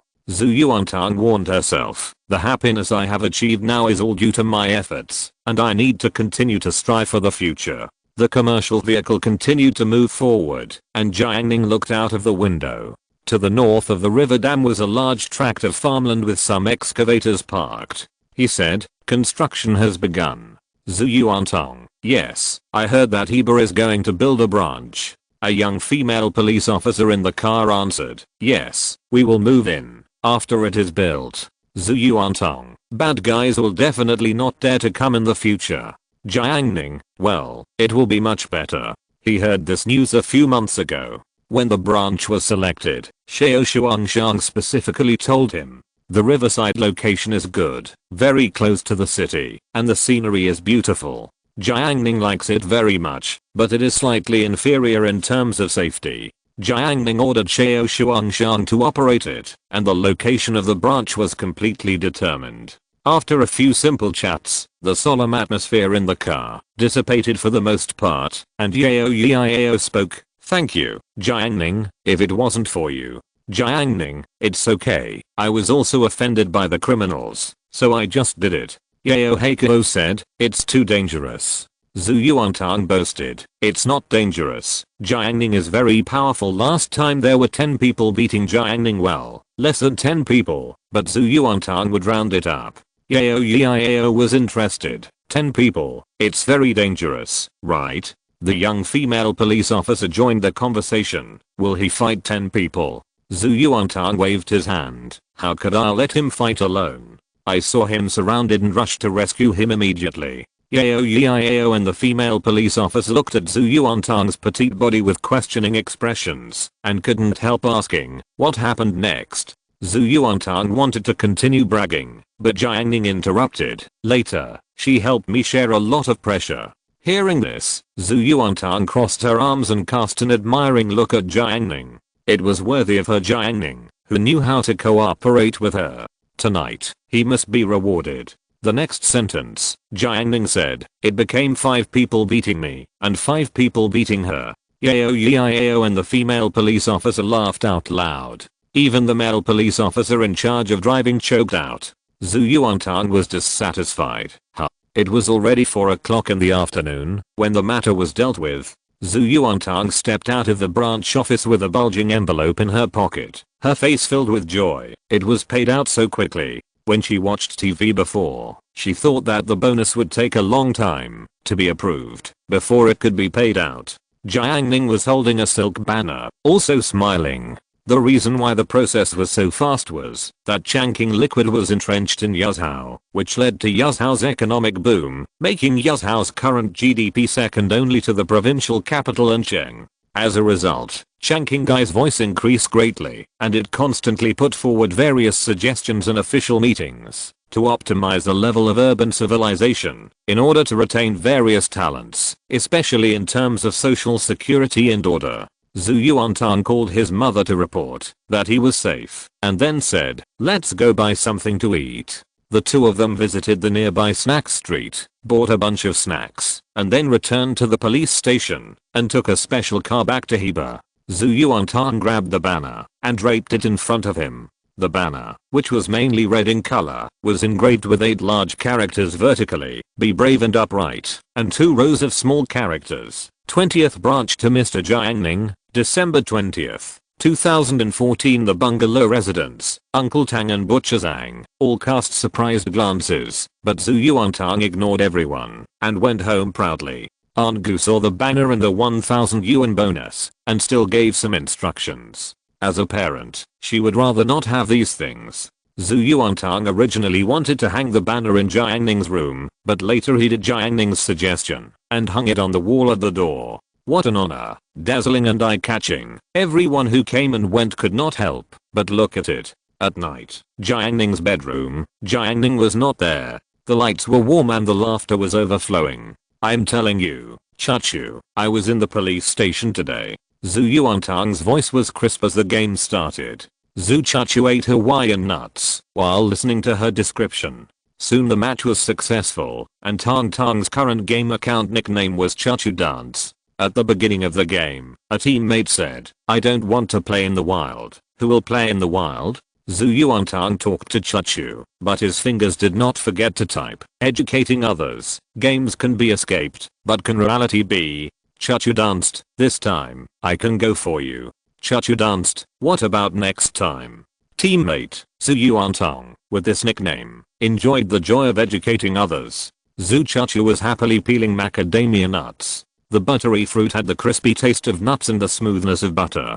Chachu loved it. Of course, she knew that she should be grateful to the person who had eaten her, so she usually peeled 2 and ate 1. After accumulating a few, she gave them to Tang Tang. Zhu Yuantang killed 2 people, picked up the fruit, rewarded himself, and then continued to kill. Before he finished eating the fruit at hand, Chachu brought new fruit. Zhu Yuantang sighed. "Chachu, you are so nice, unlike Jiang Ning, who never peeled fruit for me and always liked to steal my fruit." At the end, she felt a little melancholy. Zhu Chachu said, "He worked very hard." She knew that Tang Tang was just playing around. They both knew very well that the fruit was bought by Jiang Ning. Zhu Yuantang said rebelliously, "Chu-chu, from childhood to adulthood, I know you have the most ways. Can you think of a way to make Jiang Ning serve me?" Zhu Chachu did not refuse. She has always been very tolerant of Tang Tang's eccentricity. Even if Tang Tang wanted to pick the moon, Zhu Chachu could deal with it rationally, such as studying hard first and becoming the strongest scientist and then mobilizing the whole country. Zhu Chachu pondered for a while and said, "There is a method called teaching by words and deeds. Every time my mother washed clothes, she always called me to the side and let me watch. Gradually, I learned how to wash clothes." Zhu Yuantang caught the jungler on the opposite side and beat him up. The opponent's mid laner came to help, and she killed the mid laner by the way. She agreed, "Indeed, this method is very good. Set an example. Zhu Chachu, when he comes back, I will peel the fruit for you in front of him. Maybe he will be inspired and peel the fruit for you." But Zhu Chachu paused and continued, "You need to give positive feedback during this period. For example, after I peel the fruit for you, you must praise me or give me some benefits. In this way, Jiang Ning will understand that this labor is beneficial." Zhu Yuantang listened very seriously and nodded frequently. "Great, let's do it this way. Chachu, you are so smart." Zhu Chachu smiled lightly, clear and reserved. Jiang Ning went to Huqi Mountain tonight to refine some of the materials needed for the Dinglan formation. After everything was done, he drove the spirit boat away from the villa area. The spirit boat rode hundreds of meters. Jiang Ning looked back. His sight passed through the quiet Qinghai Lake under the night and fell on the villa area at the foot of the mountain. In the past year, because of the spirit gathering formation he arranged, which connected Huqi Mountain and Qinghai Lake area, the air quality in the nearby area has greatly improved, and all the plants and trees have benefited. The rich people in Yuzhou probably noticed it. The number of villa users, which was less than 1/3 before, has doubled to 2/3. It is estimated that it will not take long for them to be almost full. Jiang Ning smiled lightly and didn't take it seriously because the channels to enter the mountain and wade through the water were all monopolized by the Qinghai group, and Huqi Mountain and Qinghai Lake were his private domain. If these villa users relied on their privileges to secretly go into the mountain to hunt, Jiang Ning would slightly adjust the formation and make them all move away within a week. The spirit boat crossed the sky, crossed several kilometers in an instant, and arrived at the river dam. Zhu Yuantang was playing games, and his little ears stood up. Chachu, Jiang Ning is back. Act according to the plan. Zhu Chachu, okay. Jiang Ning returned to the bedroom and brought a cup of hot milk tea to Chachu and Tang. Zhu Chachu stared at the milk tea, her conscience condemned. However, after all, it was agreed in advance. Zhu Chachu continued her previous behavior. She peeled several fruits, stood up and put them next to Tang. Zhu Yuantang took a sip of milk tea and praised, "Wow, Chachu, you are so nice. You actually peeled fruits for me. I will buy you delicious food tomorrow. Buy whatever you want to eat." Hearing this, Zhu Chachu curled her lips subtly. It was too exaggerated. She smiled and said, "Okay." After 3 times in a row, Tang praised and promised huge profits each time. Zhu Chachu promised that Jiang Ning witnessed the whole process. The time has come. Zhu Chachu grabbed a few whole macadamia nuts, put them in front of Jiang Ning, and said, "Eat them." Zhu Yuantang turned his back to the two of them, with a smile on his face. It was time to witness the results. Jiang Ning looked down at the macadamia nuts and said, "Chachu, it's time to peel them for me." Chapter 716 Unexpected Score. December 21st. Sunday afternoon, the first day of school. Jiang Ning had to take Tang to school, but some students did not need to go to school. For example, Zhuang Jianhu, who had a broken arm. Huqishan Villa District. Zhuang Jianhu stood on the terrace, wearing protective gear on his arm, and he quietly looked at Qinghai Lake in the distance. Since he broke his arm, he stayed here most of the time to recuperate. The setting sun shone on the lake, dazzling. The shallow lakes around Qinghai Lake formed patches of wetlands with lush aquatic plants and shimmering waves. This kind of shallow water is the favorite place for birds. In autumn and winter, flocks of wild ducks flapped their wings and landed on the water, densely covering the water surface. At this time, the private elevator door next to the terrace opened, and Lin Zida and Ding Xuan stepped onto the terrace. At this time, a group of wild geese flew across the vast sky in formation, which was particularly spectacular. Lin Zida has good eyesight and extensive knowledge. After seeing this, he wondered, it's almost the beginning of winter. Aren't these geese going to leave? The winter in Yuzhou is quite cold. Geese often fly south for the winter and return in the spring of the following year. However, the geese near Huqi Mountain are quite magical. They have no tendency to fly south. Zhuang Jianhu said, "Maybe they are lazy." Ding Xuan said slowly, "Maybe there is something strange on the mountain." She knew that Huqi Mountain and Qinghai Lake were monopolized by the Changqing Liquid Group. There must be some secrets hidden in them, which are related to the products of Changqing Liquid and Jiang Ning. Lin Zida was also puzzled by this unnatural phenomenon and asked, "What is it?" Zhuang Jianhu was attracted. Ding Xuan looked directly at the misty Huqi Mountain in the distance. The sky was full of golden light. She slowly closed her eyes and relaxed her body slightly, trying to find the substance that made Jiang Ning extraordinary. She looked so pious, like a divine girl on a pilgrimage. The others on the terrace couldn't help but hold their breath, afraid of disturbing them. After a long while, Ding Xuan suddenly opened her eyes, dark and deep. Lin Zida couldn't help but ask, "What's up? Any big discoveries?" He was extremely convinced of his cousin's abilities.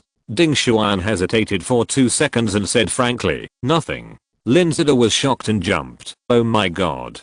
You pretended so well just now. I thought you discovered some secret. Ding Xuan said lightly. It's just the ritual of life. Zhuang Jianhu, speechless. Linzida walked to the dining table, grabbed a few pine nuts, and saw the telescope on the table. He picked it up and said happily, Jianhu, what do you do with a telescope? Playing verism? Zhuang Jianhu, to see the scenery. Linzida was amazed. He picked up the telescope and looked towards the shallow water area of Qinghai Lake. After a while, he was surprised and said, Baz Pochard, there are actually such wild ducks. Zhuang Jianhu didn't understand. Is it very rare?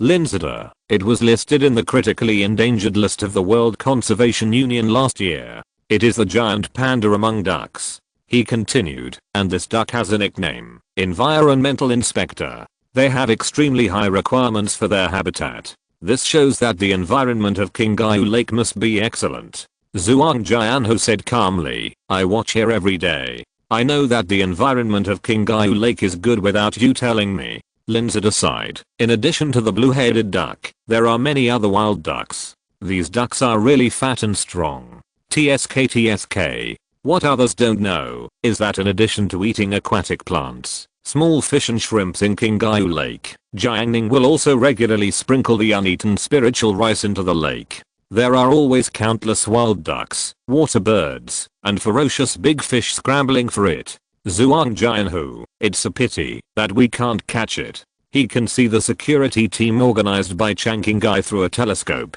Those security teams are well trained and patrol frequently to prevent any outsiders from breaking in. Unless one day the wild ducks take the initiative to fly to the outside area. Linzida chatted for a while and suddenly said seriously, yesterday, the Wu brothers' men attacked again. They attacked the informant. It happened in the farmhouse in Heba. Zhuang Jianhu immediately asked, is he okay? Linzida, the informant is fine. The murderer was kicked by Jiang Ning and was just out of danger last night. Zhuang Jianhu was stunned. What a coincidence. Linzida, yes, the informant went to the farmhouse for dinner. Given the geographical location of Heba, it is a good place to attack. It's not surprising.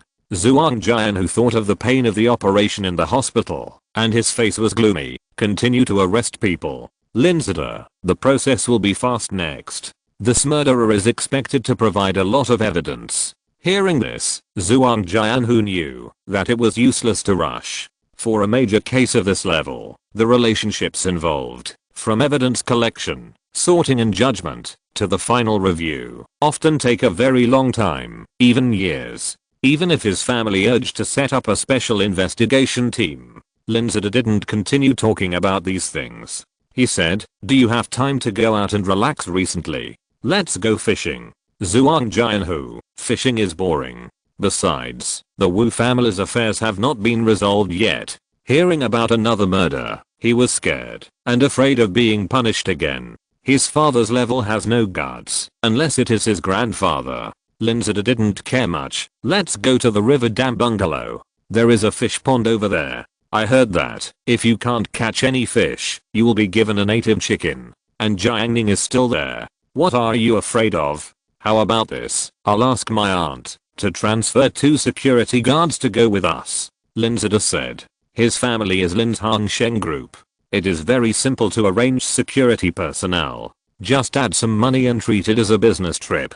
Zhuang Jianhu, it's mainly because fishing is boring. Linzida said, that may not be the case. Fishing is a simple thing. You look at the people around you, those who ride motorcycles, those who play with cameras, those who play with fish tanks, all kinds of contempt chains. But fishing is not like that. No matter what your status and equipment are, it's all useless. In this circle, whoever can catch fish is awesome. Linzida continued to work harder. You can't play basketball in the past year, so why not cultivate a hobby? Zhuang Jianhu sneered at the beginning, but was moved by what he said. Linzida, Xuan, are you going fishing? Ding Xuan had a blank expression. Let's talk about it later. At sunset, Jiang Ning's electric car drove into the gate of number 4 middle school. The spacious main road of the campus was full of students coming and going. He deliberately rode very slowly, causing some students to look confused after seeing it. Didn't the security department repeatedly emphasize that electric cars were not allowed on campus? Why were they so arrogant? The street lights were already on, but the sun was still in the sky. Zhu Yuantang saw the sun falling down little by little, and slowly, it fell behind the teaching building. After parking the electric car, Jiang Ning stepped into the classroom of class 8. After Chen Xiaoyu found them, she immediately straightened her back, looked up at Jiang Ning, and said happily, "The test papers for the joint entrance examination should be distributed today. I'm so nervous." There was some anticipation in her expression. Even if you are as calm as Bei Yuxia, you can't completely ignore the results that are about to be announced. At this time, the gap is reflected. Zhu Yuantang remained calm, sat down proudly, and uttered 3 words. Keep a normal mind. That kind of momentum is full of the style of a general. Chen Xiaoyu muttered in her heart, "How can you not be nervous?" Her eyes flickered, and she suddenly said, "Tong Tong, this time there are not only middle schools in our city, but also Huacheng number 1 middle school, and Shicheng number 2 middle school. These high schools are all stronger than Yaozhou number 2 middle school." She searched for powerful opponents for the arrogant Tong Tong. This move is called using the opponent's strength to suppress Tong Tong. Zhu Yuantang's mouth curled up. Aren't there high schools in Ansheng participating? Chen Xiaoyu was surprised. Isn't Huacheng number 1 middle school strong? How is it compared to Ansheng number 1 middle school? Zhu Yuantang asked back. Well, it's definitely not as good. Chen Xiaoyu admitted that the top scorer for 2 consecutive years came from that high school in Ansheng. With Chen Xiaoyu's intelligence, she naturally couldn't threaten Tong Tong. She sighed and thought about her own grades. Zaya, how did you do in the exam this time? She asked. Bei Yuxia, there is some improvement. This semester, she often asked Jiang Ning for help with questions, and she thought her grades had improved to a certain extent. I hope you can get into the top 20 in the grade. Chen Xiaoyu encouraged. Bei Yuxia, if you are in the top 20, it seems that you still can't get into a 985 university. Only the top 10 in the grade can secure a 985 university. The top 15 are a bit dangerous. Chen Xiaoyu, what about 211 universities? How many can get into a 211 university? Bei Yuxia thought of previous years and said, stay in the top 40. Chen Xiaoyu, that's so difficult.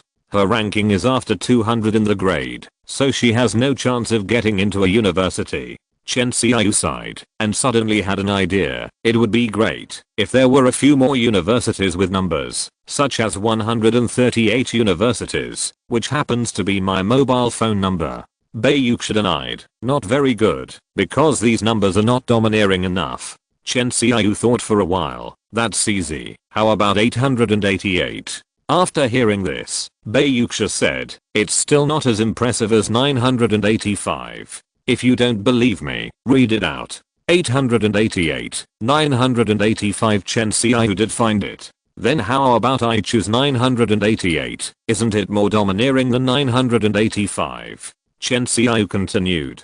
Bei Yuxia denied it again. The improvement is minimal, it's better not to do it. Chen Xiaoyu racked her brains, and finally inspiration flashed through her mind. She thought of 996. Use 996. These 3 numbers, aren't they awe-inspiring? Jiang Ning, who had been listening, suddenly fell silent after hearing this string of numbers. Even though Bei Yuxia usually disagreed with Chen Xiaoyu, she said at this moment, well, this is okay. Finally getting the recognition of the smart person Bei Yuxia, Chen Xiaoyu opened her eyes wide, shining brightly, as if she had a glimpse of a bright future. She was full of motivation. From now on, you will get 985, and I will get 996. Jiang Ning, too strong. Chen Xiaoyu was extremely happy. Look, even Jiang Ning praised me. In the first class of the evening self-study, Gao Hishuai stepped into the classroom. No one looked at him today. Everyone stared at the test paper in his hand. The classroom was unusually quiet, as if they could hear each other's rapid heartbeats. Boom. Boom. Boom. Gao Hishuai's face was dark and serious. He knew what his classmates were expecting. He didn't nag like an old scholar. He skipped the tedious process and shouted, Shan Keiquan, hand out the test papers. Shan Kaikwun came from the back row. All the classmates' eyes were transferred to Shan Kaikwun's hands. Che Wei, who was occupying a desk alone, saw this scene, and his face darkened for a moment. He used to be a representative of the math class, and then pretended to resign, but Geo Hishui agreed. Che Wei, I just tried to test your thoughts, and I didn't want to resign. But you agreed? He was very angry. Chemistry and mathematics are Che Wei's strengths. He estimated that his math score would be around 110 points. This time, he will definitely crush Shan Kaikwun and make Geo Hishui regret it. Che Wei trembled all over, waiting for the announcement of the math results. At this moment, students in both the front and back rows were all nervous. Ma Shichen, who was sitting in the fourth row, put down his phone and took a deep breath. Wang Lang Lang said, "Brother Ma, don't be nervous." Ma Shichen was not very confident about his math grades. No one wanted to face the pain. He told him, "Lang Lang, after the test papers are handed out, you can help me check the scores." Wang Lang Lang was very competent, no problem. After thinking about it, Ma Shichen felt that he had to face reality after all. He said, "Lang Lang, if my score is over 30 points, you can ask, are you okay? If it's over 60 points, you can ask, are you and your mother okay? If it's over 90, Wang Lang Lang said hurriedly, I understand. Ask you, your mother and your father are okay." Ma Shichen was quite satisfied. "You still understand me?" After this explanation, Ma Shichen lowered his head and concentrated on studying his phone. With the guard Lang Lang there, he didn't worry about being caught by Geo Hishui. Shan Kaikwun moved quickly and handed out the test papers one by one. Huang Zhangfei only scored 101 points. Yuan took the opportunity to comfort him. "Oh, monitor, this math test is very difficult. Everyone's overall scores are very low. Your score is very good." Huang Zhangfei, "Well, thank you." Yuan was very happy and successfully comforted the disappointed monitor. At this time, Shan Kaikwun passed by and handed out the test paper. "Yuan, yours." Yuan hurriedly looked at the test paper, and then a smile froze on her lips. She scored 49 points. Jiang Yan and around her scored 79 and Shen Qinsh scored 98 points, all higher than her. Che Wei was looking forward to it. Come on. Finally, Shan Kaikwun arrived, and he threw Che Wei's test paper 99 points. Che Wei was stunned. How could it be 10 points less than he estimated? He was not convinced, put down his posture, looked back at Jiang Ning and Zhu Yuantang's test papers, and then saw two 150s. Che Wei was shocked. "I must be blind." Chen Xiaoyu got her test paper, 92 points, passed, not bad. Bei Yuxia scored 121 points. Song Sheng estimated the wrong score, only 115. Chen Kan showed off his 131 points everywhere. He deserves to be the most hard-working student in class 8. Except for Jiang Ning and Zhu Yuantang, he is almost unrivaled. Apart from Bei Yuxia, who ranked 4th in mathematics, he scored a full double-digit score. Back row. Myo Zhe saw the score of 108 and felt it was okay. His deskmate Wu Xiaokameng scored 20 points on 4 multiple choice questions. 4 consecutive seats. Wang Lang Lang received his and Ma Zhe's test papers. He stared at the scores on Ma Zhe's paper, hesitating how to start. Ma Shichen waited for a while and didn't hear Lang Lang's movement. He lowered his head. "Lang Lang, what's wrong?" "Wang Lang Lang, Ma Zhe, do you have a dog at home?" Ma Shichen puzzled. "Yes, we have a local dog." Wang Lang Lang looked at Ma Zhe's math test paper with 5 points, considered the tone, and finally asked, "Ma Zhe, is your dog okay?" Chapter 717 Sanctions on Bei Yuxia. Chen Xiaoyu was not satisfied with her math score. Well, when she first learned that she scored 92 points, she was extremely satisfied. Compared with the last time, she had made great progress. Chen Xiaoyu was not very ambitious. She was content with what she had and had a good mentality. But Bei Yuxia scored 121 points, which was 29 points higher than her. Rounding it off, it was 30 points. She and Bei Yuxia both received tutoring from Jiang Ning. Regardless of the time and depth of her education, she received more than Bei Yuxia. Why did she score so much lower than Bei Yuxia? Arkings, princes, generals, and ministers the same. Chen Xiao had the idea of catching up, and for a while, she was full of fighting spirit. She repeatedly reviewed the test papers, specifically checking for mistakes and omissions, and reviewed them, trying to correct her shortcomings, and surpass Bayuxia in the next exam. Bayuxia noticed her serious expression, and her eyes inadvertently glanced at her paper. Hey, Jiang Ning has talked about this question, right? I remember you did this question before. How come you got it wrong again? This pretended surprise and slightly superior tone made Chen Xiao feel suppressed and humiliated by Bayuxia. She felt ashamed and angry, but she still refuted. Zaya, have you heard a saying? No one will make the same mistake twice. When you make the same mistake for the second time, it is not a mistake, but a choice. Her face flashed with wisdom, as if she was telling the truth of ancient sages. Bayuxia looked at an idiot and said, "You are just stupid." Chen Xiao was annoyed. "You say I'm stupid, right?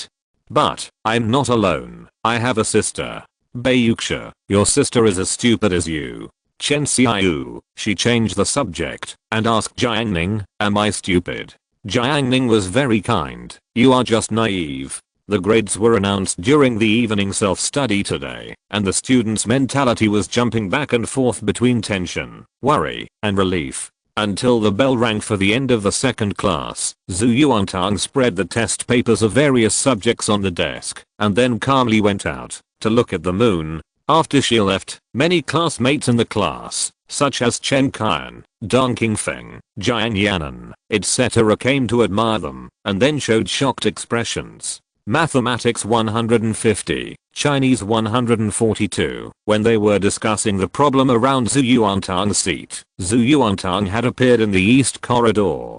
Today's experimental class 1 is very lively. In the bright classroom, all the students are discussing their grades. No one goes out to relax, so the entire east corridor is occupied by Zhu Yuantang. However, there is another girl, also standing in the moonlight.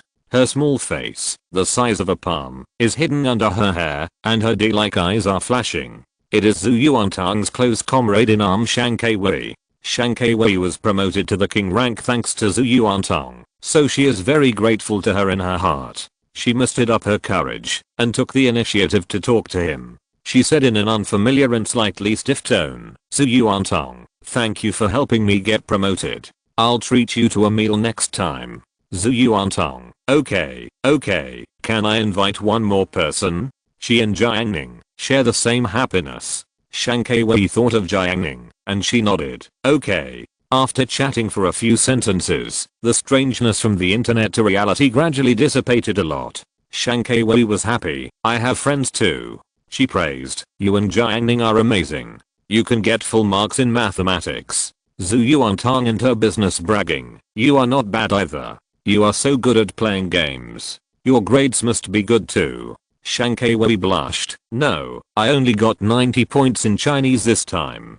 Zhu Yuantang was slightly embarrassed. She quickly turned around in her mind and changed the subject. "Haha, you are good at playing games, which means you must be sharp-minded. Mathematics is your strong point, right?" Shang Wei lowered her face. "I got 80 points in mathematics."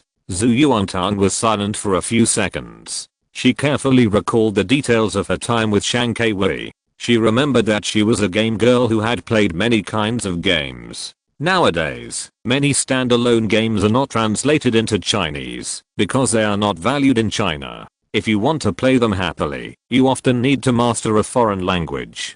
Zhu Yuantang asked again, "Then you are good at playing games, so your English must be very good, right?" Shang Wei's eyes turned red. "English 70. Zhu Yuantang shut up. The atmosphere on the east balcony became silent and suffocating, and Zhu Yuantang's small toes tapped gently. After a while, she tentatively asked, "Are you still willing to treat me and Jiang Ning to dinner?" Shang Wei was extremely sad. She was not very good at socializing in reality. She finally mustered up the courage, but suffered a huge blow, completely crushing her yearning for life. She asked, "Are you free tomorrow?" Zhu Yuantang breathed a sigh of relief. Free. Shang Wei, "What about the day after tomorrow?" Zhu Yuantang, free. Shang Wei, "What about yesterday?" Zhu Yuantang was puzzled. Yesterday has passed? Shankai Wei said timidly. I wanted to treat you to a meal yesterday, but it's over. Zhu Yuantang frowned. The last class of the evening self-study. Ma Shiqing, who had suffered a heavy blow, was comforted by his excellent English results. He scored 132 points in English, making up for all the points lost in mathematics. He can finally play games with peace of mind. Jiuo Kanan and Hu Jun exchanged seats and rested in the back row. He recounted what he saw during the break. I went out to buy milk tea, and I saw two yellow-haired people riding motorcycles at the school gate. Shan Keikwon said, wasn't there a lot of middle schools in the town before? He was in junior high school in the town, and he often saw yellow-haired people gathering at the school gate in groups after evening self-study. Jiuo Kanan said indignantly, the key is that the yellow-haired guy has a girl on his motorcycle. She is definitely above average in appearance. He wondered, why can yellow-haired guys find girlfriends so easily? He was so puzzled that he ignored the message sent by Cuiu. Brother Nan, are you still doing the skit show on New Year's Day? Shan Keikwon recalled the past and nodded. Yellow-haired guys can find girlfriends easily. Ma Shiqing, who was playing games, said, nonsense, you can only remember those yellow-haired guys with girls, and more often, there is another yellow-haired guy sitting on the back of the yellow-haired guy's motorcycle. Hearing this, Jiuo Kanan's mood improved. Indeed. It seems to be true. Shan Keikwon's concept was also changed. Indeed, the girls that yellow-haired guys can find are generally not of good quality. Jiuo Kanan said, yes, it seems that high-quality girls, such as Zhu Yan, the monitor of class 11, don't look down on those uneducated hooligans at all. At this point, his attitude was quite disdainful. Shan Keikwon looked at him and thought, Zhu Yan doesn't seem to look down on Brother Nan either. But he would not say such words that would affect the brotherhood. Jiuo Kanan's RQ psychology was satisfied to a certain extent. At this time, Cuiu sent another message. Brother Nan, my former female classmate asked me for your questions. Jiuo Kanan was surprised and happy, and replied hurriedly, did you give it to her? Is she pretty? Cuiu, I'm lying to you. I just want to confirm whether you are there. Give me an answer. Are you going to prepare the program for the New Year's Eve party? In the front row, Jiang Ning was drawing. Zhu Yuantang observed for a while and found that she couldn't understand it at all. She unscrewed the cup and drank the hot water in the cup in one gulp. She looked at the empty cup, then looked at the water dispenser in the northwest direction of the classroom, and then looked at Jiang Ning, wondering if he could get the hot water for her. However, seeing Jiang Ning's serious look, Zhu Yuantang gave up. She turned her attention to the back row and prepared to trick a coolie. Chen Xiao whispered, someone in the grade group is talking about games. Director Yan criticized everyone for being distracted by playing with things. Why would they be distracted by playing with things? Tang Tang plays games every day, but his grades are still very good, right? Zhu Yuantang was very satisfied after hearing this. So, he decided to spare Chen Xiao. Bei Yuxia couldn't bear to see Chen Xiao's stupidity. She blurted out without thinking, full of metaphors, this idiom has another meaning. If you have a low IQ, you will become someone else's plaything. As soon as she said this, Bei Yuxia regretted it immediately. She was in a panic. Damn it, it's all Xiao's fault for sending me the comfort thing the day before yesterday. Chen Xiao was shocked at first, shocked by Bei Yuxia's explanation, and then became suspicious. At this moment, Zhu Yuantang locked on the target. She turned around and inquired, Yuxia, the water in your cup is finished, aren't you going to get some water? Bei Yuxia was so smart that she saw through Tang Tang's plan at a glance. How could Bei Yuxia leave? What if Chen Xiao talked nonsense with Jiang Ning and others while she was getting water? So Bei Yuxia replied, no. Zhu Yuantang said again, it's just class, and there's still a long time before school ends.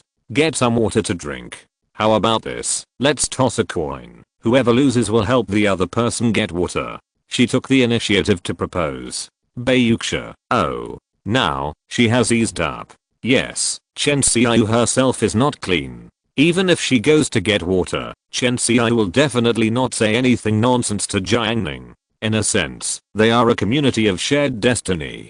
Thinking this way, it doesn't matter to go get water. Thinking carefully, Bayuxia is indeed a little thirsty. Zhu Yuantang took out a coin. Will you come? Let's play coin guessing. Bayuxia, okay. Chen Xiao's face was full of solemnity. Has this day finally come? Bayuxia and Zhu Yuantang will compete. Who will win? From a personal perspective, Chen Xiao hopes that Tang Tang will win and hit Bayuxia's arrogance hard. But from a realistic perspective, Chen Xiao feels that Tang Tang's hope of winning is extremely slim, even if it is just a simple coin guessing. Zhu Yuantang shook the coin with both hands. Bayuxia watched this scene quietly. Her eyes were as calm as lake water, without any tension. Finally, Zhu Yuantang stopped. Bayuxia was about to guess the answer. Zhu Yuantang took the lead and asked, "Are you willing to accept the loss?" "Yes." Zhu Yuantang asked, "What year is this coin?" After saying this, Bayuxia's calmness was no longer there, and she showed a confused look. Chen Xiao was stunned, and then, she was shocked by her beauty. Half a minute later, Bayuxia calmed down with a cute face, carrying 2 water cups, and went to the northwest corner to get hot water. Zhu Yuantang was proud. It's easy. At night, fog rose. Zhu Yuantang found that his mother had gone to rest, so he sneaked to Jiang Ning's house. Not only did she come, but she also brought a few ice creams to reward herself for her hard work. After all, she got the first place in this exam. Jiang Ning didn't play games. He continued to draw. What he drew was the formation diagram. The complex pattern on the paper was dotted with various symbols. Those were the materials needed for the formation. Because the present world is different from the world of immortal cultivation, many materials cannot be found, and often other materials are needed to replace them. In this way, many details need to be optimized and adjusted by Jiang Ning bit by bit. Zhu Yuantang bit the ice cream and muttered, "You haven't eaten yet." "I finished it." Jiang Ning, wait a minute. "Okay." Zhu Yuantang deliberately ate slowly to wait for him. She curled up on the sofa, eating ice cream lazily and swiping her phone. From time to time, she giggled. It sounded so happy, not to mention how happy she was. Joy turns to sorrow. The door was suddenly pushed open, and Aunt Gu walked into the room. Aunt Gu saw Zhu Yuantang eating ice cream clearly. The air condensed at this moment. Jiang Ning noticed it, but he didn't say anything, and continued to draw. Zhu Yuantang picked up the ice cream on the small table with her little hand, and handed one to her mother. Aunt Gu glanced at Jiang Ning in the room. She took the ice cream, tore open the package casually, and then sat on the sofa to eat the ice cream. No one in the room spoke. Quiet time passed slowly between the fingertips of the mother and daughter. Aunt Gu took the last bite of the ice cream, threw the wooden handle into the trash can, and then said calmly, "Tang Tang, it's time to go home." Zhu Yuantang cried, "Mom, I don't miss home." Tang Tang left and never came back. Jiang Ning smiled happily. Suddenly, a WeChat call invitation popped up on the screen of his mobile phone. It was Zheng Lu's call. After he answered the call, Zheng Lu's sweet voice came from the other end of the phone. "Jiang Ning, it's raining so hard in Ancheng. There was thunder, and I was a little scared." Every time she called, she would always find an excuse, as if she was afraid of disturbing Jiang Ning's life by being reckless for no reason. Jiang Ning smiled. "It's sunny in Yazhou. When will you come back?" Zheng Lu said worriedly. "There is still some time, and I didn't participate in this joint examination. I don't know how to assign seats." "It's easy. I'll talk to the class teacher and assign seats according to your last exam results," he said. "Is it okay?" She was surprised. Jiang Ning said with certainty, "Of course." "Zheng Lu, what are you doing?" Jiang Ning, "Drawing." As he said that, he took a photo and sent it to Zheng Lu. Zheng Lu looked at it carefully for a while, but didn't quite understand it, so she hoped that Jiang Ning would explain it to her. After chatting for about half an hour, Zheng Lu asked him to continue, but she was afraid of thunder and hoped to hang on the phone for a while. Jiang Ning agreed. The two of them connected the microphone like this, and outside the window next to the desk, wisps of fresh air floated down, as if falling from the moon. At 11:30, in the silent room, Zheng Lu's voice came from the receiver again. "I'm going to sleep, Jiang Ning. Well, good night." Zhenglu hesitated for a moment. She didn't hide it, but said, in fact, it didn't rain or thunder in Ansheng today. Jiang Ning's pen tip hooked a symbol, and he said, I know. Zhenglu, how do you know? Did you look at the weather forecast for Ansheng? Jiang Ning said softly, I didn't hear thunder, I only heard your breathing. Chapter 718 Cage. The next day, before the evening self-study session, Zhu Yuantang and Jiang Ning went outside the school to buy warm ice wine. It gets dark very early in winter, but it was not completely dark at this time, and the neon lights on both sides of the street were already on.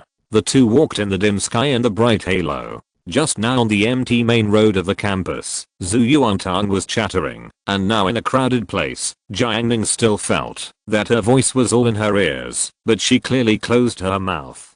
Going forward, near the wine shop, she said excitedly, Jiang Ning, I want to eat ice wine with taro balls. Jiang Ning said simply, buy. Zhu Yuantang, buy 2 cups. Jiang Ning, 4 cups. Zhu Yuantang was surprised, I want 3 cups. Jiang Ning denied, no, 1 cup for Chen Xiaoyu, and 1 cup for Beiyuxia.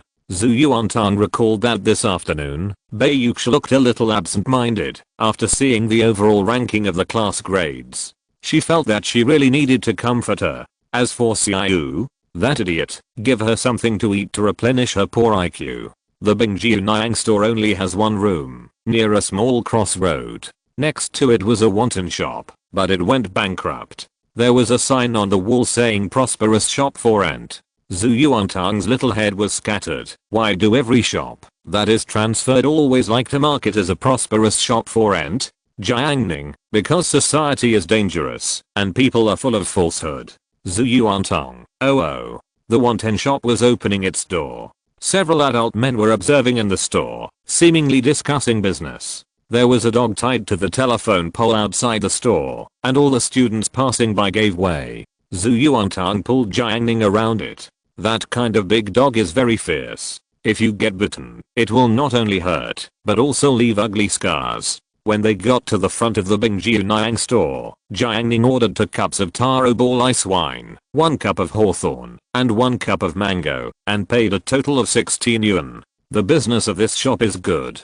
It is the time for school to be over, and many students are waiting. I also ran into Che Wei from my class. Che Wei is neatly dressed, with a clean and refreshing light colored plaid jacket, loose jeans, and a pair of New Balance retro shoes. In terms of appearance, he beats Jiuo Kunan and his group in seconds. Che Wei is not alone, and there is a female classmate with him. Since being sanctioned by Pang Zhao, Che Wei has lost all his friends of the opposite sex. Later, he fought back and finally became a free man. Now he has re-established interpersonal relationships. He chatted with a girl from the number 4 middle school post. Her voice is particularly nice. They chatted all night and finally agreed to meet this afternoon. Che Wei's expected date, the girl who chatted with him all night about art, literature, and life, finally appeared in reality. She jumped closer, like a rhino charging. Che Wei tasted the taste of bullhorns. He stood in front of the ice wine shop, looking at the sun in the west, feeling a kind of confusion like a dream.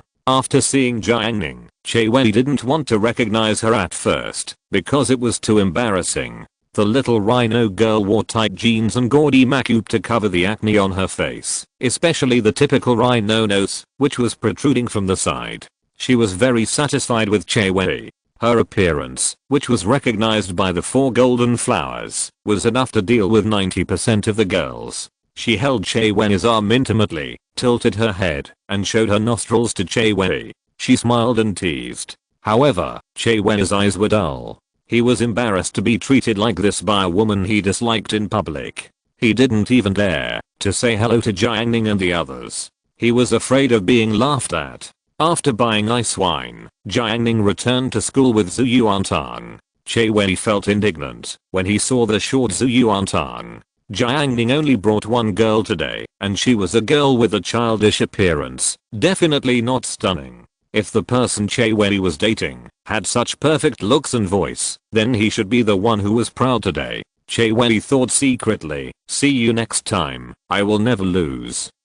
Classroom 8. After the ranking of grades was determined, Duan Shigen had a sad face inside because he was the last. What does it mean to be the last in class 8? Everyone cleared the door. After Liu Chuandao worked hard, he actually rose by nearly 15 places in a rage. It's so scary. Liu Chuandao, Wu Zioki and others came to visit. Brother Gang, as the eldest brother, if you don't carry the burden forward, who will carry the burden forward? Who else but you?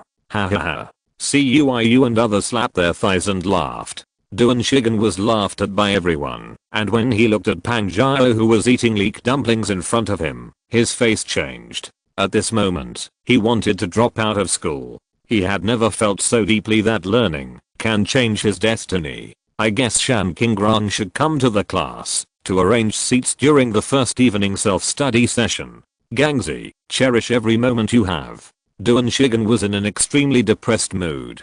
Although he hadn't changed seats yet, he had already felt the heavy pressure. Compared to the miserable Duan Shigen, a fat squinty-eyed boy walked into the class from the back door of the classroom. As soon as he entered the class, the atmosphere changed immediately. Wang Lang congratulated him. Brother Sheng did great in this exam. Shan Keiquan was also attracted by his attention. He didn't expect that what he didn't do was actually done by Song Sheng.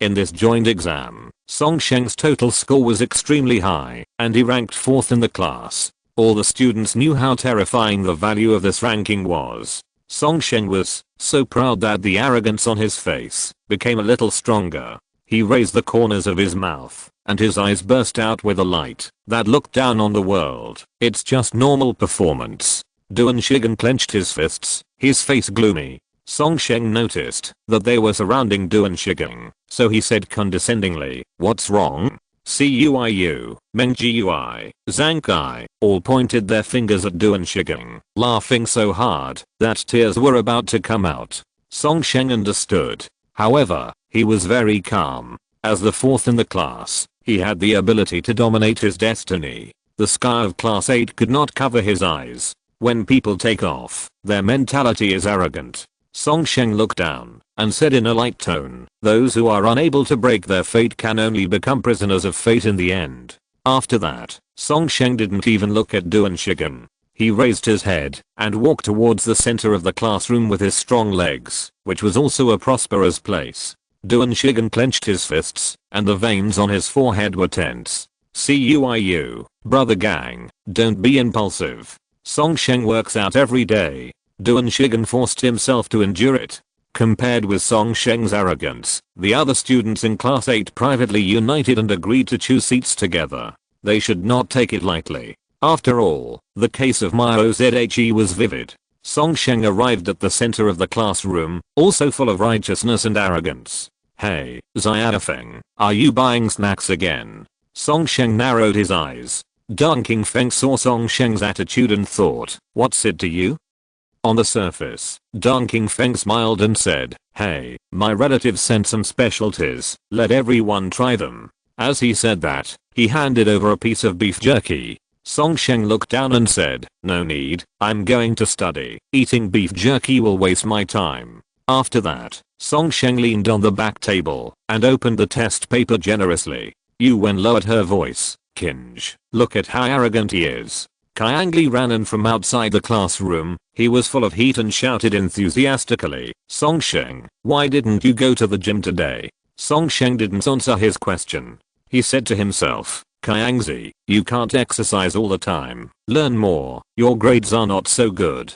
Qiangli was stunned. At this time, experimental class 1. The head teacher Hu Hao was standing at the door of the class, with his hands behind his back, scolding the students in the class. The targets of the scolding were Wen Ziyuan, Deng Jiai, and Yuan Xiaomao. In this joint exam, Zhuang Jian who was unable to take the exam because he was disabled, which reduced the number of the top 10 members in their class. Hu Hao was very angry. He pointed at Wen Ziyuan's nose. "How many points did you regress in math?" 15 points. Wen Ziyuan, 13 points. Hu Hao, rounded to 15. Yuan Xiaomao whispered, rounded to 10 points. Several students laughed. Hu Hao's mouth twitched, and he reached out to poke Yuan Xiaomao's glasses. "You dare to laugh? You can write off topic in your Chinese composition."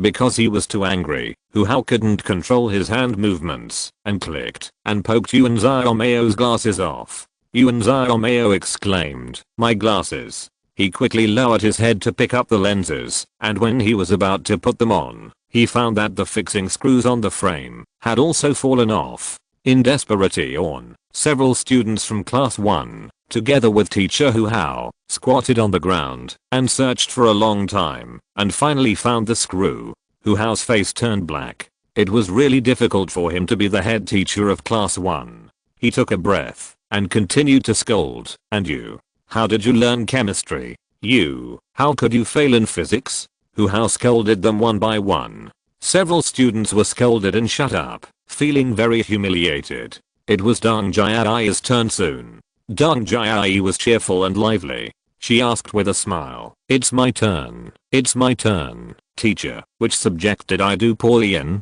Hu Hao's tone was choked, and he scolded him. "Which subject did you do poorly in? Which subject did you do well in? Why didn't I kick you out of class 1 in the first place?" These words were very heavy, and Deng Jiai shut up. Hu Hao's authority was perfectly demonstrated at this moment. Hu Hao pointed at Du Chuan, who was studying hard in the classroom. "Look at him, his attitude." "What's your attitude? You still play games, watch anime, and chase stars. Can you learn well like this? Look at Zhu Yuantang from class 8. Hu Hao became more and more excited, saliva flying. "I heard that Zhu Yuantang, who is the top student in the grade, often studies until 2 o'clock in the morning every night after returning home, and then turns off the lights to go to bed." Wei Ziyuan and others lowered their heads even lower. At this time, Zhu Yuantang and Jiang Ning passed by the stairs. Zhu Yuantang heard the voice and was very surprised. She asked, "Is it true? Why don't I know about this?" Hu Hao couldn't hold it anymore and left class 1 angrily. Several students in class 1 paid respect to Zhu Yuantang, which was great. Zhu Yuantang returned to the classroom and gave the ice wine to Bei Yuxia. She comforted him. "Relax, although your class ranking has declined, your grade ranking has improved, hasn't it?" Bei Yuxia, "Thank you. How much is it?" Zhu Yuantang waved her hand and said, "Please." Bei Yuxia held the warm mango ice wine, and her heart was warm. The idea of teaching Tang Tang a lesson tonight was put aside. Not long after, the bell rang, and Shan Qingrang appeared at the door of class 8. When he saw Zhu Yuantang eating in class, he didn't feel dissatisfied. On the contrary, he specially remembered the ice wine that Zhu Yuantang ate and planned to buy some next time. Shan Qingrang stepped onto the podium, cleared his throat, and said, "Change seats later." As soon as the words fell, Cuiu said enthusiastically, "Okay." Shan Qingrang added, "I've said it before, after every major exam, we will be ranked according to the ranking." Cuiu said loudly, "That's right, we are familiar with it." Shan Qingrang said again, "In the future, the seats will be allocated in this way. Everyone cooperate well." Cuiu said in a rhythmic way, "Okay, we will definitely cooperate."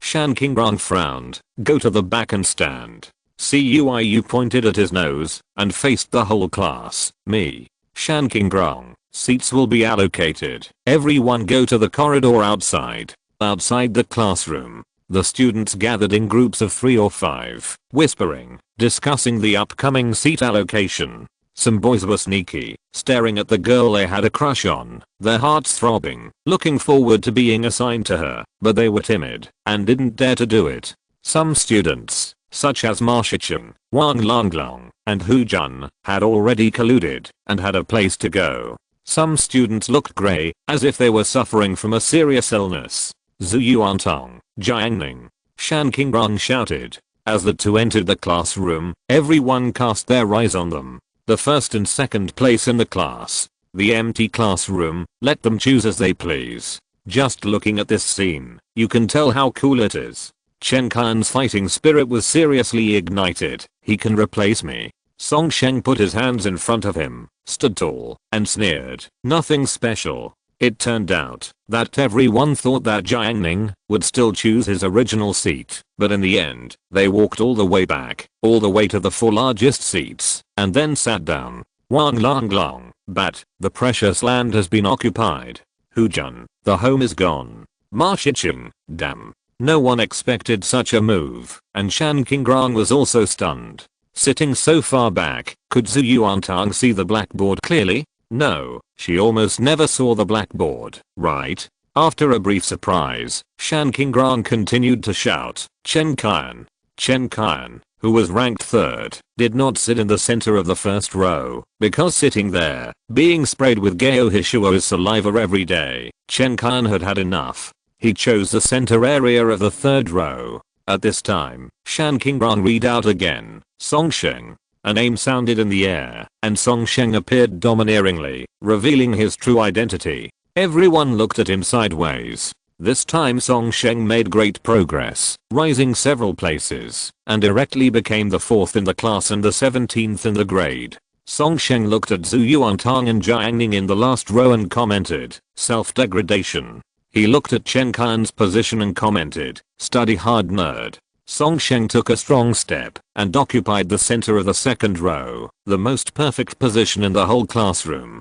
5th place, Bei Yuxia. She had a blank expression on her face and sat down in the 4th row, only 1 seat away from Jiang Ning. Wang Long, home is really gone. 6th place, Dong Qingfeng. He and Meng Xian, the woman Kao Kun loved deeply, made an appointment in advance and chose a seat by the river in the 4th row. 7th place, Huang Zhangfei. He chose the second to last row. Shan Qingrong was worried now. Why are all the good students in the back row?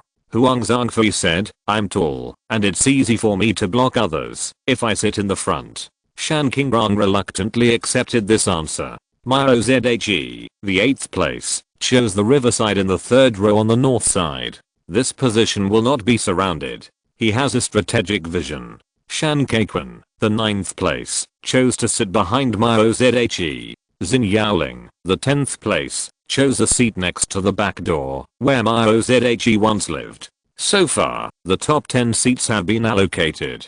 The next ones are Yang Sheng, Wan Yang, Shen Qinj, Che Wen and Chen Xiaoyu, who got the former residence between Jiang Ning and Bei Yuxia as they wished. As more and more students choose their seats, fewer and fewer students are left. With each missing person, Duan Shigeng's face becomes darker, as if he is consuming his soul. He looked around and saw fewer and fewer empty seats in the classroom. Abnormally, the back row was full. In front of the 4 rows, Yuan and Huang Zhangfei were in the same row, and there were Jiang Yanan and Shen Qinj. The beautiful Shen Qinj sat in front of Jiang Ning and Zhu Yuantang.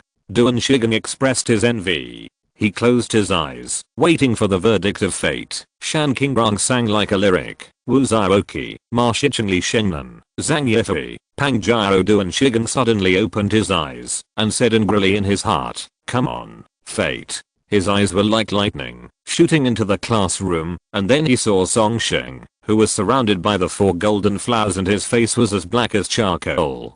Duan Shigeng suddenly realized, am I okay? Duan Shigeng, who was the last one, actually got a seat in the 1st row, although it was by the front door. After he sat down, his head was still in a daze and he could not accept the current situation. After a long while, he wrote to Songsheng, people who have the ability to break their fate may end up falling into the well of the 4 golden flowers. Chapter 719. Outsider Shen Qinj. 8 have been assigned. Some are happy, while others want to die. Songsheng tore up the note sent by Duan Shigeng, tore it into pieces, and subconsciously wanted to throw it on the ground. Pang Jiao warned him, do you dare to throw it at me? Songsheng's powerful palm tightly grasped the note. The pride of being the 4th in the class turned into resentment. Fortunately, the seats were assigned at this moment. Shan Qingrong entered the classroom and walked towards Zhu Yuantang's desk. Then, everyone saw a magical scene.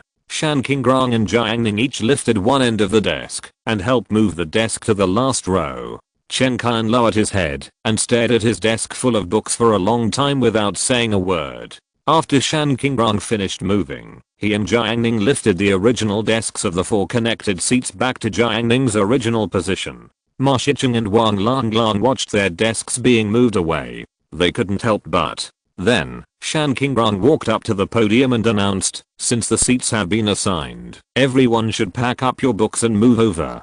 Don't move the desks to avoid making the classroom smoky. Okay. The students secretly pouted. Isn't it just the first in the grade? What's so great about it? However, this kind of resentment was not serious. Everyone quite agreed that learning is king. Although the desks were not moved, the classroom was still noisy. Zhu Yuantang was worried. Jiang Ning, our treasure land that is warm in winter and cool in summer, is not because of the place, but because of the desks. Jiang Ning, yes. The exact reason is because of him. Zhu Yuantang believed it. She had been small all these years in school and had never sat in the back row. She was seduced by Jiang Ning, but when she got here, she became cautious again. In contrast, Chen Xiaoyu arrived with a pile of books in her arms, excited, and she said in an expectant tone, "I'm here." A pair of bright eyes curiously looked at everything around. As the distance shortened, the blackboard behind the classroom became clearer, and even the paint on the chalk words on the blackboard newspaper could be seen. Just like when Chen Xiaoyu and her sister appreciated the small works of art, the panoramic view suddenly changed to a close-up, with more details. In short, it was magical. 10 minutes later, the movement in the classroom dissipated a lot, and only the sound of arranging books could be heard vaguely. Zhu Yuantang said, "There is no place to lean on the back. They are now in the last row." The speaker is unintentional, but the listener is intentional. Shan Qingrong secretly took note, and after explaining a few words, he went out to find a chair. Now, the atmosphere is completely relaxed. Everyone's novelty about the new seats made the classmates whisper.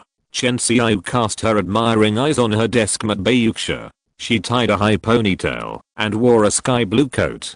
She was both pure and youthful, with a plain face, but she was touching. Chen Xiaoyu sighed. "Finally I got it back." Jiang Ning knew what she meant, so he asked, "Before Zhenggu was not here, didn't you always sit with Bayuxia?" Chen Xiaoyu shook her head like a rattle. "It's different. After all, Bayuxia was not my deskmate at that time. I just occupied her." As soon as this was said, Chen Xiaoyu immediately thought of various husband's daughter. Wouldn't that be more exciting? No. Chen Xiaoyu quickly denied that Bayuxia was different from others. She must be completely her own. The best one can't belong to others from the beginning. With this thought, Chen Xiaoyu felt refreshed. Her face was full of hope for the future. Her skin was translucent and full of girlish vigor. Seeing her happiness, Zhu Yuantang envied her. She lay on the desk, her little head resting on her arm, and asked, "Xiaoyu, it seems that you are so happy now, happier than the first time you sat with Bayuxia." Chen Xiaoyu said wisely, "Because I have had it before, I understand the pain of losing it better." Zhu Yuantang thought for a while. "If you didn't have it from the beginning, then you wouldn't be painful, right?" Chen Xiaoyu denied, "Not necessarily. It would feel very uncomfortable that way too." Zhu Yuantang, "Which one is more uncomfortable?" Jiang Ning blamed. "Don't ask her such a difficult question." Huang Zhangfei, who was standing at the table in front and packing up books, smiled warmly after hearing their discussion and said, "I think it is more painful to lose it after getting it. For example, if you won a lottery of 5 million, and when you redeem the prize, you are told that there was a mistake, it must be more painful than if you had never won at all." The example was put forward, and it was clear. Although it was night, Yuan's face seemed to have a sunflower. She looked straight at Huang Zhangfei and forced a smile. "Class monitor, your analysis is very good." Huang Zhangfei was very modest. "They can understand it, even if I don't say it." After this incident, the unfamiliar atmosphere in the back row was much relieved. Chen Xiaoyu looked around and boasted, "When I was in school, there were many students with poor grades in the back row of the classroom, such as uneducated hooligans and bad boys, but now the back row has changed." She felt the wonder of fate. Zhu Yuantang, "That's right." Bayuxia wiped the table with a wet wipe, and she said, "The high school entrance examination is a threshold, which screens out half of the students. In fact, some bad boys are quite good. I used to have a sister who was bad, but we played well together." Chen Xiaoyu, "Birds of a feather flock together. Were you also a bad girl before?" Jiang Yanan joined the topic. When used to be like this?" Yuan, what's wrong with me?" Jiang Yanan glanced at Yuan on the tablet and said, "I'm underdeveloped." If it weren't for Huang Zhangfei's presence, Yuan would have torn Jiang Yanan's clothes directly. Giggle. The laughter of the female classmates came out. Liu Chuandao, who was sitting in front of him, was moved by the sound, and his face was full of blooming morning glories. He had just been freed from the cage of the 4 golden flowers. God knows how depressed he was after seeing the 4 golden flowers every day. In this situation, he would be tempted to meet a girl who looked a little good. What's more, on his right was the Makup expert Lukiki, and on his left was the beautiful girl Mengxian. Do I need to choose? Liu Chuandao tore the toilet paper excitedly. He tore the toilet paper into strips, which were connected together, and then put them to his mouth, and blew a breath. The strips of toilet paper floated in the wind, and turned into a long sanitary rope. One end of the sanitary rope happened to float on Mengxian's pile of books. Mengxian turned her head, and looked to the right along the red rope, and saw Liu Chuandao's round face. Mengxian. Liu Chuandao pointed at the sanitary rope. Ha ha ha, Xiao Meng, do you know what this is? Mengxian. What? Ha ha ha, this is a red rope tied by Yu Leo. Cough cough. Mengxian was choked, and she couldn't help but cover her face. The boys she usually interacted with were either gentlemen like Kao-kun or warm men like Dan Qingfeng. Where had she ever met such a greasy guy? Liu Chuandao came closer, with a wicked look on his face. Why are you covering your face? Are you shy? Mengxian denied. No, no. Liu Chuandao pressed on. Children who lie will be punished. Let me think about how to punish you. He pinched his chin like a boss, pretending to be surprised. If nothing unexpected happens, I will punish you to be my girlfriend. Mengxian finally couldn't help it. She laughed out loud, and tears were almost coming out of her eyes. Liu Chuandao was extremely confident. What's wrong? Did happiness come too suddenly? The last class of the evening self-study. Shen Qinj was reading silently. Jiang Ning and Zhu Yuantang sat behind her, but she always felt like a thorn in her back. I remember that in junior high school, every time the seats were divided, Jiang Ning always shamelessly wanted to go with her, but Shen Qinj was afraid that others would know about their relationship, so she always sat at the same table with a female classmate, who was good friends with her. So Jiang Ning could only sit behind her. Now, everything is back, as if it has returned to the pattern of junior high school. Shen Qinj's mind was buzzing, confused and disoriented, as if she was dreaming. Jiang Yanan and Yuan were happily chatting with Chen Xiaoyu. Chen Xiaoyu taught us sincerely, the most important thing in life is not hard work or struggle, but choice. Jiang Yanan agreed. Indeed, there is a saying that goes, men are afraid of choosing the wrong career, and women are afraid of marrying the wrong man. Once you make the wrong choice, you often have to pay an extremely heavy price. Yuan secretly promised herself to Huang Zhangfei. What they said was so good and perfectly matched her wishes. Jiang Yanan, but it's hard to make a choice, right? Do you have any tips? She asked Chen Xiaoyu. Chen Xiaoyu sat upright. When you come to the crossroads of life and don't know how to identify the direction, please stop and think carefully. What is your zodiac sign? Jiang Ning, although this thing is nonsense, it is still quite popular among female classmates, and several people discussed it with relish. Bei Yuxia thought they were idiots and didn't join in at all. She sent a message to Jiang Ning through Chen Xiaoyu. They have found a common interest. Jiang Ning, indeed. What do you think of zodiac signs? Bei Yuxia thought for a moment and said, it's completely useless, but if you know a little bit about it, you can use the common interest of zodiac signs to make friends. If you know enough about zodiac signs, you can even occupy a relatively high position in the relationship. She added, but I don't like making friends this way. Her words were sharp and her comments were direct. Jiang Ning found it funny after reading it. He remembered that in the past Bei Yuxia would often be more euphemistic when talking about similar topics, and seemed very distant. Now this kind of undisguisedness shows that she has let down her outer guard. However, Jiang Ning agreed with what she said. In later generations, there is a very popular thing called MBTI personality test, which is divided into I person and E person. Many girls are obsessed with matching and hooking up. Some boys disdain this, but some boys specifically learn to understand it, and then use this common interest to get close to girls. After Chen Xiaoyu and her friends talked about zodiac signs, they talked about celebrities. Then Jiang Yanan recommended a very popular program to them, claiming that there were many Korean stars fashion shows on this program. Chen Xiao asked Jiang Ning, have you watched this program? Jiang Ning, I don't know. Chen Xiao, oh. Jiang Yanan looked directly at Jiang Ning's ink-like eyes and his extraordinary temperament, and blurted out, Jiang Ning, you are already very handsome. You don't need to watch these programs. After this, Chen Xiao, how even you when, how only Zhu Yuantang curled her lips, where is handsome? I think he's just ordinary. But she was really happy to hear Jiang Ning being praised. After the results were released today, the seats were arranged again. The overall atmosphere in the class was relaxed. Everyone had an evening self-study class. Chen Xiao and Jiang Yanan chatted for 2 classes, and their mouths were dry. When the evening self-study class was about to end, Jiang Yanan turned around. At this time, she suddenly realized that her deskmate Shen Qinj had not joined their chat throughout the whole process. She just stayed quietly in her place, writing with an ink pen. Jiang Yanan was keenly aware that Shen Qinj didn't seem to be in a very good mood tonight, and she asked curiously,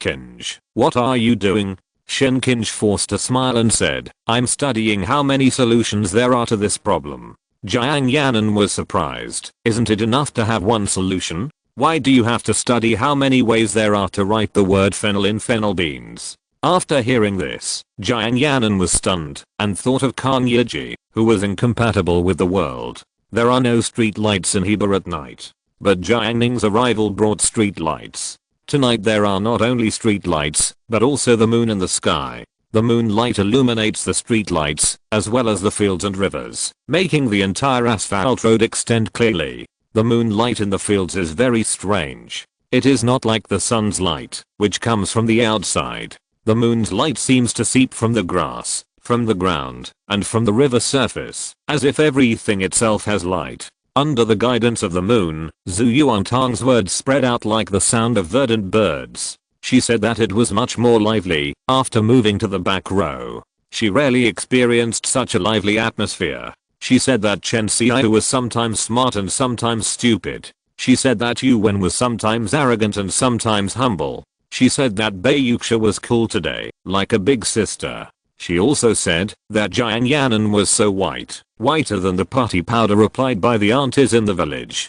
Jiang Ning listened quietly, never getting tired of listening. Occasionally, she responded, and Tang Tang didn't blame him for ignoring people. The moonlight in the sky led the way, leading the two home. Aunt Gu stood at the door of the house, and the moon was just at the door of the house. Seeing that the two returned safely, she said that she stewed snow pear soup today. Zhu Yuantang went home first, and swallowed a big mouthful, before going out to find Chachu, calling her to have fun. Walking to the door, he met Bu who was holding a Samoyed dog.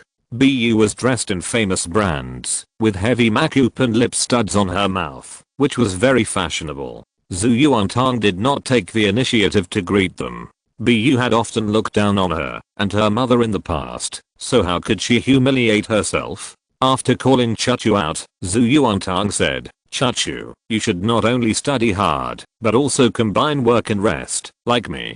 Before Chachu could speak, Bu, holding the Samoyed, sneered, it doesn't matter. No matter how well you study, you will still be a lousy worker. My dog usually eats steak. She smiled with her hands covering her mouth in her signature way. Zhu Chachu quickened her pace in order not to offend anyone. Zhu Yuantang stopped. Before, when Jiang Ning was not around, you bullied me. Now that Jiang Ning is here, are you still bullied? Stand up. Zhu Yuantang pretended to be surprised and said childishly, Aunt B, you are so good to the dog. I have never seen Grandpa B eat steak. Chapter 720 Flowers and Fruits. December 24th, Christmas Eve. Today, the sun went off work very early, just like Tang Tang who loves to sleep, and fell asleep early. So, the sky was occupied by warm lights. Jiang Ning strolled along the long street outside the school. The shops on both sides were filled with festive atmosphere. Christmas trees of different heights were hung with colorful lights and bells. The breeze blew, and the bells swayed gently, making pleasant sounds. At the entrance of UK supermarket, where Easywan from experimental class 1 was guarding the fruit basket and selling fruit for his father, Linzada asked, I'm a student, can you give it to me? Where Easywan knew he was joking, so he picked up a red apple and put it in the gift box. Here. Zhu Yuantang took the opportunity to look at the price of the apples and couldn't help but secretly shocked. It was sold for 6 yuan each. She whispered to Jiang Ning, "It's 1 yuan more expensive than last year." Jiang Ning, "You remember it clearly?" Zhu Yuantang, "Of course, I know how to live. It's too expensive." She should have bought it 2 days in advance and given it to others. Jiang Ning, "Buy some oranges." "What about apples?" Jiang Ning, "I've already bought apples." Zhu Yuantang, "How come I don't know?" Jiang Ning walked forward, walked to the express delivery point, reported a series of numbers, and then got a box. These were the apples he picked from Huqi Mountain that day. He put them in the Huqi Mountain villa and asked Xiao Shuangshan to send someone to the express delivery point at the school gate. It can be said that he took great pains. Zhu Yuantang was very happy to save the money to buy apples. At this time, in the classroom of class 8, Duan Shigang and Liu Chuandao were chatting in the back row. In the past, when the 4 rows of seats were occupied by Ma Shicheng and others, if there was a vacant seat, they would definitely rush to sit. Now that Jiang Ning has moved to the back, everyone tacitly agreed not to disturb him. Duan Shigang saw Dong Qingfeng giving apples to Meng Xian and others, and he couldn't help shaking his head and laughing. Vulgar. Liu Chuandao agreed. Vulgar. Real men will not spend money on girls. Shan Kaikwan held a gift box in his arms and retorted, "It's popular to give these gifts on Christmas Eve. What's so cliché about them?" Duan Shigang, "A vulgar gift will not make the other party look at you differently just because you gave an apple." Jiuo Kanan also held a gift box and retorted, "But if you didn't give it, you might be called stingy." Duan Shigang, "If you want to give a gift that will move others. It would be best if the girl is moved to tears after receiving it." Jiuo Kanan saw his pretentious posture and couldn't help but say, "Come on, let me see what gift you can give." Duan Shigang said firmly, "What if I can give it?" Jiuo Kanan was furious, "If you can give it, I'll give you the gift box." Duan Shigang thought that this box was worth a lot of money. "Okay, wait." Duan Shigang ran out. 10 minutes later, Duan Shigang came back. He turned his back to Jiuo Kanan and walked towards Meng Xian. After some negotiations, Duan Shigang returned triumphantly. Jiuo Kanan took a quick look and saw that Meng Xian was indeed crying and wiping her face with a tissue. He seemed to have seen a ghost. Duan Shigang received a gift box and smiled, showing the demeanor of a great general. Jiuo Kanan's face changed. Finally, he put aside his dignity and asked humbly, "Brother Gang, can you give me some advice?" Duan Shigang took out an onion and said, "Whoever I give it to will cry. Return." When he arrived at the bottom of the teaching building, Jiang Ning opened the box and took out a gift box from it. He asked Zhu Yuantang to go upstairs first, and he would be there later. Then he reminded him, "Don't eat secretly." Zhu Yuantang pouted. She was holding an apple box and carrying scattered orange gift boxes. From a distance, her petite body was full of things, which was quite funny. Jiang Ning walked to a dark corner, and he flicked his fingers, and the kindling boat swelled in the wind. 1 minute later, in the office of the CEO of the Changqingai building, the windows outside suddenly opened and closed, and a gust of wind blew into the bright room. Xiao Shuangshan was sleeping on the desk, her chest rising and falling slightly. The evil wind that poured in blew up her black hair, revealing her fair neck. Jiang Ning's figure slowly appeared in the void, and the window behind him closed automatically. He walked to Xiao Shuangshan's desk and looked at her tired face as she slept. Jiang Ning guessed that she must be exhausted from the daily operation of the Changqing liquid and the release of new products. He sat quietly for a few minutes and then gently tapped the table, and the nourishing wood-type spiritual power gently brushed over. Xiao Shuangshan slowly raised her face, a little confused at first, and then woke up at a very fast speed. "Why are you here?" She looked Jiang Ning up and down, then folded her arms and leaned lightly on the back of the chair. This sleepy look made the teardrop mole at the corner of her eye even more charming. Jiang Ning hadn't seen her for a while, so he said, "I came to see you." Xiao Shuangshan was a little resentful. "I'm afraid you're going to order me around again." This time last year, Changqing liquid had just started, and she could still meet Jiang Ning often. They had eaten together in a restaurant, talked about the future and the past, but as their business grew bigger and bigger, the time they spent together was rare. Xiao Shuangshan complained, and her lips curled slightly, but because she slept on her desk, there were a few marks on her face, revealing a faint pink, which was very interesting. Jiang Ning smiled. Not today. He took out a gift box like a magic trick, and put it on her desk. Hey, you sent them all. You should keep one for yourself, right? After seeing the gift box, Xiao Shuangshan finally smiled. Oh, Boss Jiang knows to give sweet dates? Jiang Ning said frankly, you are my capable assistant in starting a business. Well, Merry Christmas Eve. Xiao Shuangshan is now in charge of Changqing Liquid. What good things has she not heard? However, she was still somewhat happy to hear Jiang Ning's congratulations. She complained, come on, it's not peaceful tonight. You don't know, I don't dare to go home now. As soon as I go home, my mother will complain about me, saying that so and so next door has a son. Every time she thinks that I'm not married, she can't sleep at night. Jiang Ning comforted, you are a boss now, why don't you arrange a night shift for your mother? Xiao Shuangshan was choked and said, good idea. The two chatted for a while, not talking about business, but all about the little things around Xiao Shuangshan, and the atmosphere was quite pleasant. Before leaving, Jiang Ning said, remember to eat the apples. Xiao Shuangshan picked up the box and smiled. Okay, but the peace apples are still from the student days. There was a little nostalgia in her expression, as if she had returned to the days of number 4 middle school. At that time, she was still a silly girl, fighting with Lin Han all day long, and I don't know what they were fighting for. It's really nostalgic, but it's not bad now. Leading the Changqing Guy group, conquering citizen territories, surrounded by smiling faces, she is still as beautiful as before. If she really goes back to the past, Xiao Shuangshan will not be happy. Seeing this, Jiang Ning thought for a while. He flicked the ring, and another gift box appeared. Xiao Shuangshan was surprised. Are there any more?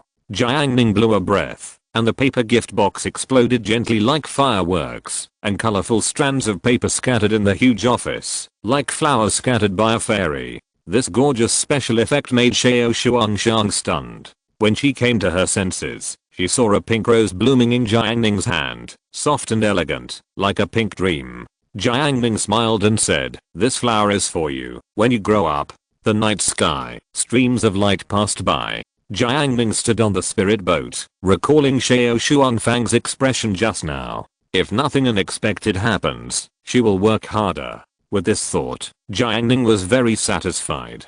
Classroom of class 8. Yuan was giving gifts. She had to give gifts, so that the monitor would know how good she was, and fall in love with her little by little. Yuan took a bright red snake apple, and placed it in front of Huang Zhangfei. She said affectionately, Fei, Merry Christmas Eve. This apple is for you. I hope you are safe and sound. Bei Yuxia paused at the back desk. Huang Zhangfei took the apple and expressed his gratitude. Yuan continued, this apple is very different, because it is buy one get one free. Two are a pair. Jiang Yanan immediately helped her sisters. Where's the other one? Yuan smiled brightly. I've already eaten the other one. Jiang Yanan, ha ha ha. Shenkinj, ha ha ha. The atmosphere group was very good.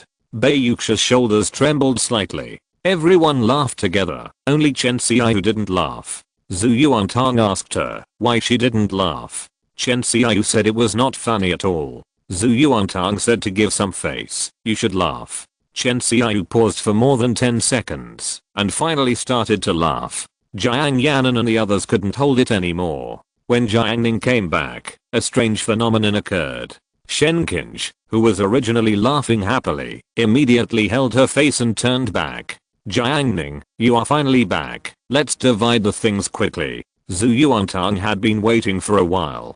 Jiang Ning took the oranges he bought and distributed them to Chen Xiaoyu, Bei Yuxia, and Yang Sheng. During this time, Xin Yaoling and Meng Xian came to give apples, and Jiang Ning returned an orange. Lukaki was at the back door, watching coldly. Cuiyu asked her why she was unhappy. Lukaki said, today is Christmas Eve. A man who has been pursuing me said he would give me an apple. I thought it was an iPhone, but it turned out to be an apple. I'm really impressed. I'm already a working person, and he gave me an apple. Please, can men without money not approach me? Lukaki looked disgusted.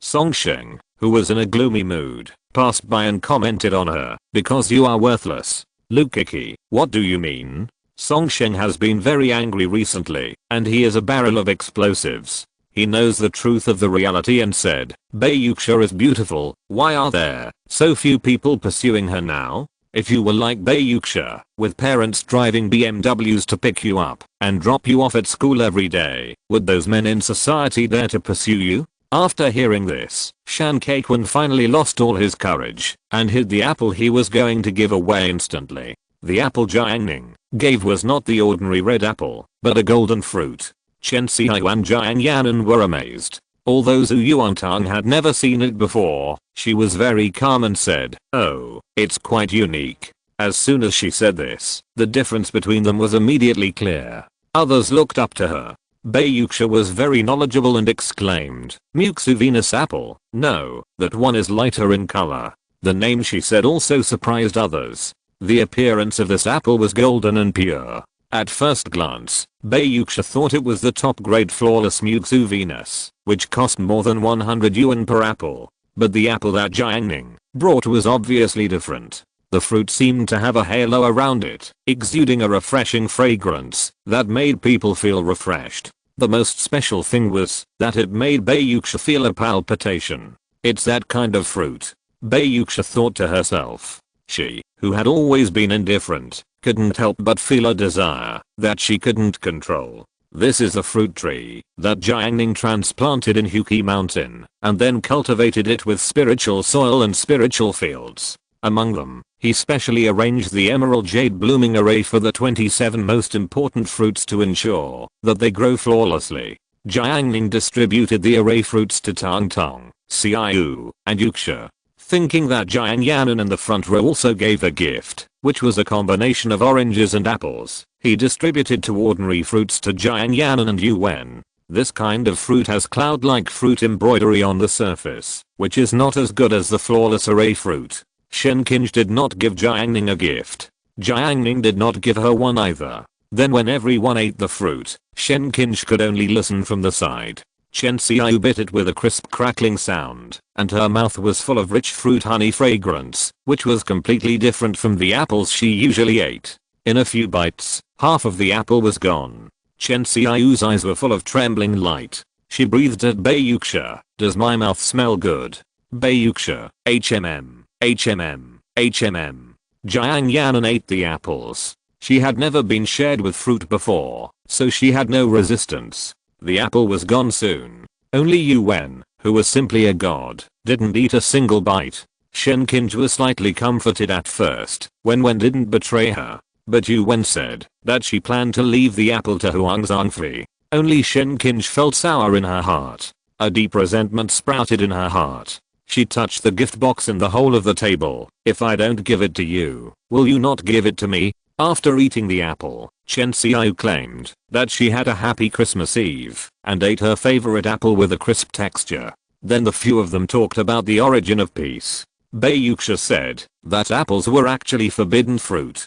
Chen Xiao asked her why it was a forbidden fruit. Bayuksha glanced at Jiang Ning and stopped talking. But Chen Xiao said something shocking. Doesn't that mean that Jiang Ning and I just ate the forbidden fruit? After school in the evening, on the way home, Zhu Yuantang hugged an apple and reluctantly didn't eat it. This was left by Jiang Ning for Chachu. Although she often bullied Chachu on weekdays, but when it comes to major issues, she knows the importance. I must leave the apple to Chachu, believe in my friendship with her. In order to resist greed, Zhu Yuantang diverted her attention and chatted with Jiang Ning. Aunt B was so fierce yesterday, she even wanted to let the dog bite people. Zhu Yuantang angered Bu with a word last night. Jiang Ning, it's okay, I'm here. Zhu Yuantang asked, am I the bully of the river dam now?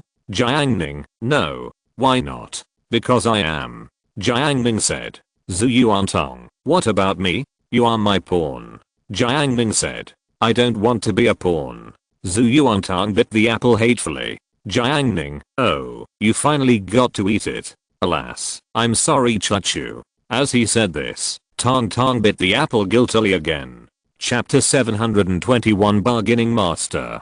December 27th, New Year's Day is approaching, but not yet. Zhu Yuantang is carrying a fishing box with cute pets printed on it that she bought from Teo Bao. The box contains various entry-level fishing equipment, such as telescopic fishing rods, fishing lines, small buckets, cushions, etc. She walks briskly, and her mood is as cheerful as a little bird. The cute fishing box also sways gently with her body. Jiang Ning, we will go to school for evening self-study tomorrow, and we will have 2 more days of classes on Monday and Tuesday. We will have a New Year's Day party on Wednesday night, and then we will have 3 consecutive days off. Jiang Ning, but after the 3-day holiday, Saturday will be adjusted to evening self-study. Zhu Yuantang was originally happy, but after hearing what he said, she felt very painful. In fact, Jiang Ning didn't know why she was in pain. She was picked up and dropped off by car every day when she went to school and came home. When she arrived at school, she had a chair given by her class teacher to sit on, and she could play with her mobile phone. It was like a dream life. Zhu Yuantang held the fishing box tightly. Now only fishing can soothe my sadness. That's right, she saw that Jiang Ning was so good at fishing, and she didn't want to fall behind, so she planned to hone her skills. It just so happened that Boss Yang had contracted a fish pond, which was suitable for training. On the way, he passed by the door of Mr. B and Director B's house. Bu was arguing with Aunt Zhang, the wife of Butcher Zhang. Yang Fei watched from the side and smoked sullenly. Bu claimed that his farmhouse business at night affected his old man's rest. Yang Fei argued, when we rented the house, your family didn't live here. Now I have spent so much money on decoration, and you suddenly said so. Bu, you are not allowed to open at night, otherwise I will report you. Yang Fei was helpless. Recently, he closed the business at 8 o'clock in the evening most of the time, and only occasionally there were guests drinking and making noise. In order to avoid noise, he deliberately built soundproof walls. If there were guests who wanted to eat outside, he built a shed 20 to 30 meters away from the bungalow, and the noise could actually be ignored. Bu's attitude was arrogant and aggressive. Yang Fei had no choice but to hire Aunt Zhang to help. Butcher Zhang went out to earn money after slaughtering pigs every day. Aunt Zhang had nothing to do at home on weekdays, so she might as well get some money to quarrel with her enemy. Aunt Zhang kicked the ground and yelled at the top of her voice, I will tear your mouth apart, damn you for the rest of your life. Zhu Yuantang passed by here and took a special look. Aunt Zhang was a master of quarrels, and she could even use quarrels as a stage to show her talents. Not only was her voice loud and fast, but she also understood rhythm, and could even add some dance moves to create an atmosphere, and even had props. Bu couldn't stand the scolding, and couldn't beat her, so she was so angry that she wanted to drive her car to kill Aunt Zhang. Zhu Yuantang stood by and watched for 2 minutes. When she saw that the fighting had subsided, she set off again. It was now past 4 o'clock in the afternoon. Zhu Yuantang planned to go fishing first, and then go shopping with Chachu. When she came back, passing through the bare woods, the fish pond came into view. Several fishermen were holding fishing rods, sitting or standing. Their figures were elongated by the setting sun, and their eyes were fixed on the boys on the water. A Mercedes-Benz G-Class with a majestic appearance was parked by the pond. The wheels were covered with mud and grass. The most amazing thing was that the open trunk was filled with neatly arranged and dazzling fishing equipment, which was very professional. A middle-aged uncle was sitting next to him, sitting on a professional fishing chair. The equipment was completely different from Zhu Yuantang's. Zhu Yuantang made a plan in advance. He put down the fishing box and laid the cushion at the so-called golden interval 7 or 8 meters away. About 10 meters away to the south, Linzada smiled and greeted not only him, but Zhuang Jian, who also came. He held the fishing rod in one hand and the other hand was bandaged. His figure exuded the flavor of I will go for thousands of people for fishing. When he found Jiang Ning, he also smiled and showed his friendliness. Entering fishing time, Jiang Ning did not fish today. He was mainly responsible for guiding Zhu Yuantang. Zhu Yuantang took out a telescopic boom, which was labeled 3 meters online, but was actually only 2 meters long, and the workmanship was very rough, especially a rip-off, but since it only cost 9.9 yuan, she didn't pursue it. She sorted it out, threw it into the pond, and asked, "Is it okay, Jiang Ning?" Jiang Ning, "Okay." The rich uncle next to him looked over and glanced at the 2-meter long boom. Even though he was very well mannered, he couldn't help laughing. What kind of fish can you catch with a children's toy rod?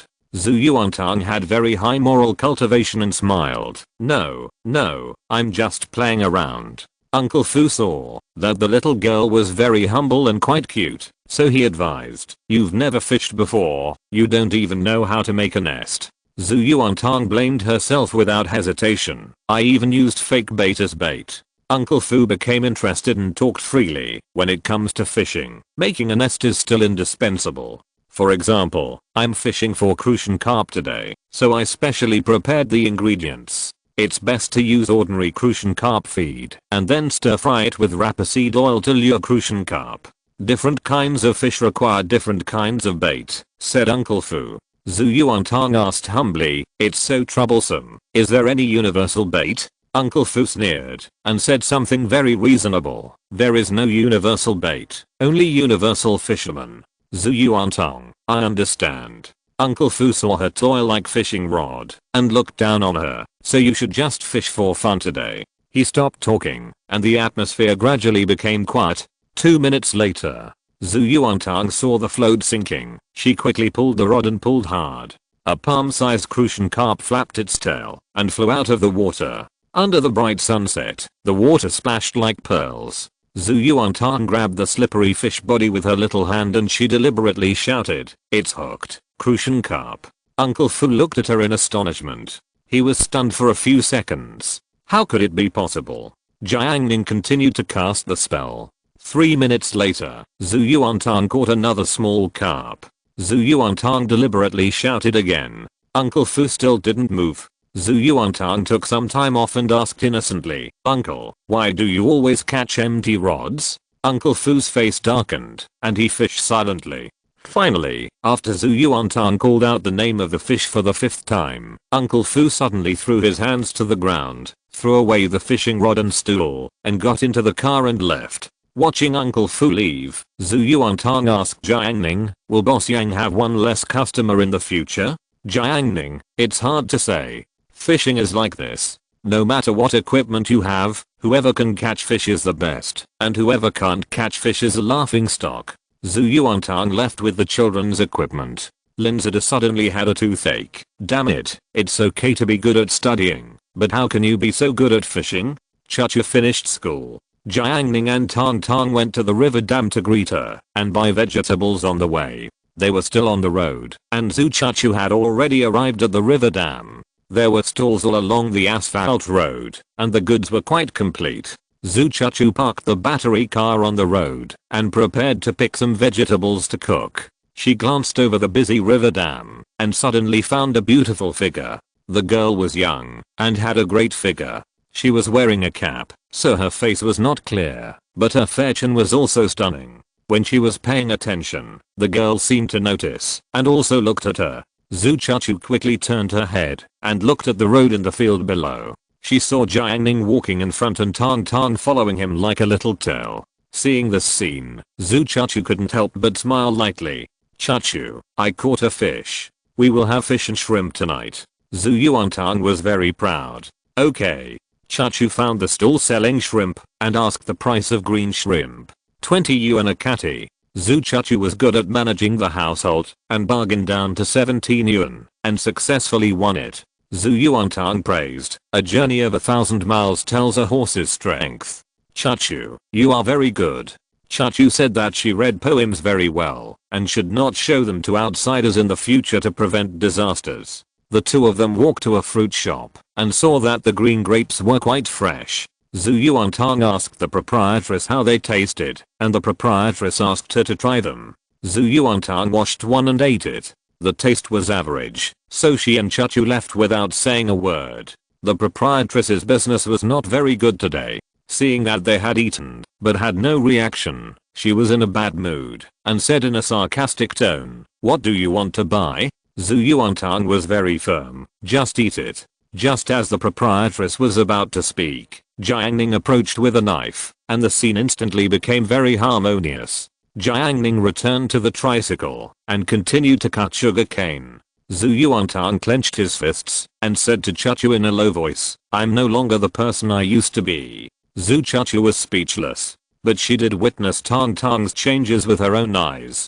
Children from rural families like Zhu Chuchu are undoubtedly at the bottom of society. Since childhood, everything they see and their parents' education have made them obedient. Even when they encounter injustice, they will comfort themselves by saying suffering a loss is a blessing. But while she was still standing still, Tang Tang seemed to have lived another life. Zhu Yuantang continued to stroll with Chuchu. She always liked to stroll to the place where rabbits were sold, staring at the cute rabbits in the cage, and her sympathy overflowed. At a certain inadvertent moment, the two met Ding Xuan in front of a tricycle selling sheets and quilt covers. Zhu Yuantang admired, "Chuchu, you are so good at bargaining, so thrifty." Zhu Chuchu smiled shyly. The unintentional words made Ding Xuan hear them. "Oh, bargaining?" Under the shadow of the hat brim, Ding Xuan's eyes showed interest. Today, she was called by her cousin Linsida to go fishing at the river dam. She stayed near the fish pond for a while, then climbed the river dam alone, admiring the scenery and wandering around the market stalls, experiencing the fireworks of the world with a detached mentality. After hearing what the two girls who were very close to Jiang Ning said, Ding Xuan suddenly wanted to give it a try. After all, she was a girl of 16 or 17 years old. No matter how mature she pretended to be, the girlish vigor deep in her heart could not be concealed no matter what. Ding Xuan's ability to buy fruits was extremely powerful, as if it was a natural skill. She only needed to look at and touch the fruits to judge the quality of the fruits. She locked onto the nearby fruit stall and moved forward. The proprietress's business was not good today, and she was ridiculed again. She was angry, but because of her livelihood, she could only put on a smile. "All fresh fruits, look." Ding Xuan ignored the grapes and turned to look at the oranges piled together. These oranges were quite good. Her slender white fingers brushed over the oranges and gently picked up a plump orange. Her very beautiful hands, in contrast to the bright colors of the oranges, were quite beautiful. The proprietress said at the right time, $3.50. Hearing this, Ding Xuan's curiosity surged in her heart, as if she was trying something new. It was time to show her bargaining skills. Her voice was like a spring. She said, "How about $2? The proprietress was already in a bad mood. The oranges were not cheap, but this customer cut her almost in half with a knife. The proprietress was irritated. She shouted, "Get out." Ding Xuan glanced at the middle-aged woman who was throwing a tantrum and walked away silently. She walked a little further away and found that Zhu Yuantang and Zhu Chuchu were looking at her. Ding Xuan's mood, even though her accomplishments far exceeded those of her peers, she still couldn't avoid embarrassing thoughts. She took a deep breath and thought worriedly, "Did they hear the boss lady tell me to get out just now?" Zhu Yuantang looked at the girl in the hat and whispered, "How miserable." Zhu Chuchu, "Yeah." Ding Xuan's breath was disordered. She walked further away, took out her mobile phone, and called an uncle who worked in an official position. 10 minutes later, a car drove to the river dam, and two men got off to buy fruit. They bought a lot. After weighing, the two took out their own scales and weighed them again. Then, in the name of the ghost scale, they arrested the fruit-selling boss lady and she would be fined. Ding Xuan watched this scene and finally felt relieved. She happily joined Linsida and the others. Compared with other people on the river dam who did not know the truth, Zhu Yuantang, who knew the cause and effect, was shocked. "Amazing!" Zhu Yuantang exclaimed.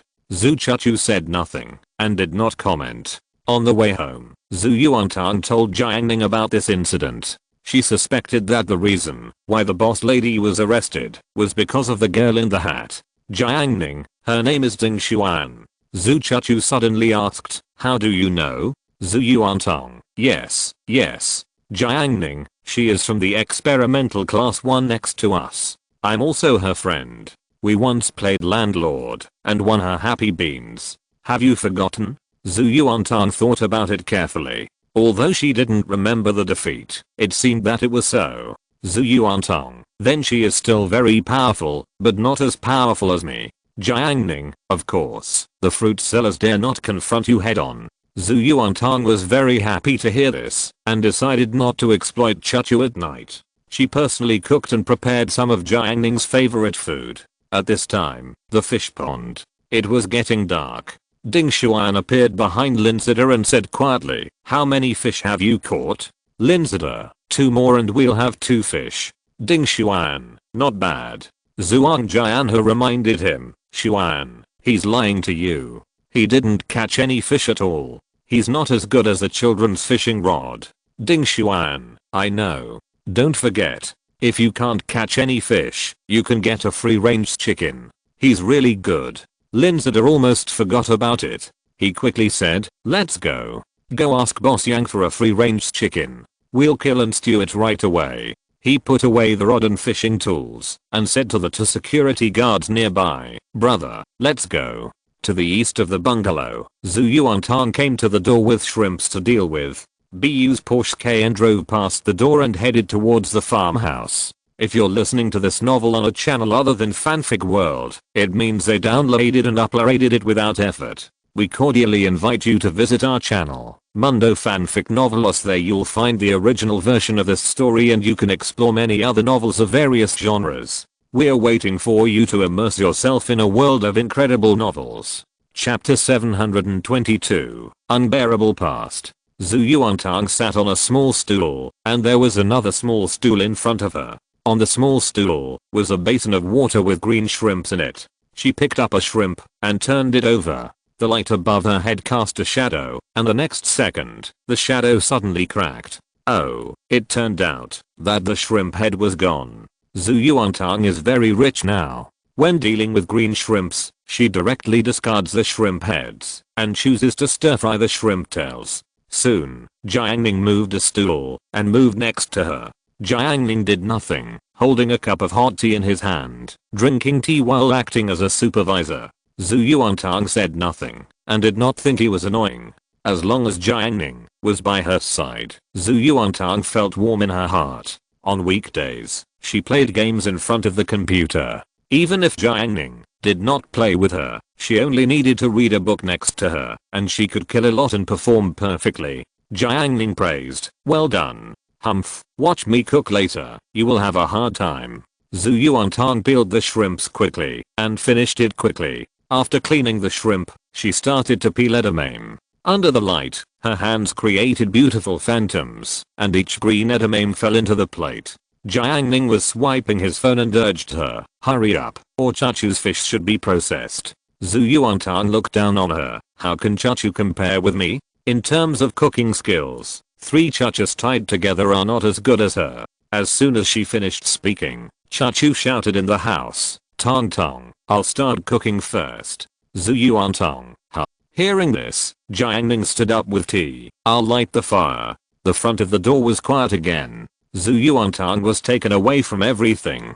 Farmhouse. BU opened the car door, holding a decibel tester. Yes, BU found that she could not punish Boss Yang by herself, so this time, she who had always despised the rules decided to abide by the rules and close the door for Boss Yang. Once the number displayed by the decibel tester exceeded the standard, she immediately recorded a video as evidence, and then found her lawyer friend to punish Boss Yang. Tonight is Saturday, and the farmhouse business is pretty good.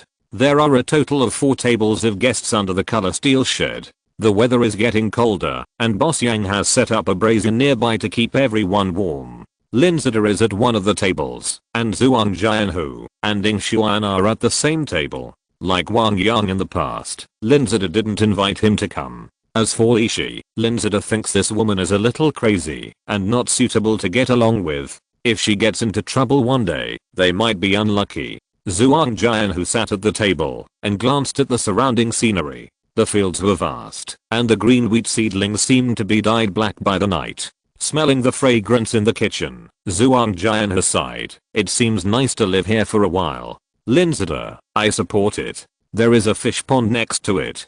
Ding Xuan stared at him and said, "Are you addicted to fishing?" Linzida disagreed. "How is it possible? I fished for more than half a month before, and I didn't get addicted. Zhuang Jian, who didn't chat with the two siblings since he broke his arm, he has been much quieter and seems to have taken things lightly. Linzada strongly suggested, Jian Hu, I think it's okay. You quarrel with your mother every day at home. You might as well move here to live for a few days. Anyway, you don't have to go to school, and this farmhouse can cook for you. Ding Xuan's eyes were calm, and she didn't express her opinion. But thinking that Jiang Ning lived in a bungalow, in a sense, Linzada could come often, which meant that the frequency of her contact with Jiang Ning would increase. Zhuang Jian Hu, I'll think about it again. Linzada's eyes inadvertently swept to the west and saw a sneaky woman who was recording with her mobile phone. He frowned and opened his mouth to shout, Boss Yang. Zhu's kitchen. Jiang Ning sat in front of the stove and burned firewood. Tong Tong and Chachu were busy at the stove. There were 3 dishes today: stir-fried shrimps, beef stewed with green beans, and braised fish. Playing with your phone again, not burning firewood properly. Zhu Yuantang accused him. Jiang Ning retorted, you're watching me playing with my phone again instead of cooking. Zhu Yuantang was proud. I can do 2 things at the same time. Can you? Jiang Ning, Chachu, can I? Zhu Chachu was preparing the dishes, but was suddenly dragged into the battle. She didn't know what to answer for a moment. After a few words, Jiang Ning successfully subdued Tang Tong by tempting her with roasted peanuts. Jiang Ning continued to play with his phone. The class group was talking about the New Year's Eve party. There were only a few days left before the party. Class 8 had a big explosion this time. The selected programs were the best in the entire grade. There were Jiang Ning's magic, Bei Yuxia's dance, Huang Zhangfei's solo, and Wu Xiaoka's self-written and directed basketball dance, which won the stage with his family's connections. There were also Guo Kanan and Cuiu's stunts. Because the program was selected, Cuiu's voice in the group became much louder, suppressing the wolf warrior Dan Qingfeng and the little prince of friendship Wang Yang, becoming the most handsome boy in the group. Cuiu was smug. Since you guys want to see the stunts so much, let me reveal a little bit.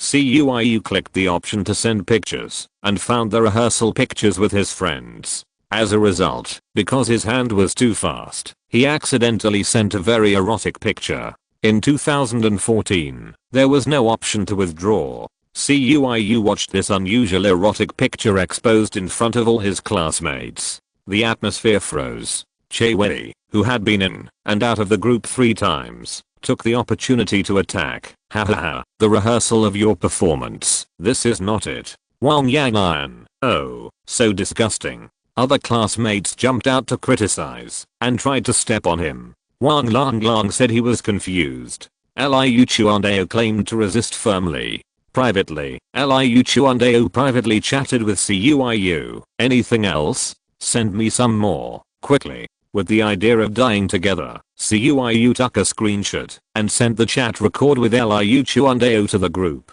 Well, now 2 people are being criticized. Dinner. The dining table was set in the main room. Chachu, have you noticed that the main room is also warm now? Zhu Chachu, like the floor heating. In the past, the family always ate in the kitchen on winter nights because the firewood would bring residual heat, so the kitchen always brought some warmth. But now, the main room is also warm. The main room is next to the gate, and you can see the fields outside, which makes the dining experience even better. Jiang Ning brought the dining table with one hand, and Tang Tang cast an envious look as usual. The 3 of them sat down. 3 dishes, pumpkin rice soup, and a basin of cut watermelon. Watermelon from Huqi Mountain. Watermelon is very expensive in winter, so it is even more precious. Before they started to eat, Boss Yang came from the farmhouse with a stainless steel plate. When he saw the dining table set up in Jiang Ning's house, he couldn't help but be stunned. He immediately said, what a coincidence. Zhu Yuantang invited in sincerely, Uncle Yang, have you eaten? Uncle Yang, I have eaten. I have made some grilled skewers for you, pure lean lamb. As he said, he politely put down the grill plate. He had delivered midnight snacks many times, but Jiang Ning did not blindly take advantage of others. He said, wait a minute.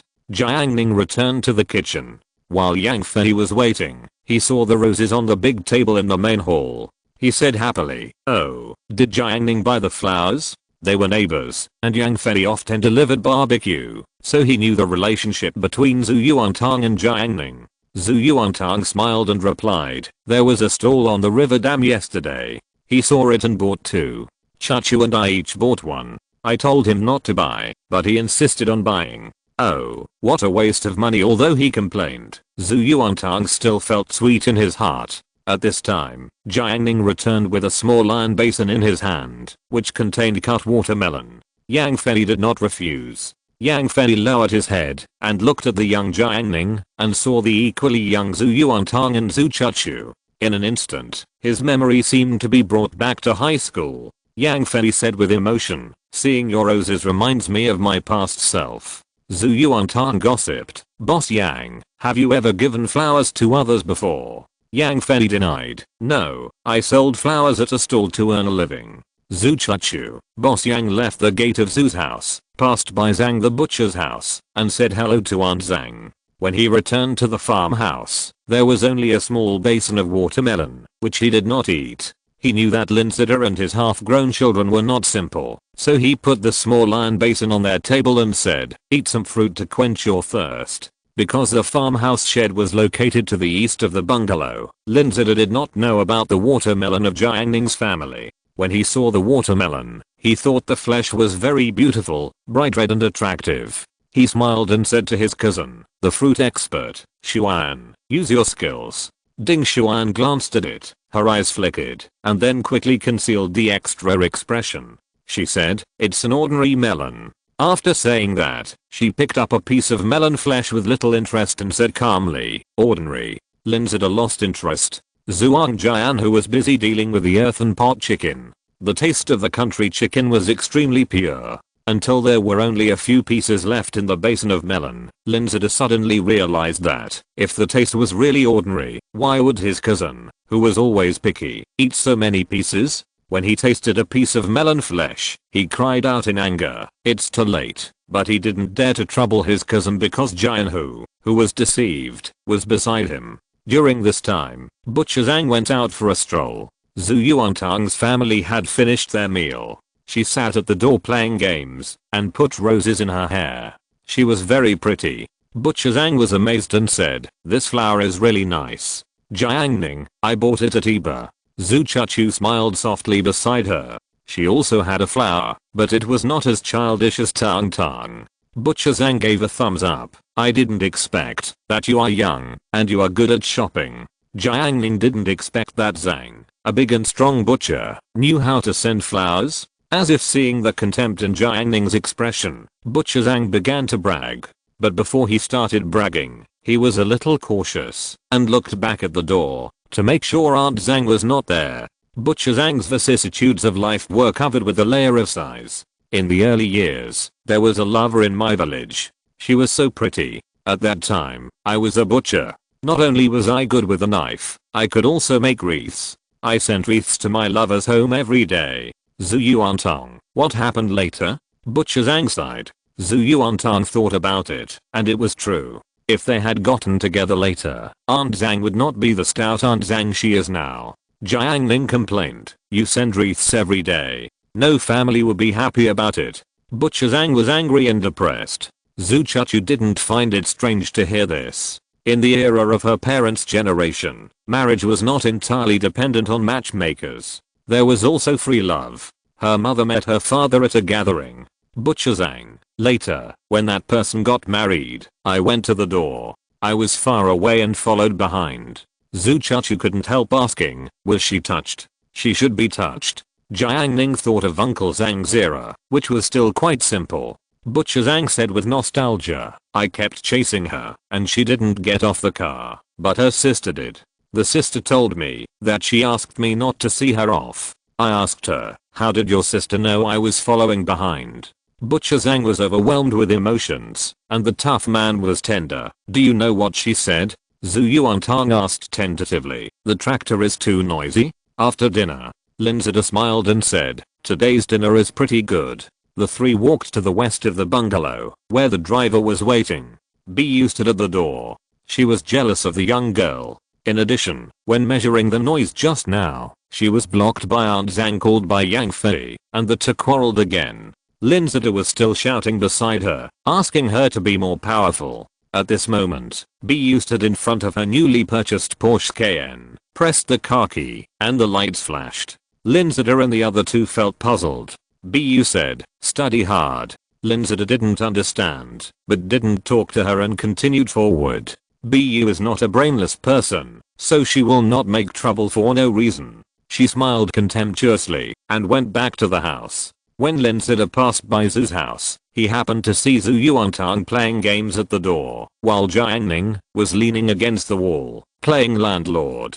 Linzida greeted him, and Zhuang Jian who hesitated and smiled back. He came in a hurry this time, and he had not prepared a gift to thank him. Linzida thought of the Porsche woman before. He was suspicious and asked, "Do you know the female driver of the Porsche over there?" Zhu Yuantang was sharp-minded. When she saw the girl with the hat, she clearly remembered the prestige of the other party using her privileges at the river dam. Zhu Yuantang answered quickly, "She is the daughter of Uncle B." Linzida, "Uncle B." Zhu Yuantang said again, "Uncle B used to be the director, and he has 9 apartments in the city." Zhuang Jian who, awesome. Linzida's eyes settled down, and he didn't say anything. He said goodbye. "Jiang Ning, let's go." Night.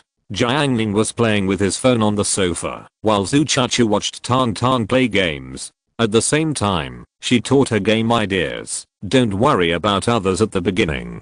Just choose the hero you want to play. Zhu Yuantang wanted to play Fizz, but Fizz was taken away. She shut up, chose Zed to play in the middle lane, and waited for the game to start. Zhu Chachu teased, "What if you can't choose one?" Zhu Yuantang said, "The overall situation is important." Zhu Chachu said, "It feels like these players in the Gold League don't seem to have a sense of the overall situation."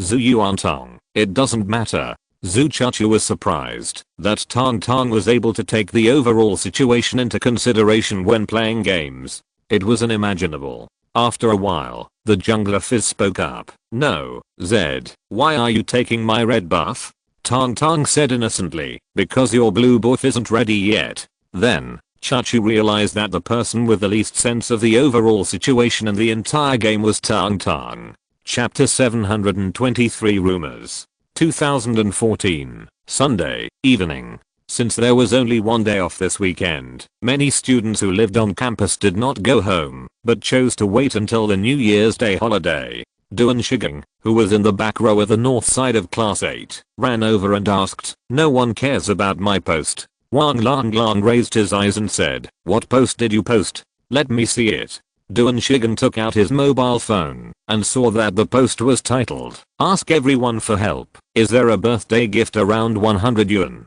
However, there were very few replies under this post, half of which were Duan Shigang's own top post, and 2 were saving face. "Professor Wang Lang, you can't post like this." He deleted the post, edited a line, "Excuse me, birthday gifts under 100 yuan are all garbage. If you don't agree, come and argue, and then resent it." Wang Lang said, "This is a more common template." As a result, within 2 minutes after the post was posted, Duan Shigang saw someone scolding him, and someone else came to him to argue with him. Duan Shigang was grateful. "Great. You are an expert." Wang Lang didn't care much. He was complacent. "Skills like these in the media are actually very simple. Just ask me." Chen Qian, who was throwing away garbage, adjusted his glasses and showed off his knowledge. The so-called 3 element of news media are timeliness, authenticity, and accuracy. Duan Shigang stood in awe. Professional. In the past, he only knew how to fight and kill, and lived in a daze.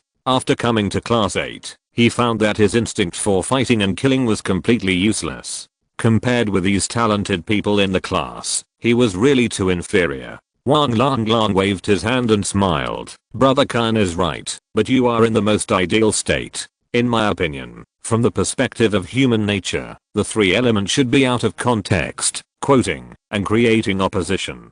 Chen Qian pondered for a few seconds and nodded slowly. "I have learned something." Wang Lang stroked his non-existent beard. He thought that his experience in the media was the best in class 8. Duan Shigang watched a duel between masters. He was lost in thought. He looked down at his phone and found that dozens of people had replied. The gifts were varied, such as dolls, cool table lamps, or cute cups. Duan Shigen was very satisfied and praised, "It's you again. I guess 100 yuan can get a birthday gift now." Lukaki was sitting on the table playing with her phone. When she heard about the 100 yuan gift, she laughed at the time, and her laugh was exaggerated. She said, "Ha ha ha, for a 100 yuan birthday gift, you might as well give the girl freedom." Wang Lang Lang didn't say anything after hearing this. He thought 100 yuan was a lot. Many rural students in the class, such as Jiuo Kunan, normally have a living expense of just over 100 yuan for 6 days a week, including meals, snacks, and daily necessities. Lukaki continued, "It's been cold recently, and a man cared about me and asked me to put on more clothes. I told him that it would be better to transfer money directly, and then he transferred 520 to me. It was so funny. What clothes can I buy with this little money?" Hu Jun looked at him in disbelief. 520 is not enough to buy clothes? Lukaki smiled and said, "Yes, not only can I buy clothes, but I can also buy you a villa, and the remaining money can also buy you a sports car." At the end, her face was very cold. Hu Jun, "Hey, you are talking nonsense. I bought my mother a cotton coat last time, and it was only 168 yuan. That was when he helped Qishai and Heng train cats, and he earned a total of 8,000 yuan, and now he hasn't even spent half of it." Lukaki, TSK, "My mom also said that a down jacket costs more than 1,000.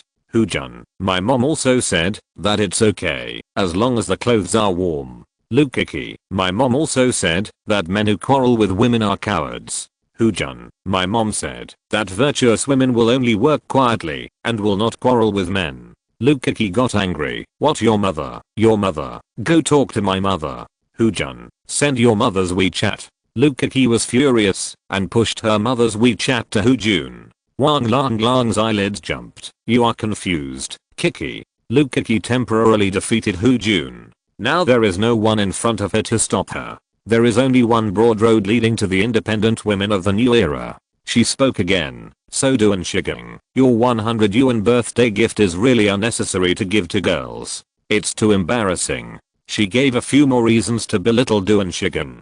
Duan Shigen was puzzled. He said, "Who gave a girl a gift? I gave it to my good brother." Lukaka's sneer froze on her face. Her face changed for a long time before she said awkwardly, "Then 100 is enough." After Lukaki left the classroom, Duan Shigen was puzzled. "I saw her screen just now." She noted ATM to the boy. "What does it mean?" Ma Shicheng said, "It means Ultraman, the light of her life." Wang Lang Lang, 6. Duan Shigen, okay. Learn something new. Gradually, the students in the classroom gradually gathered.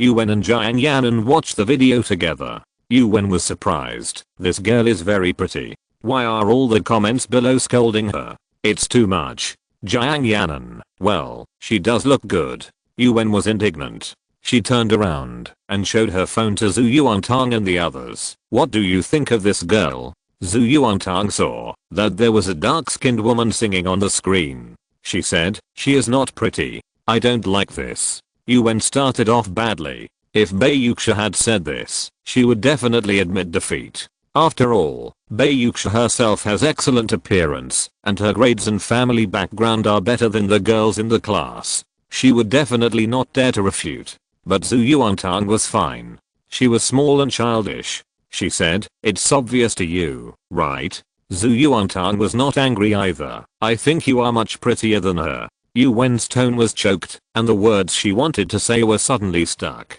She was embarrassed and didn't say anything. Bei Yuxia smiled. "Oh, why don't you say anything? Is it because Tang Tang praised you?" Chen Xiaoyu, "Really?" Jiang Yanan tried to smooth things over. "Oh, Yuwen was just irritated by the comments, so she acted like that." The unpleasantness between the girls gradually disappeared. Jiang Ning commented, "There are so many things." Yuwen heard the meaning of the derogation. Under Bei Yuxia's gaze, she wanted to fight back, but finally held back. After 2 days of contact, she deeply understood that Bei Yuxia seemed to be non-competitive on the surface, but in fact, she was holding back bad things behind her back. The day before yesterday, she leaned her back against Chen Xiaoan Baiyuxia's desk. Baiyuxia suddenly said to Huang Zhanfei that she really envied Yuan, and envied her natural excellent musical sense. Then, Huang Zhanfei asked Baiyuxia how she knew it. Baiyuxia said that she sensed the musical rhythm of Yuan's shaking legs through the frequency of the desk shaking. Since then, Yuan has never leaned against the back desk again. Downstairs of the number 3 teaching building, Wang Yan'an and Pang Zhao walked together, like a billiard ball and a band-aid, a particularly strange sight. Wang Yan'an waved her hand, like slapping a fly. Oh, Song Sheng is so annoying. We were talking about Macup in the evening self-study class, and he actually told us to shut up. Although Song Sheng was a vicious person, he had always worked hard in his studies, because he had experienced the benefits of good grades. But Pang Zhao and her friends never studied in the evening self-study class. They just did it perfunctorily, chatting and talking all the time, getting startled. Pang Zhao growled, "Let's give Song Sheng a good beating today, and let him taste the strength of our sisters." Wang Yan'an, he usually works out, and is very strong. Song Sheng boasted every day that he could bench press 90 kilograms. People who know the business know that this is a good result even in the average gym. Many fitness coaches can only press 100 kilograms. Pang Zhao didn't take it seriously. No matter how well you train in the gym, can you beat a professional Sanda athlete? No. After all, everyone has their own specialty. So the question is, can a Sanda player beat a sumo giant in the class 8 classroom full of desks?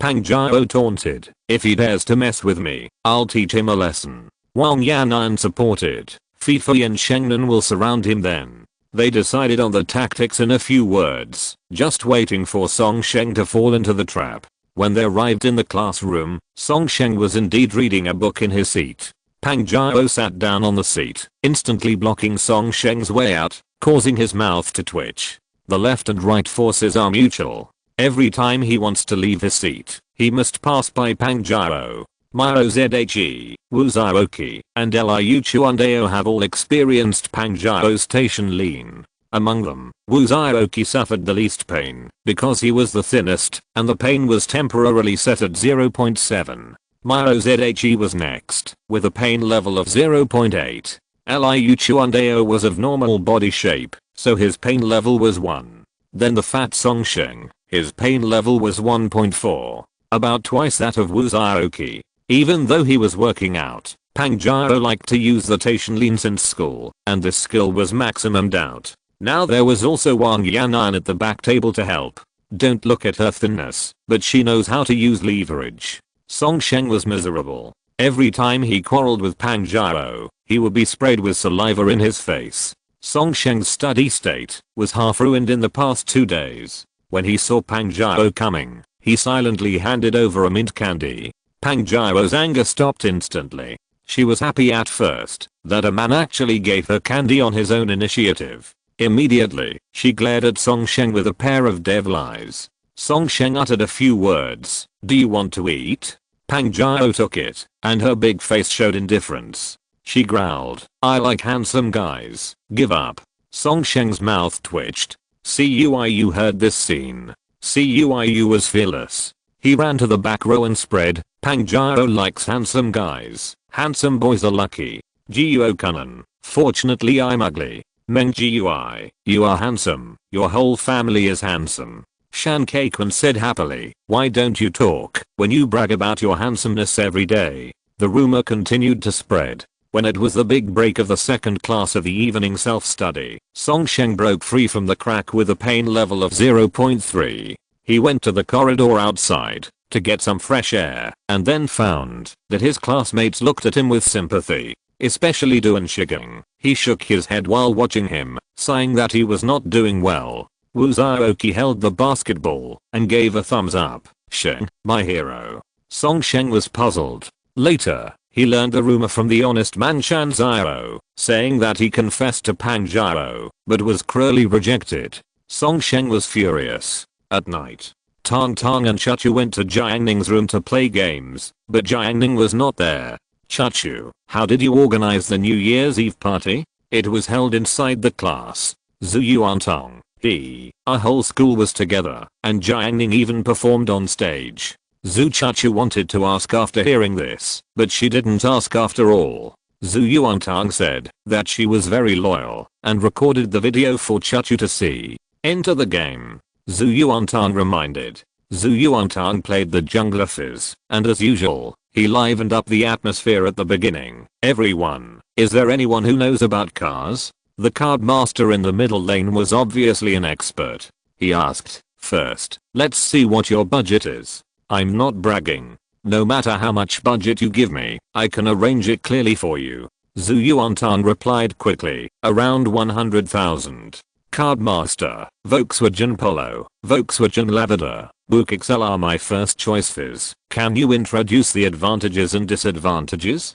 Card master, Polo uses a brand new welding technology and has exquisite workmanship. The disadvantages, that the fuel consumption is high and the space is small. He said a long list, and Zhu Yuantang agreed. Zhu Chachu spoke under Tang Tang's instructions. It's too cheap. I want between 3 million and 5 million. Does anyone have any recommendations? Card master was happy. Brother, are you going to use it as wallpaper? I Archer, yes. Card master, hahaha, brother is really interesting. Unexpectedly, the opponent admitted it as soon as he said it. 3 seconds later, the card master said, fuck, you are just chatting. Where is my line of troops? At this time, Fizz left from the middle lane with a fork in his hand. Tang Tang smiled slyly. The two of us are invincible when we work together.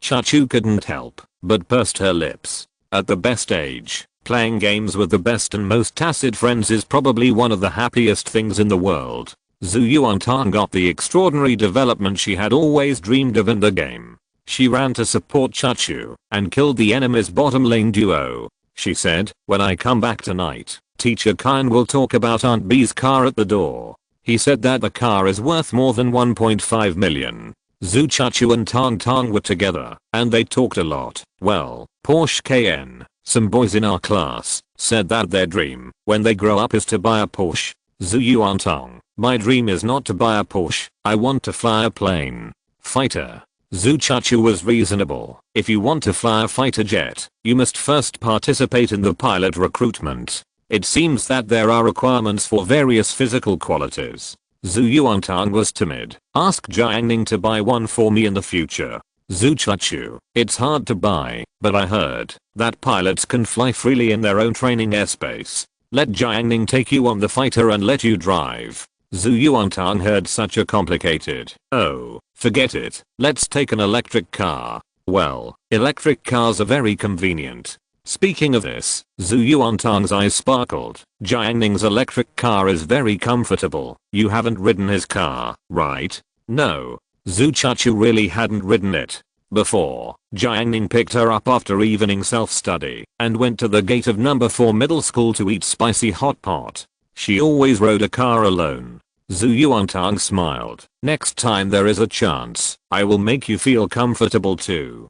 Chapter 724 Master. Monday. When the bell rang for the morning self-study get out of class, many students who had bought meal tickets went downstairs and gathered in the square to form a torrent, rushing towards the cafeteria. However, there are always some wealthy students who want to try wild game outside, even if they have bought meal tickets. For example, Zhang Kai. Recently, Zhang Kai and Yan Xianpeng set up a team of substitutes. After the evening self-study class every day, they go to the city to beat people, fight thieves, help children teach their enemies, and threaten low-quality neighbors who occupy parking spaces. During this period, each person made 2,000 yuan. Unfortunately, the number of orders has declined rapidly recently and is close to withering. Yan Xianpeng said, someone in the local forum found me today and said that their upstairs neighbor was very noisy and asked us to come forward.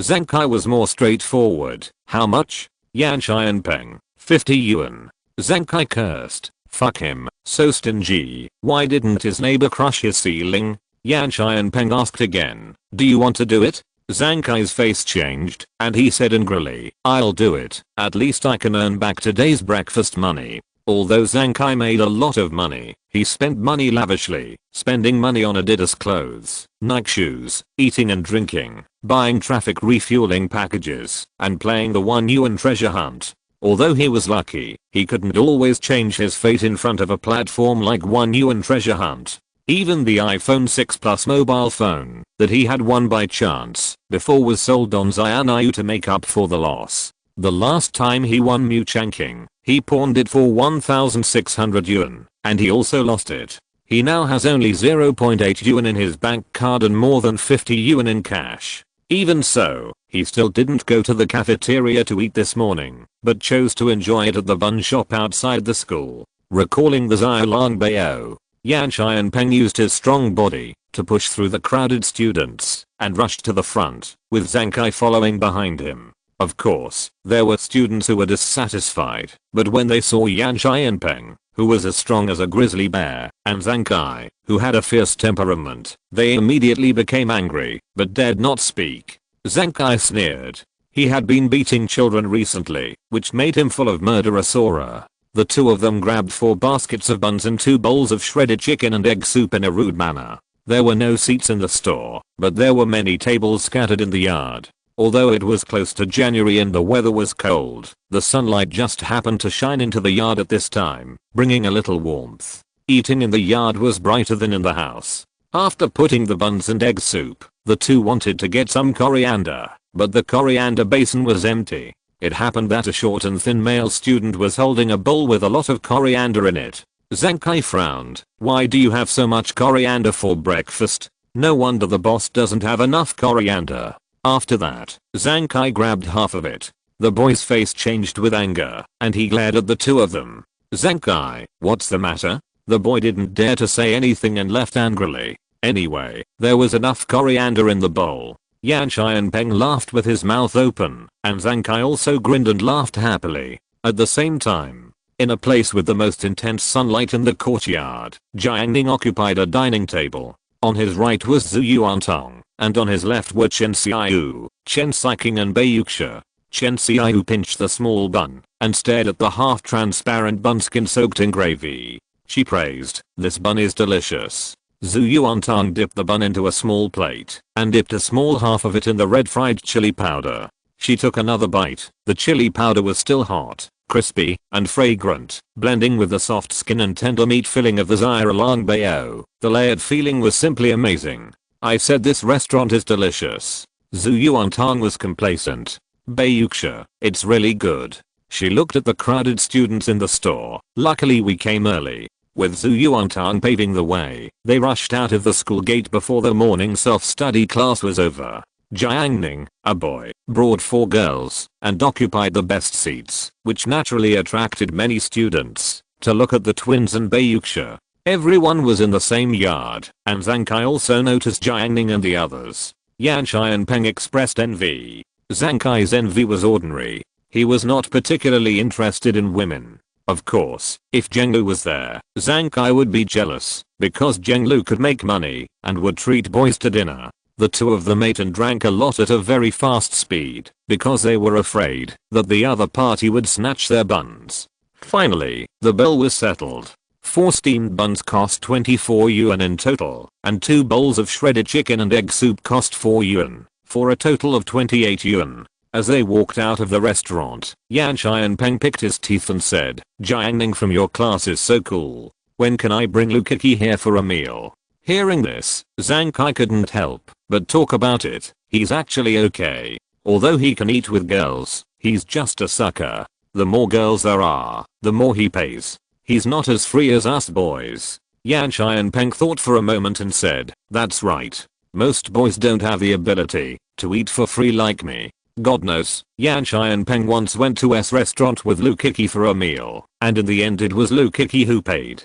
Zhang Kai, so, having dinner with girls, is not a skill. He saw it very clearly. Who can't treat a few girls with money? The key is whether you can spend women's money. Otherwise, if you spend that money to treat women to dinner, at most people around you will be envious, but in fact it is your own interests that are harmed. Yan Xianpeng, well said. Zhang Kai concluded, so Jiang Ning is nothing special. He is not as good as the two of us. Yan Xianpeng, the New Year's Eve party will be held the day after tomorrow.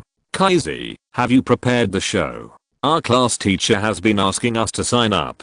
Zhang Kai showed sarcasm. What's the point of performing that? There is no benefit. And what are the intentions of these class teachers? They are just putting on a show for the people above. As a place for teaching and educating people, how can the school allow those who rely on bullying to get to the top? He stood on the moral high ground and sprayed nonsense. Yan Xianpeng, I heard that quite a few students from the experimental class were selected this time. Zhang Kai immediately laughed. Haha, what do the nerds in the experimental class know? Just wait for them to make a fool of themselves. Yan Xianpeng talked about Mr. Qi from number 4 middle school again. Zhang Kai was jealous of his wealth and claimed that he must have paid for a substitute. Zhang Kai, who was born in poverty and had a high opinion of himself, was unhappy with everything in the world. After Zhang Kai arrived at class 8, he saw Jiuo-kun and Ko-kun talking about the New Year's Eve party. He went up to criticize them again. By the way, the head teacher said in the morning self-study that the tickets for the party will be distributed today. I got a little news that the tickets are very interesting.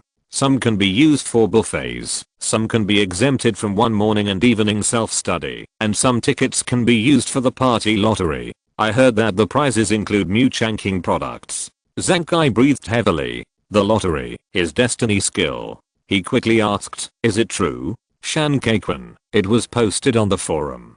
Do you think it's true? It must be true. Ko-kun said, I also heard a piece of news. It is rumored that for these admission tickets, students who participate in the performance will be given priority to choose the ticket style. Jiuo-kun was surprised. Wouldn't it be great for those who participate in the performance? Zhang Kai sneered. What are you thinking? The school won't be so heartless. Ko-kun, maybe it's based on grades? Shan Kaikun, it's possible that it's based on grades and students who participate in the performance will choose first. Thinking of this, several people looked at Jiang Ning's empty seat, and their expressions were self-evident. Zhang Kai saw Jiang Ning taking a girl to dinner this morning. He criticized Jiang Ning in front of Yan Xianpeng, and at this time he still had a considerable sense of psychological superiority. Zhang Kai's face changed, and after a while, he laughed out loud. He said with great certainty, I admit that he is a good student and even participated in the New Year's Day performance, but you said that he can choose the tickets first. Isn't it too funny? Can being a good student give you special privileges? I tell you, no way. If Jiang Ning really did this, how many people would be dissatisfied? Brother Ning. My brother Ning. Can you give me a lottery ticket? Zhang Kai smiled, bent his body, put his hands on his chin, and his expression was full of flattery. Not only him, the 4 connected areas were crowded with students waiting for tickets. Shan Qingrang came to the class to distribute tickets today. As usual, he first asked about Zhu Yuantang's living conditions. Then, Zhu Yuantang took away the stack of tickets in his hand. She was too lazy to divide the tickets, so this job naturally fell to Jiang Ning. In the matter of dividing the tickets, Jiang Ning had absolute dominance and became the boss of class 8 for a while. At this time, Jiang Ning leaned on the chair. Well, this was the chair that Shan Qingrang found for Zhu Yuantang, and Jiang Ning borrowed it temporarily. When Jiang Ning heard Zhang Kai's words, he took out a ticket with a lottery function, held it between his fingertips and shook it gently. Zhang Kai's smile became more flattering, and he hurriedly shouted, Brother Ning, give me a lottery ticket. That is a ticket that may win Mu Changking. After getting Mu Changking, even if he wrestles it, he can sell it for at least 1,600 yuan. Enough for him to be chic for half a month. Jiang Ning raised his eyes slightly, and the corners of his mouth curled up playfully. Zhang Kai, why did I hear rumors today and heard you say in class that I, Jiang Ning, have no privileges? Zhang Kai's face changed in shock, and he opened his mouth and said, it's definitely not me who said that. If I said that, I would be a dog. Shan Kaikun and others outside the crowd heard this and cursed inwardly. This guy is so shameless. Zhang Kai saw that Jiang Ning was about to take the lottery ticket back, and he quickly assured, Brother Ning, I, Zhang Kai, really didn't say that. It's really not me. His attitude was almost begging. Jiang Ning nodded lightly. Okay, don't let me hear rumors again in the future. Otherwise you will definitely not have a share in this kind of thing in the future. After saying that, Jiang Ning flicked his fingers and threw the lottery ticket directly to the ground. Zhang Kai immediately bent down to pick it up, thanked him very respectfully, and then excitedly rushed out of the crowd with the lottery ticket and showed off to Yan Shai and Peng from the next class. At night, Jiang Ning was at home today. Zhu Chachu and Tang Tang played a game, but it was a gold game. Tang Tang asked her to play casually, but Chachu played very seriously, but in the early stage, she was unable to establish an advantage. Zhu Chachu was a little worried and asked Tang Tang if she would cooperate to defeat the enemy. Zhu Yuantang still asked her to continue playing casually. Then after a while, for some reason, Tang Tang developed very well and defeated the opponent. Zhu Chachu felt that this game was very interesting. She wanted to play another game, but Hua Fengmei came to Jiang Ning's house and asked Chachu to go home. After Chachu left, Jiang Ning gloated. Hua Fengmei seems a little unhappy. Tang Tang takes others to play games every day. It is estimated that few parents in the world can be satisfied with it. Zhu Yuantang didn't care. It's not the first or second time. It's not that she can't understand other people's eyes, but many times, she always chooses to pretend to be confused. Tang Tang knows that happy days are few and far between. If she can pretend to be confused to make happy days longer, she would rather choose to pretend to be confused. So when she was young, she pretended not to understand Hua Fengmei's eyes and had fun with Chachu every day. After playing another round of games, Zhu Yuantang estimated that Chachu should be alone now, so she sent a message to Chachu. Are you there? Chachu didn't reply. Tang Tang, are you eating? Still no one replied. You're not fooled, are you? Zhu Yuantang thought. After her repeated teasing, Chachu's vigilance has increased a lot, and it's not easy to fool her. She jumped off the throne and ran to the main room to find the refrigerator, took out the mango cake that Jiang Ning had hidden, and took a photo of it with her mobile phone, making sure it was delicious and tempting enough. She sent a message to Chachu. Do you want to eat? Chachu replied immediately. I can't go out for the time being. Jiang Ning saw Tang Tang's particularly cunning smile. Let's video chat, you watch me eat. Zhu Chachu wanted to refuse, but for some reason, she agreed. Then, the video connection was successful. In the video screen, Chachu was sitting on the bed, wrapped in a quilt, and reading a book. She used her laptop to open the video, and it was Jiang Ning's laptop. Because she recently learned to make Corsair with PPT, Jiang Ning generously lent it to her. Zhu Yuantang ate cake for Chachu to see, and also played games for her to watch, achieving the effect of watching the game online. Before she was halfway through the game, Aunt Gu came to catch her. Zhu Yuantang only had time to tell Chachu to hang up the video before she fled in panic. Hearing Tang Tang hang up the video, Zhu Chachu pursed her lips and smiled. She didn't play on the computer anymore, but read an English book on the bed. In the warm bedroom, the table lamp emitted a soft and bright light. The girl's hair fell like a waterfall, gently fluttering with her breath. She held the book. Her cold face was covered with a layer of softness, and she was reading quietly. Even time seemed to have stopped. After a long time, she was probably tired of reading, so she stretched out her thin fingers like fine porcelain and gently fiddled with a mechanical eagle at the head of the bed. This was an eagle made of matches, made by Jiang Ning himself, and later given to Chachu by Tang Tang. The eagle looked very much like the balanced eagle that I played when I was a child. The eagle's beak pecked at the head of the bed, and the rest of the body was suspended in the air, as if flying in the sky. Playing with Jiang Ning's big bird, Zhu Chachu didn't know what she thought of, and she suddenly laughed. Jua's laughter fell into the small room, playing softly. The next moment, she wiped her mouth, restrained her smile, put the book away, and went to bed.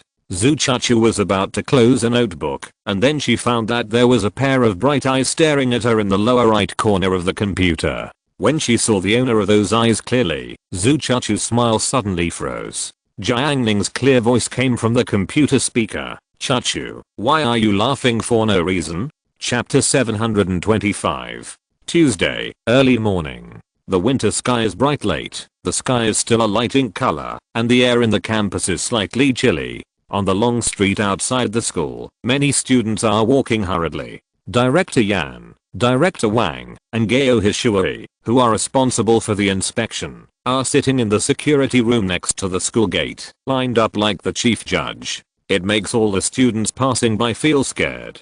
Gao Hishui found a familiar student passing by and quickly scolded, "What time is it? Morning self-study starts at 7:10. What time is it now?" Wu Zhaoqi was holding a basketball and walking slowly. He glanced at the Casio electronic watch on his wrist and replied, "It's 7:07 now, what's wrong?" Gao Hishuo's tone paused for a moment, and he pointed at Wu Zhaoqi's nose angrily. "You are so good, Wu Zhaoqi." Qi Xianheng passed by and saw Wu Zhaoqi looking at his watch. He not only curled his lips, but also showed his wrist. His watch is a serious watch, blank pane 6654, which is enough to buy dozens of Casio electronic watches. Qi Xianheng glanced at his watch and walked away leisurely with a hint of arrogance. Because his family was too rich, leaders like Director Yan naturally knew his identity. Gao Hishui pointed at Wu Zhaoqi's nose. "Are you here to go to school? You come on time every day, and I, a teacher, arrive at school earlier than you." Wu Zhaoqi suddenly said coldly, "You don't get up as early as me." Gao Hishui was amused. "Can you compare with me?" He knew that Wu Zhaoqi's family was not simple, but Gao Hishui was a young teacher specially invited by the principal from Nanxi. With new and old grudges added together, he was bound to subdue Wu Zhaoqi. Wu Zhaoqi said disdainfully, "Okay, next time we will see who arrives earlier. Whoever loses is a grandson." Director Yan shouted, "Remember, you are a student."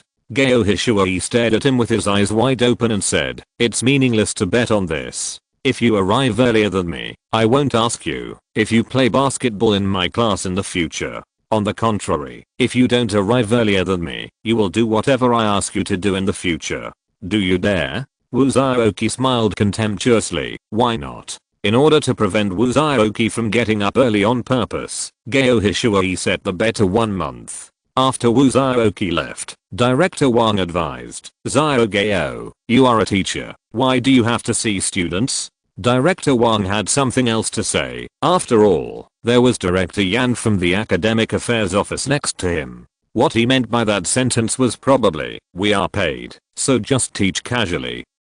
Gao Hishui said angrily, "Wu Zhaoqi always talks back in my class. I'm going to make him behave this time." He was full of confidence. How could a bad student like Wu Zhaoqi compare to him? Jiang Ning ordered Chachu around at home this morning. The reason was that Jiang Ning told her last night that he wanted to eat homemade steamed buns with vegetables this morning. When Chachu was still hesitating, Jiang Ning told her, "You like to laugh, silly. If others know about it, they will definitely laugh at you, but I'm the only one who won't laugh at you.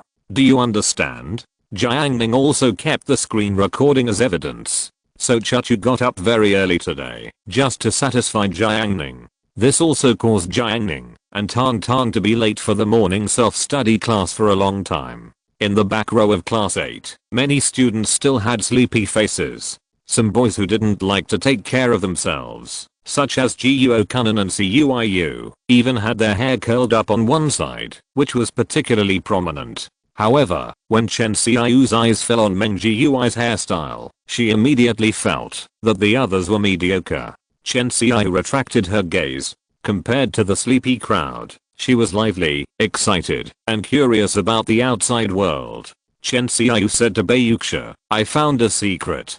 Beiyuxia flipped through the textbook. "Oh." Chen Xiao said again, "It's about Jiang Ning." Beiyuxia turned her head. "What secret?" She knew that Chen Xiao and Jiang Ning were close to each other, and there was no river between them. They were just like deskmates. In their daily interactions, many details can definitely be discovered.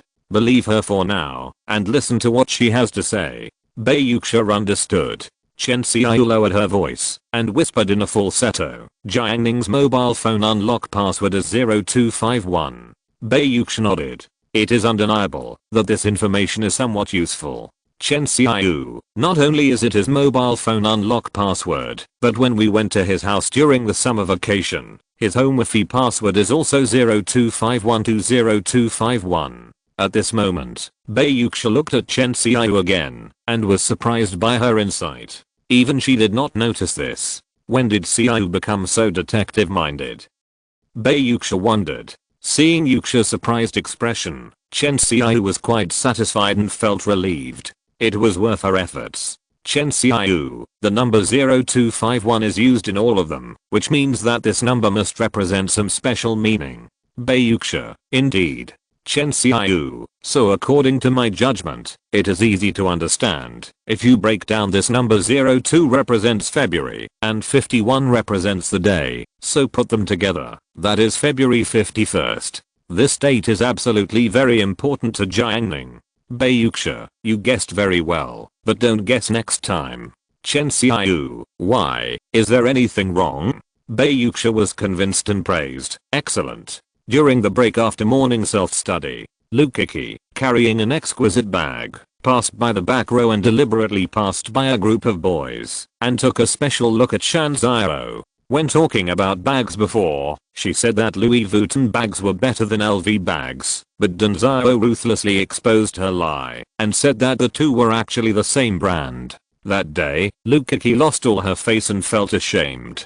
Today, Lukiki returned with an LV bag. She was graceful and elegant, just like a celebrity lady in the upper class, and she was so arrogant. Lukiki deliberately showed off her LV bag. Wang Long has some experience recently, and recognized Lukiki's bag. He exclaimed, "Oh my! Donkey brand bag." As soon as this was said, men and women around him cast their eyes. Jiang Yanan has some eyes. Kiki, who gave you the LV bag? Any bag of this brand is worth tens of thousands, or even hundreds of thousands. Except for some single ladies, who are pretending to be rich and loving themselves. The others who can afford it are basically rich people. Lukiki was very modest. Hey, it was given to me by a sweeter. I don't want it, but he insisted on giving it to me. At this point, Lukiki's vanity almost reached its peak, as if she was the most beautiful, the most upper class, the most undisputed, and the most expensive woman in the whole classroom. One foot has already stepped into the field of luxury goods, and the other foot has stepped into the field of rich wives. Yuan and Lukiki are good sisters on the surface, loving each other, but in fact, the two are not as harmonious as everyone thinks behind the scenes. Once, the two even compared which man who pursued them was better. When Yuan saw Lukiki's tail curled up, she deliberately said, "Hey, he is so good to you." But I saw netizens say on the internet last time that, because LV bags are very popular in China, there are many fakes. Kiki, you must not be fooled by those stinky men with fake bags. On the surface, she seemed to care about Lukiki, but in fact, she doubted the authenticity of her bag. Hearing this, Lukiki's face froze for a moment. In fact, she also doubted whether this LV bag was real. Lukiki reacted quickly. She rolled her eyes and saw the honest Shanziro looking at her. Lukiki said with a sweet smile, "Shanziro, don't you know a lot about luxury goods? Can you help me see if this bag is real?"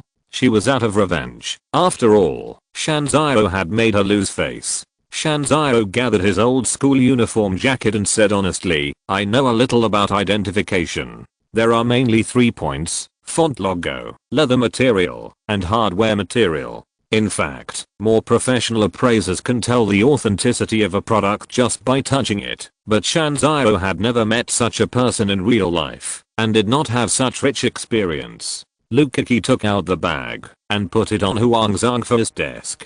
Shanziro came over, looked at it, and said, "The grain of the leather on the outside of the genuine LV bag has a small flat surface, but the imitation one does not have it." Lukiki looked at the bag quickly. She could not understand. Shanziro wanted to continue checking, but then Ma Shicheng spoke up and said, "Your identification is too troublesome. I have a more practical method." As soon as he said this, the surrounding classmates looked at Ma Shicheng, and Lukiki was also concerned. Ma Shicheng asked, "What car did the man drive?" Lukiki, "It seems to be a Honda Civic." Ma Shicheng said, "It's a fake bag." During the morning break, Hu Jun was holding his phone, chatting on the screen, looking happy. After Lukiki's bag was found to be fake, she had been in a gloomy mood. She saw Hu Jun's wretched appearance and scolded, "Which girl are you chatting with? You are so happy." Hu Jun put down his phone.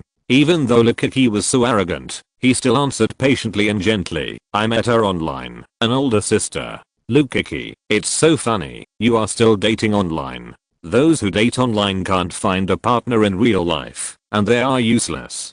MyOZHE, who was passing by, had an anger value of +99. Because Lukiki usually guided him in beauty, MyOZHE's anger value was reduced a lot, and he didn't say anything. Who cares what others do? Yunenai and I are different. MyOZHE told himself. Jun laughed. This older sister is pretty good. Lukiki twisted her mouth. Forget it. Seeing Jun's good attitude, she was too lazy to attack him again. Only Wang Lanlan watched this scene and said with great sorrow, Brother Jun, you are confused. At night, Jiang Ning's happy house. Tong Tong and Chuchu were in the happy double row. Jiang Ning held a Ruiao teacup in his hand. The appearance of the teacup was very beautiful, showing a light and elegant sky blue color, and it was also a simple and elegant shape. The cup was filled with milk tea, which was made by frying black tea leaves and white sugar, adding milk, and mixing it. It was purely handmade. The color of the milk tea was warm and rich, exuding a mellow tea fragrance. Jiang Ning tasted it, and it had a smooth and delicate taste. The mellow black tea, the sweet white sugar, and the fragrance of milk blended together. This was forced by him to fry Chuchu. Well, using yesterday's handle, he threatened her severely. Chuchu smelled the fragrance of the milk tea, and was slightly annoyed in her heart. Since she couldn't resist, she deliberately added some ingredients to Jiang Ning. When buying tea, she specifically asked the boss that she wanted the most refreshing tea. The milk tea prepared in this way has a more rapid effect. Chuchu thought to herself, drink so much milk tea, can you still sleep at night? However, after doing such a bad thing, her beautiful eyebrows were filled with worries. What if Jiang Ning really didn't sleep well? I heard from Tong Tong that he will perform magic on the stage in front of the teachers and students of the whole school tomorrow night. Chuchu is now in a dilemma. Suddenly, Tong Tong shouted, Chuchu, why didn't you do it just now? Chuchu came back to her senses and looked at the screen. The two enemy players in the bottom lane were all killed by Tong Tong, and she didn't even get an assist. While Jiang Ning was sipping tea, he was holding his mobile phone and browsing his question space. Duan Shigen posted a late night group photo. In the photo, the brothers had very few clothes, and Deng Xiang was wearing ripped jeans. They stood on the side of the road, each posing in a domineering posture. Duan Shigen added the caption, the road ahead is long, don't be too crazy, who knows who will be brilliant in the future. CUIU commented, awesome. Jiang Ning continued to scroll down, and Yuwen posted a selfie with the caption, the sun rises in the east and the rain falls in the west, I'm a great beauty. This selfie was beautified, but without the technical support of Lukiki's photo editing, it is far from being a great beauty. Ma Shichen commented below, there are green mountains beyond the mountains and buildings beyond the buildings, and he looks like a big monkey. Yuwen and Jiang Yanan scolded him together, and two other unknown boys attacked Ma Shichen together. Further down, there was MyOZHE's sad copywriting. Hayao Miyazaki once said, if one day we can no longer keep in touch, please don't delete our contact information. You can ignore me forever, but don't let me find you. As long as I miss you, I can still check your question space. There were a few likes floating below the comment, and Shanzio and others friendship likes. In general, today's chat was rather bland, not very interesting. Jiang Ning felt that his social circle was a little narrow, so he planned to think of ways to expand it. As Zhu Yuantang's game was about to end, his superb performance and amazing operation shocked his teammates. His teammate Crocodile sent a message, you are the best fizz I have ever seen. Zhu Yuantang enjoyed the flattery and replied indifferently, not bad. Crocodile, can I add a friend? Fizz, the friend list is full. Crocodile, can it be filled up? Soon, this game ended. In fact, Zhu Yuantang's friend list was not full, only Jiang Ning and Chuchu, as well as Shang Keiwei and Ma Shichen. But because she was so strong in the game, there were always many people who wanted to get points, so she found an excuse to refuse. Zhu Yuantang quickly started the next game. As soon as he entered the game, Aunt Gu came in from outside. Jiang Ning nodded and said, Aunt Gu, would you like some tea? He respected Aunt Gu very much. But Jiang Ning did not agree with Chachu's mother Hua Fengmu's way of education. Hua Fengmu always tried to create a bleak and heavy atmosphere at home to oppress Chachu, making her bear a lot of burdens since childhood, so that her temperament became very cold. Aunt Gu said with a pleasant face, "You drink, I want to talk to Tang Tang." Tang Tang. Aunt Gu shouted. Zhu Yuantang was protected by Jiang Ning, so she didn't look back and answered, "The game is on." Aunt Gu scolded her, "You play games as soon as you get home from school. I'd rather let you stay in school every day." Zhu Yuantang snorted and said contemptuously, "Do you think I won't play at school?" Tang Tang left. Although the person left, the game was still going on. In desperation, Jiang Ning got up and sat on Tang Tang's throne. Chachu, who was sitting quietly next to her, suddenly trembled slightly, and her cloud-like skirt, as if blown by the breeze, rippling layers of delicate ripples. The girl's body was like a budding flower, swaying gently in the cold breeze of the morning. Jiang Ning turned his head and asked, "Chachu, are you nervous?" End of this chapter. Thank you very much for reaching the end. Don't forget to like. Looking for more exclusive content and immediate access? Subscribe to our Patreon. Remember, every like, subscription, or donation encourages us to continue. Thanks to everyone. See you in the next video.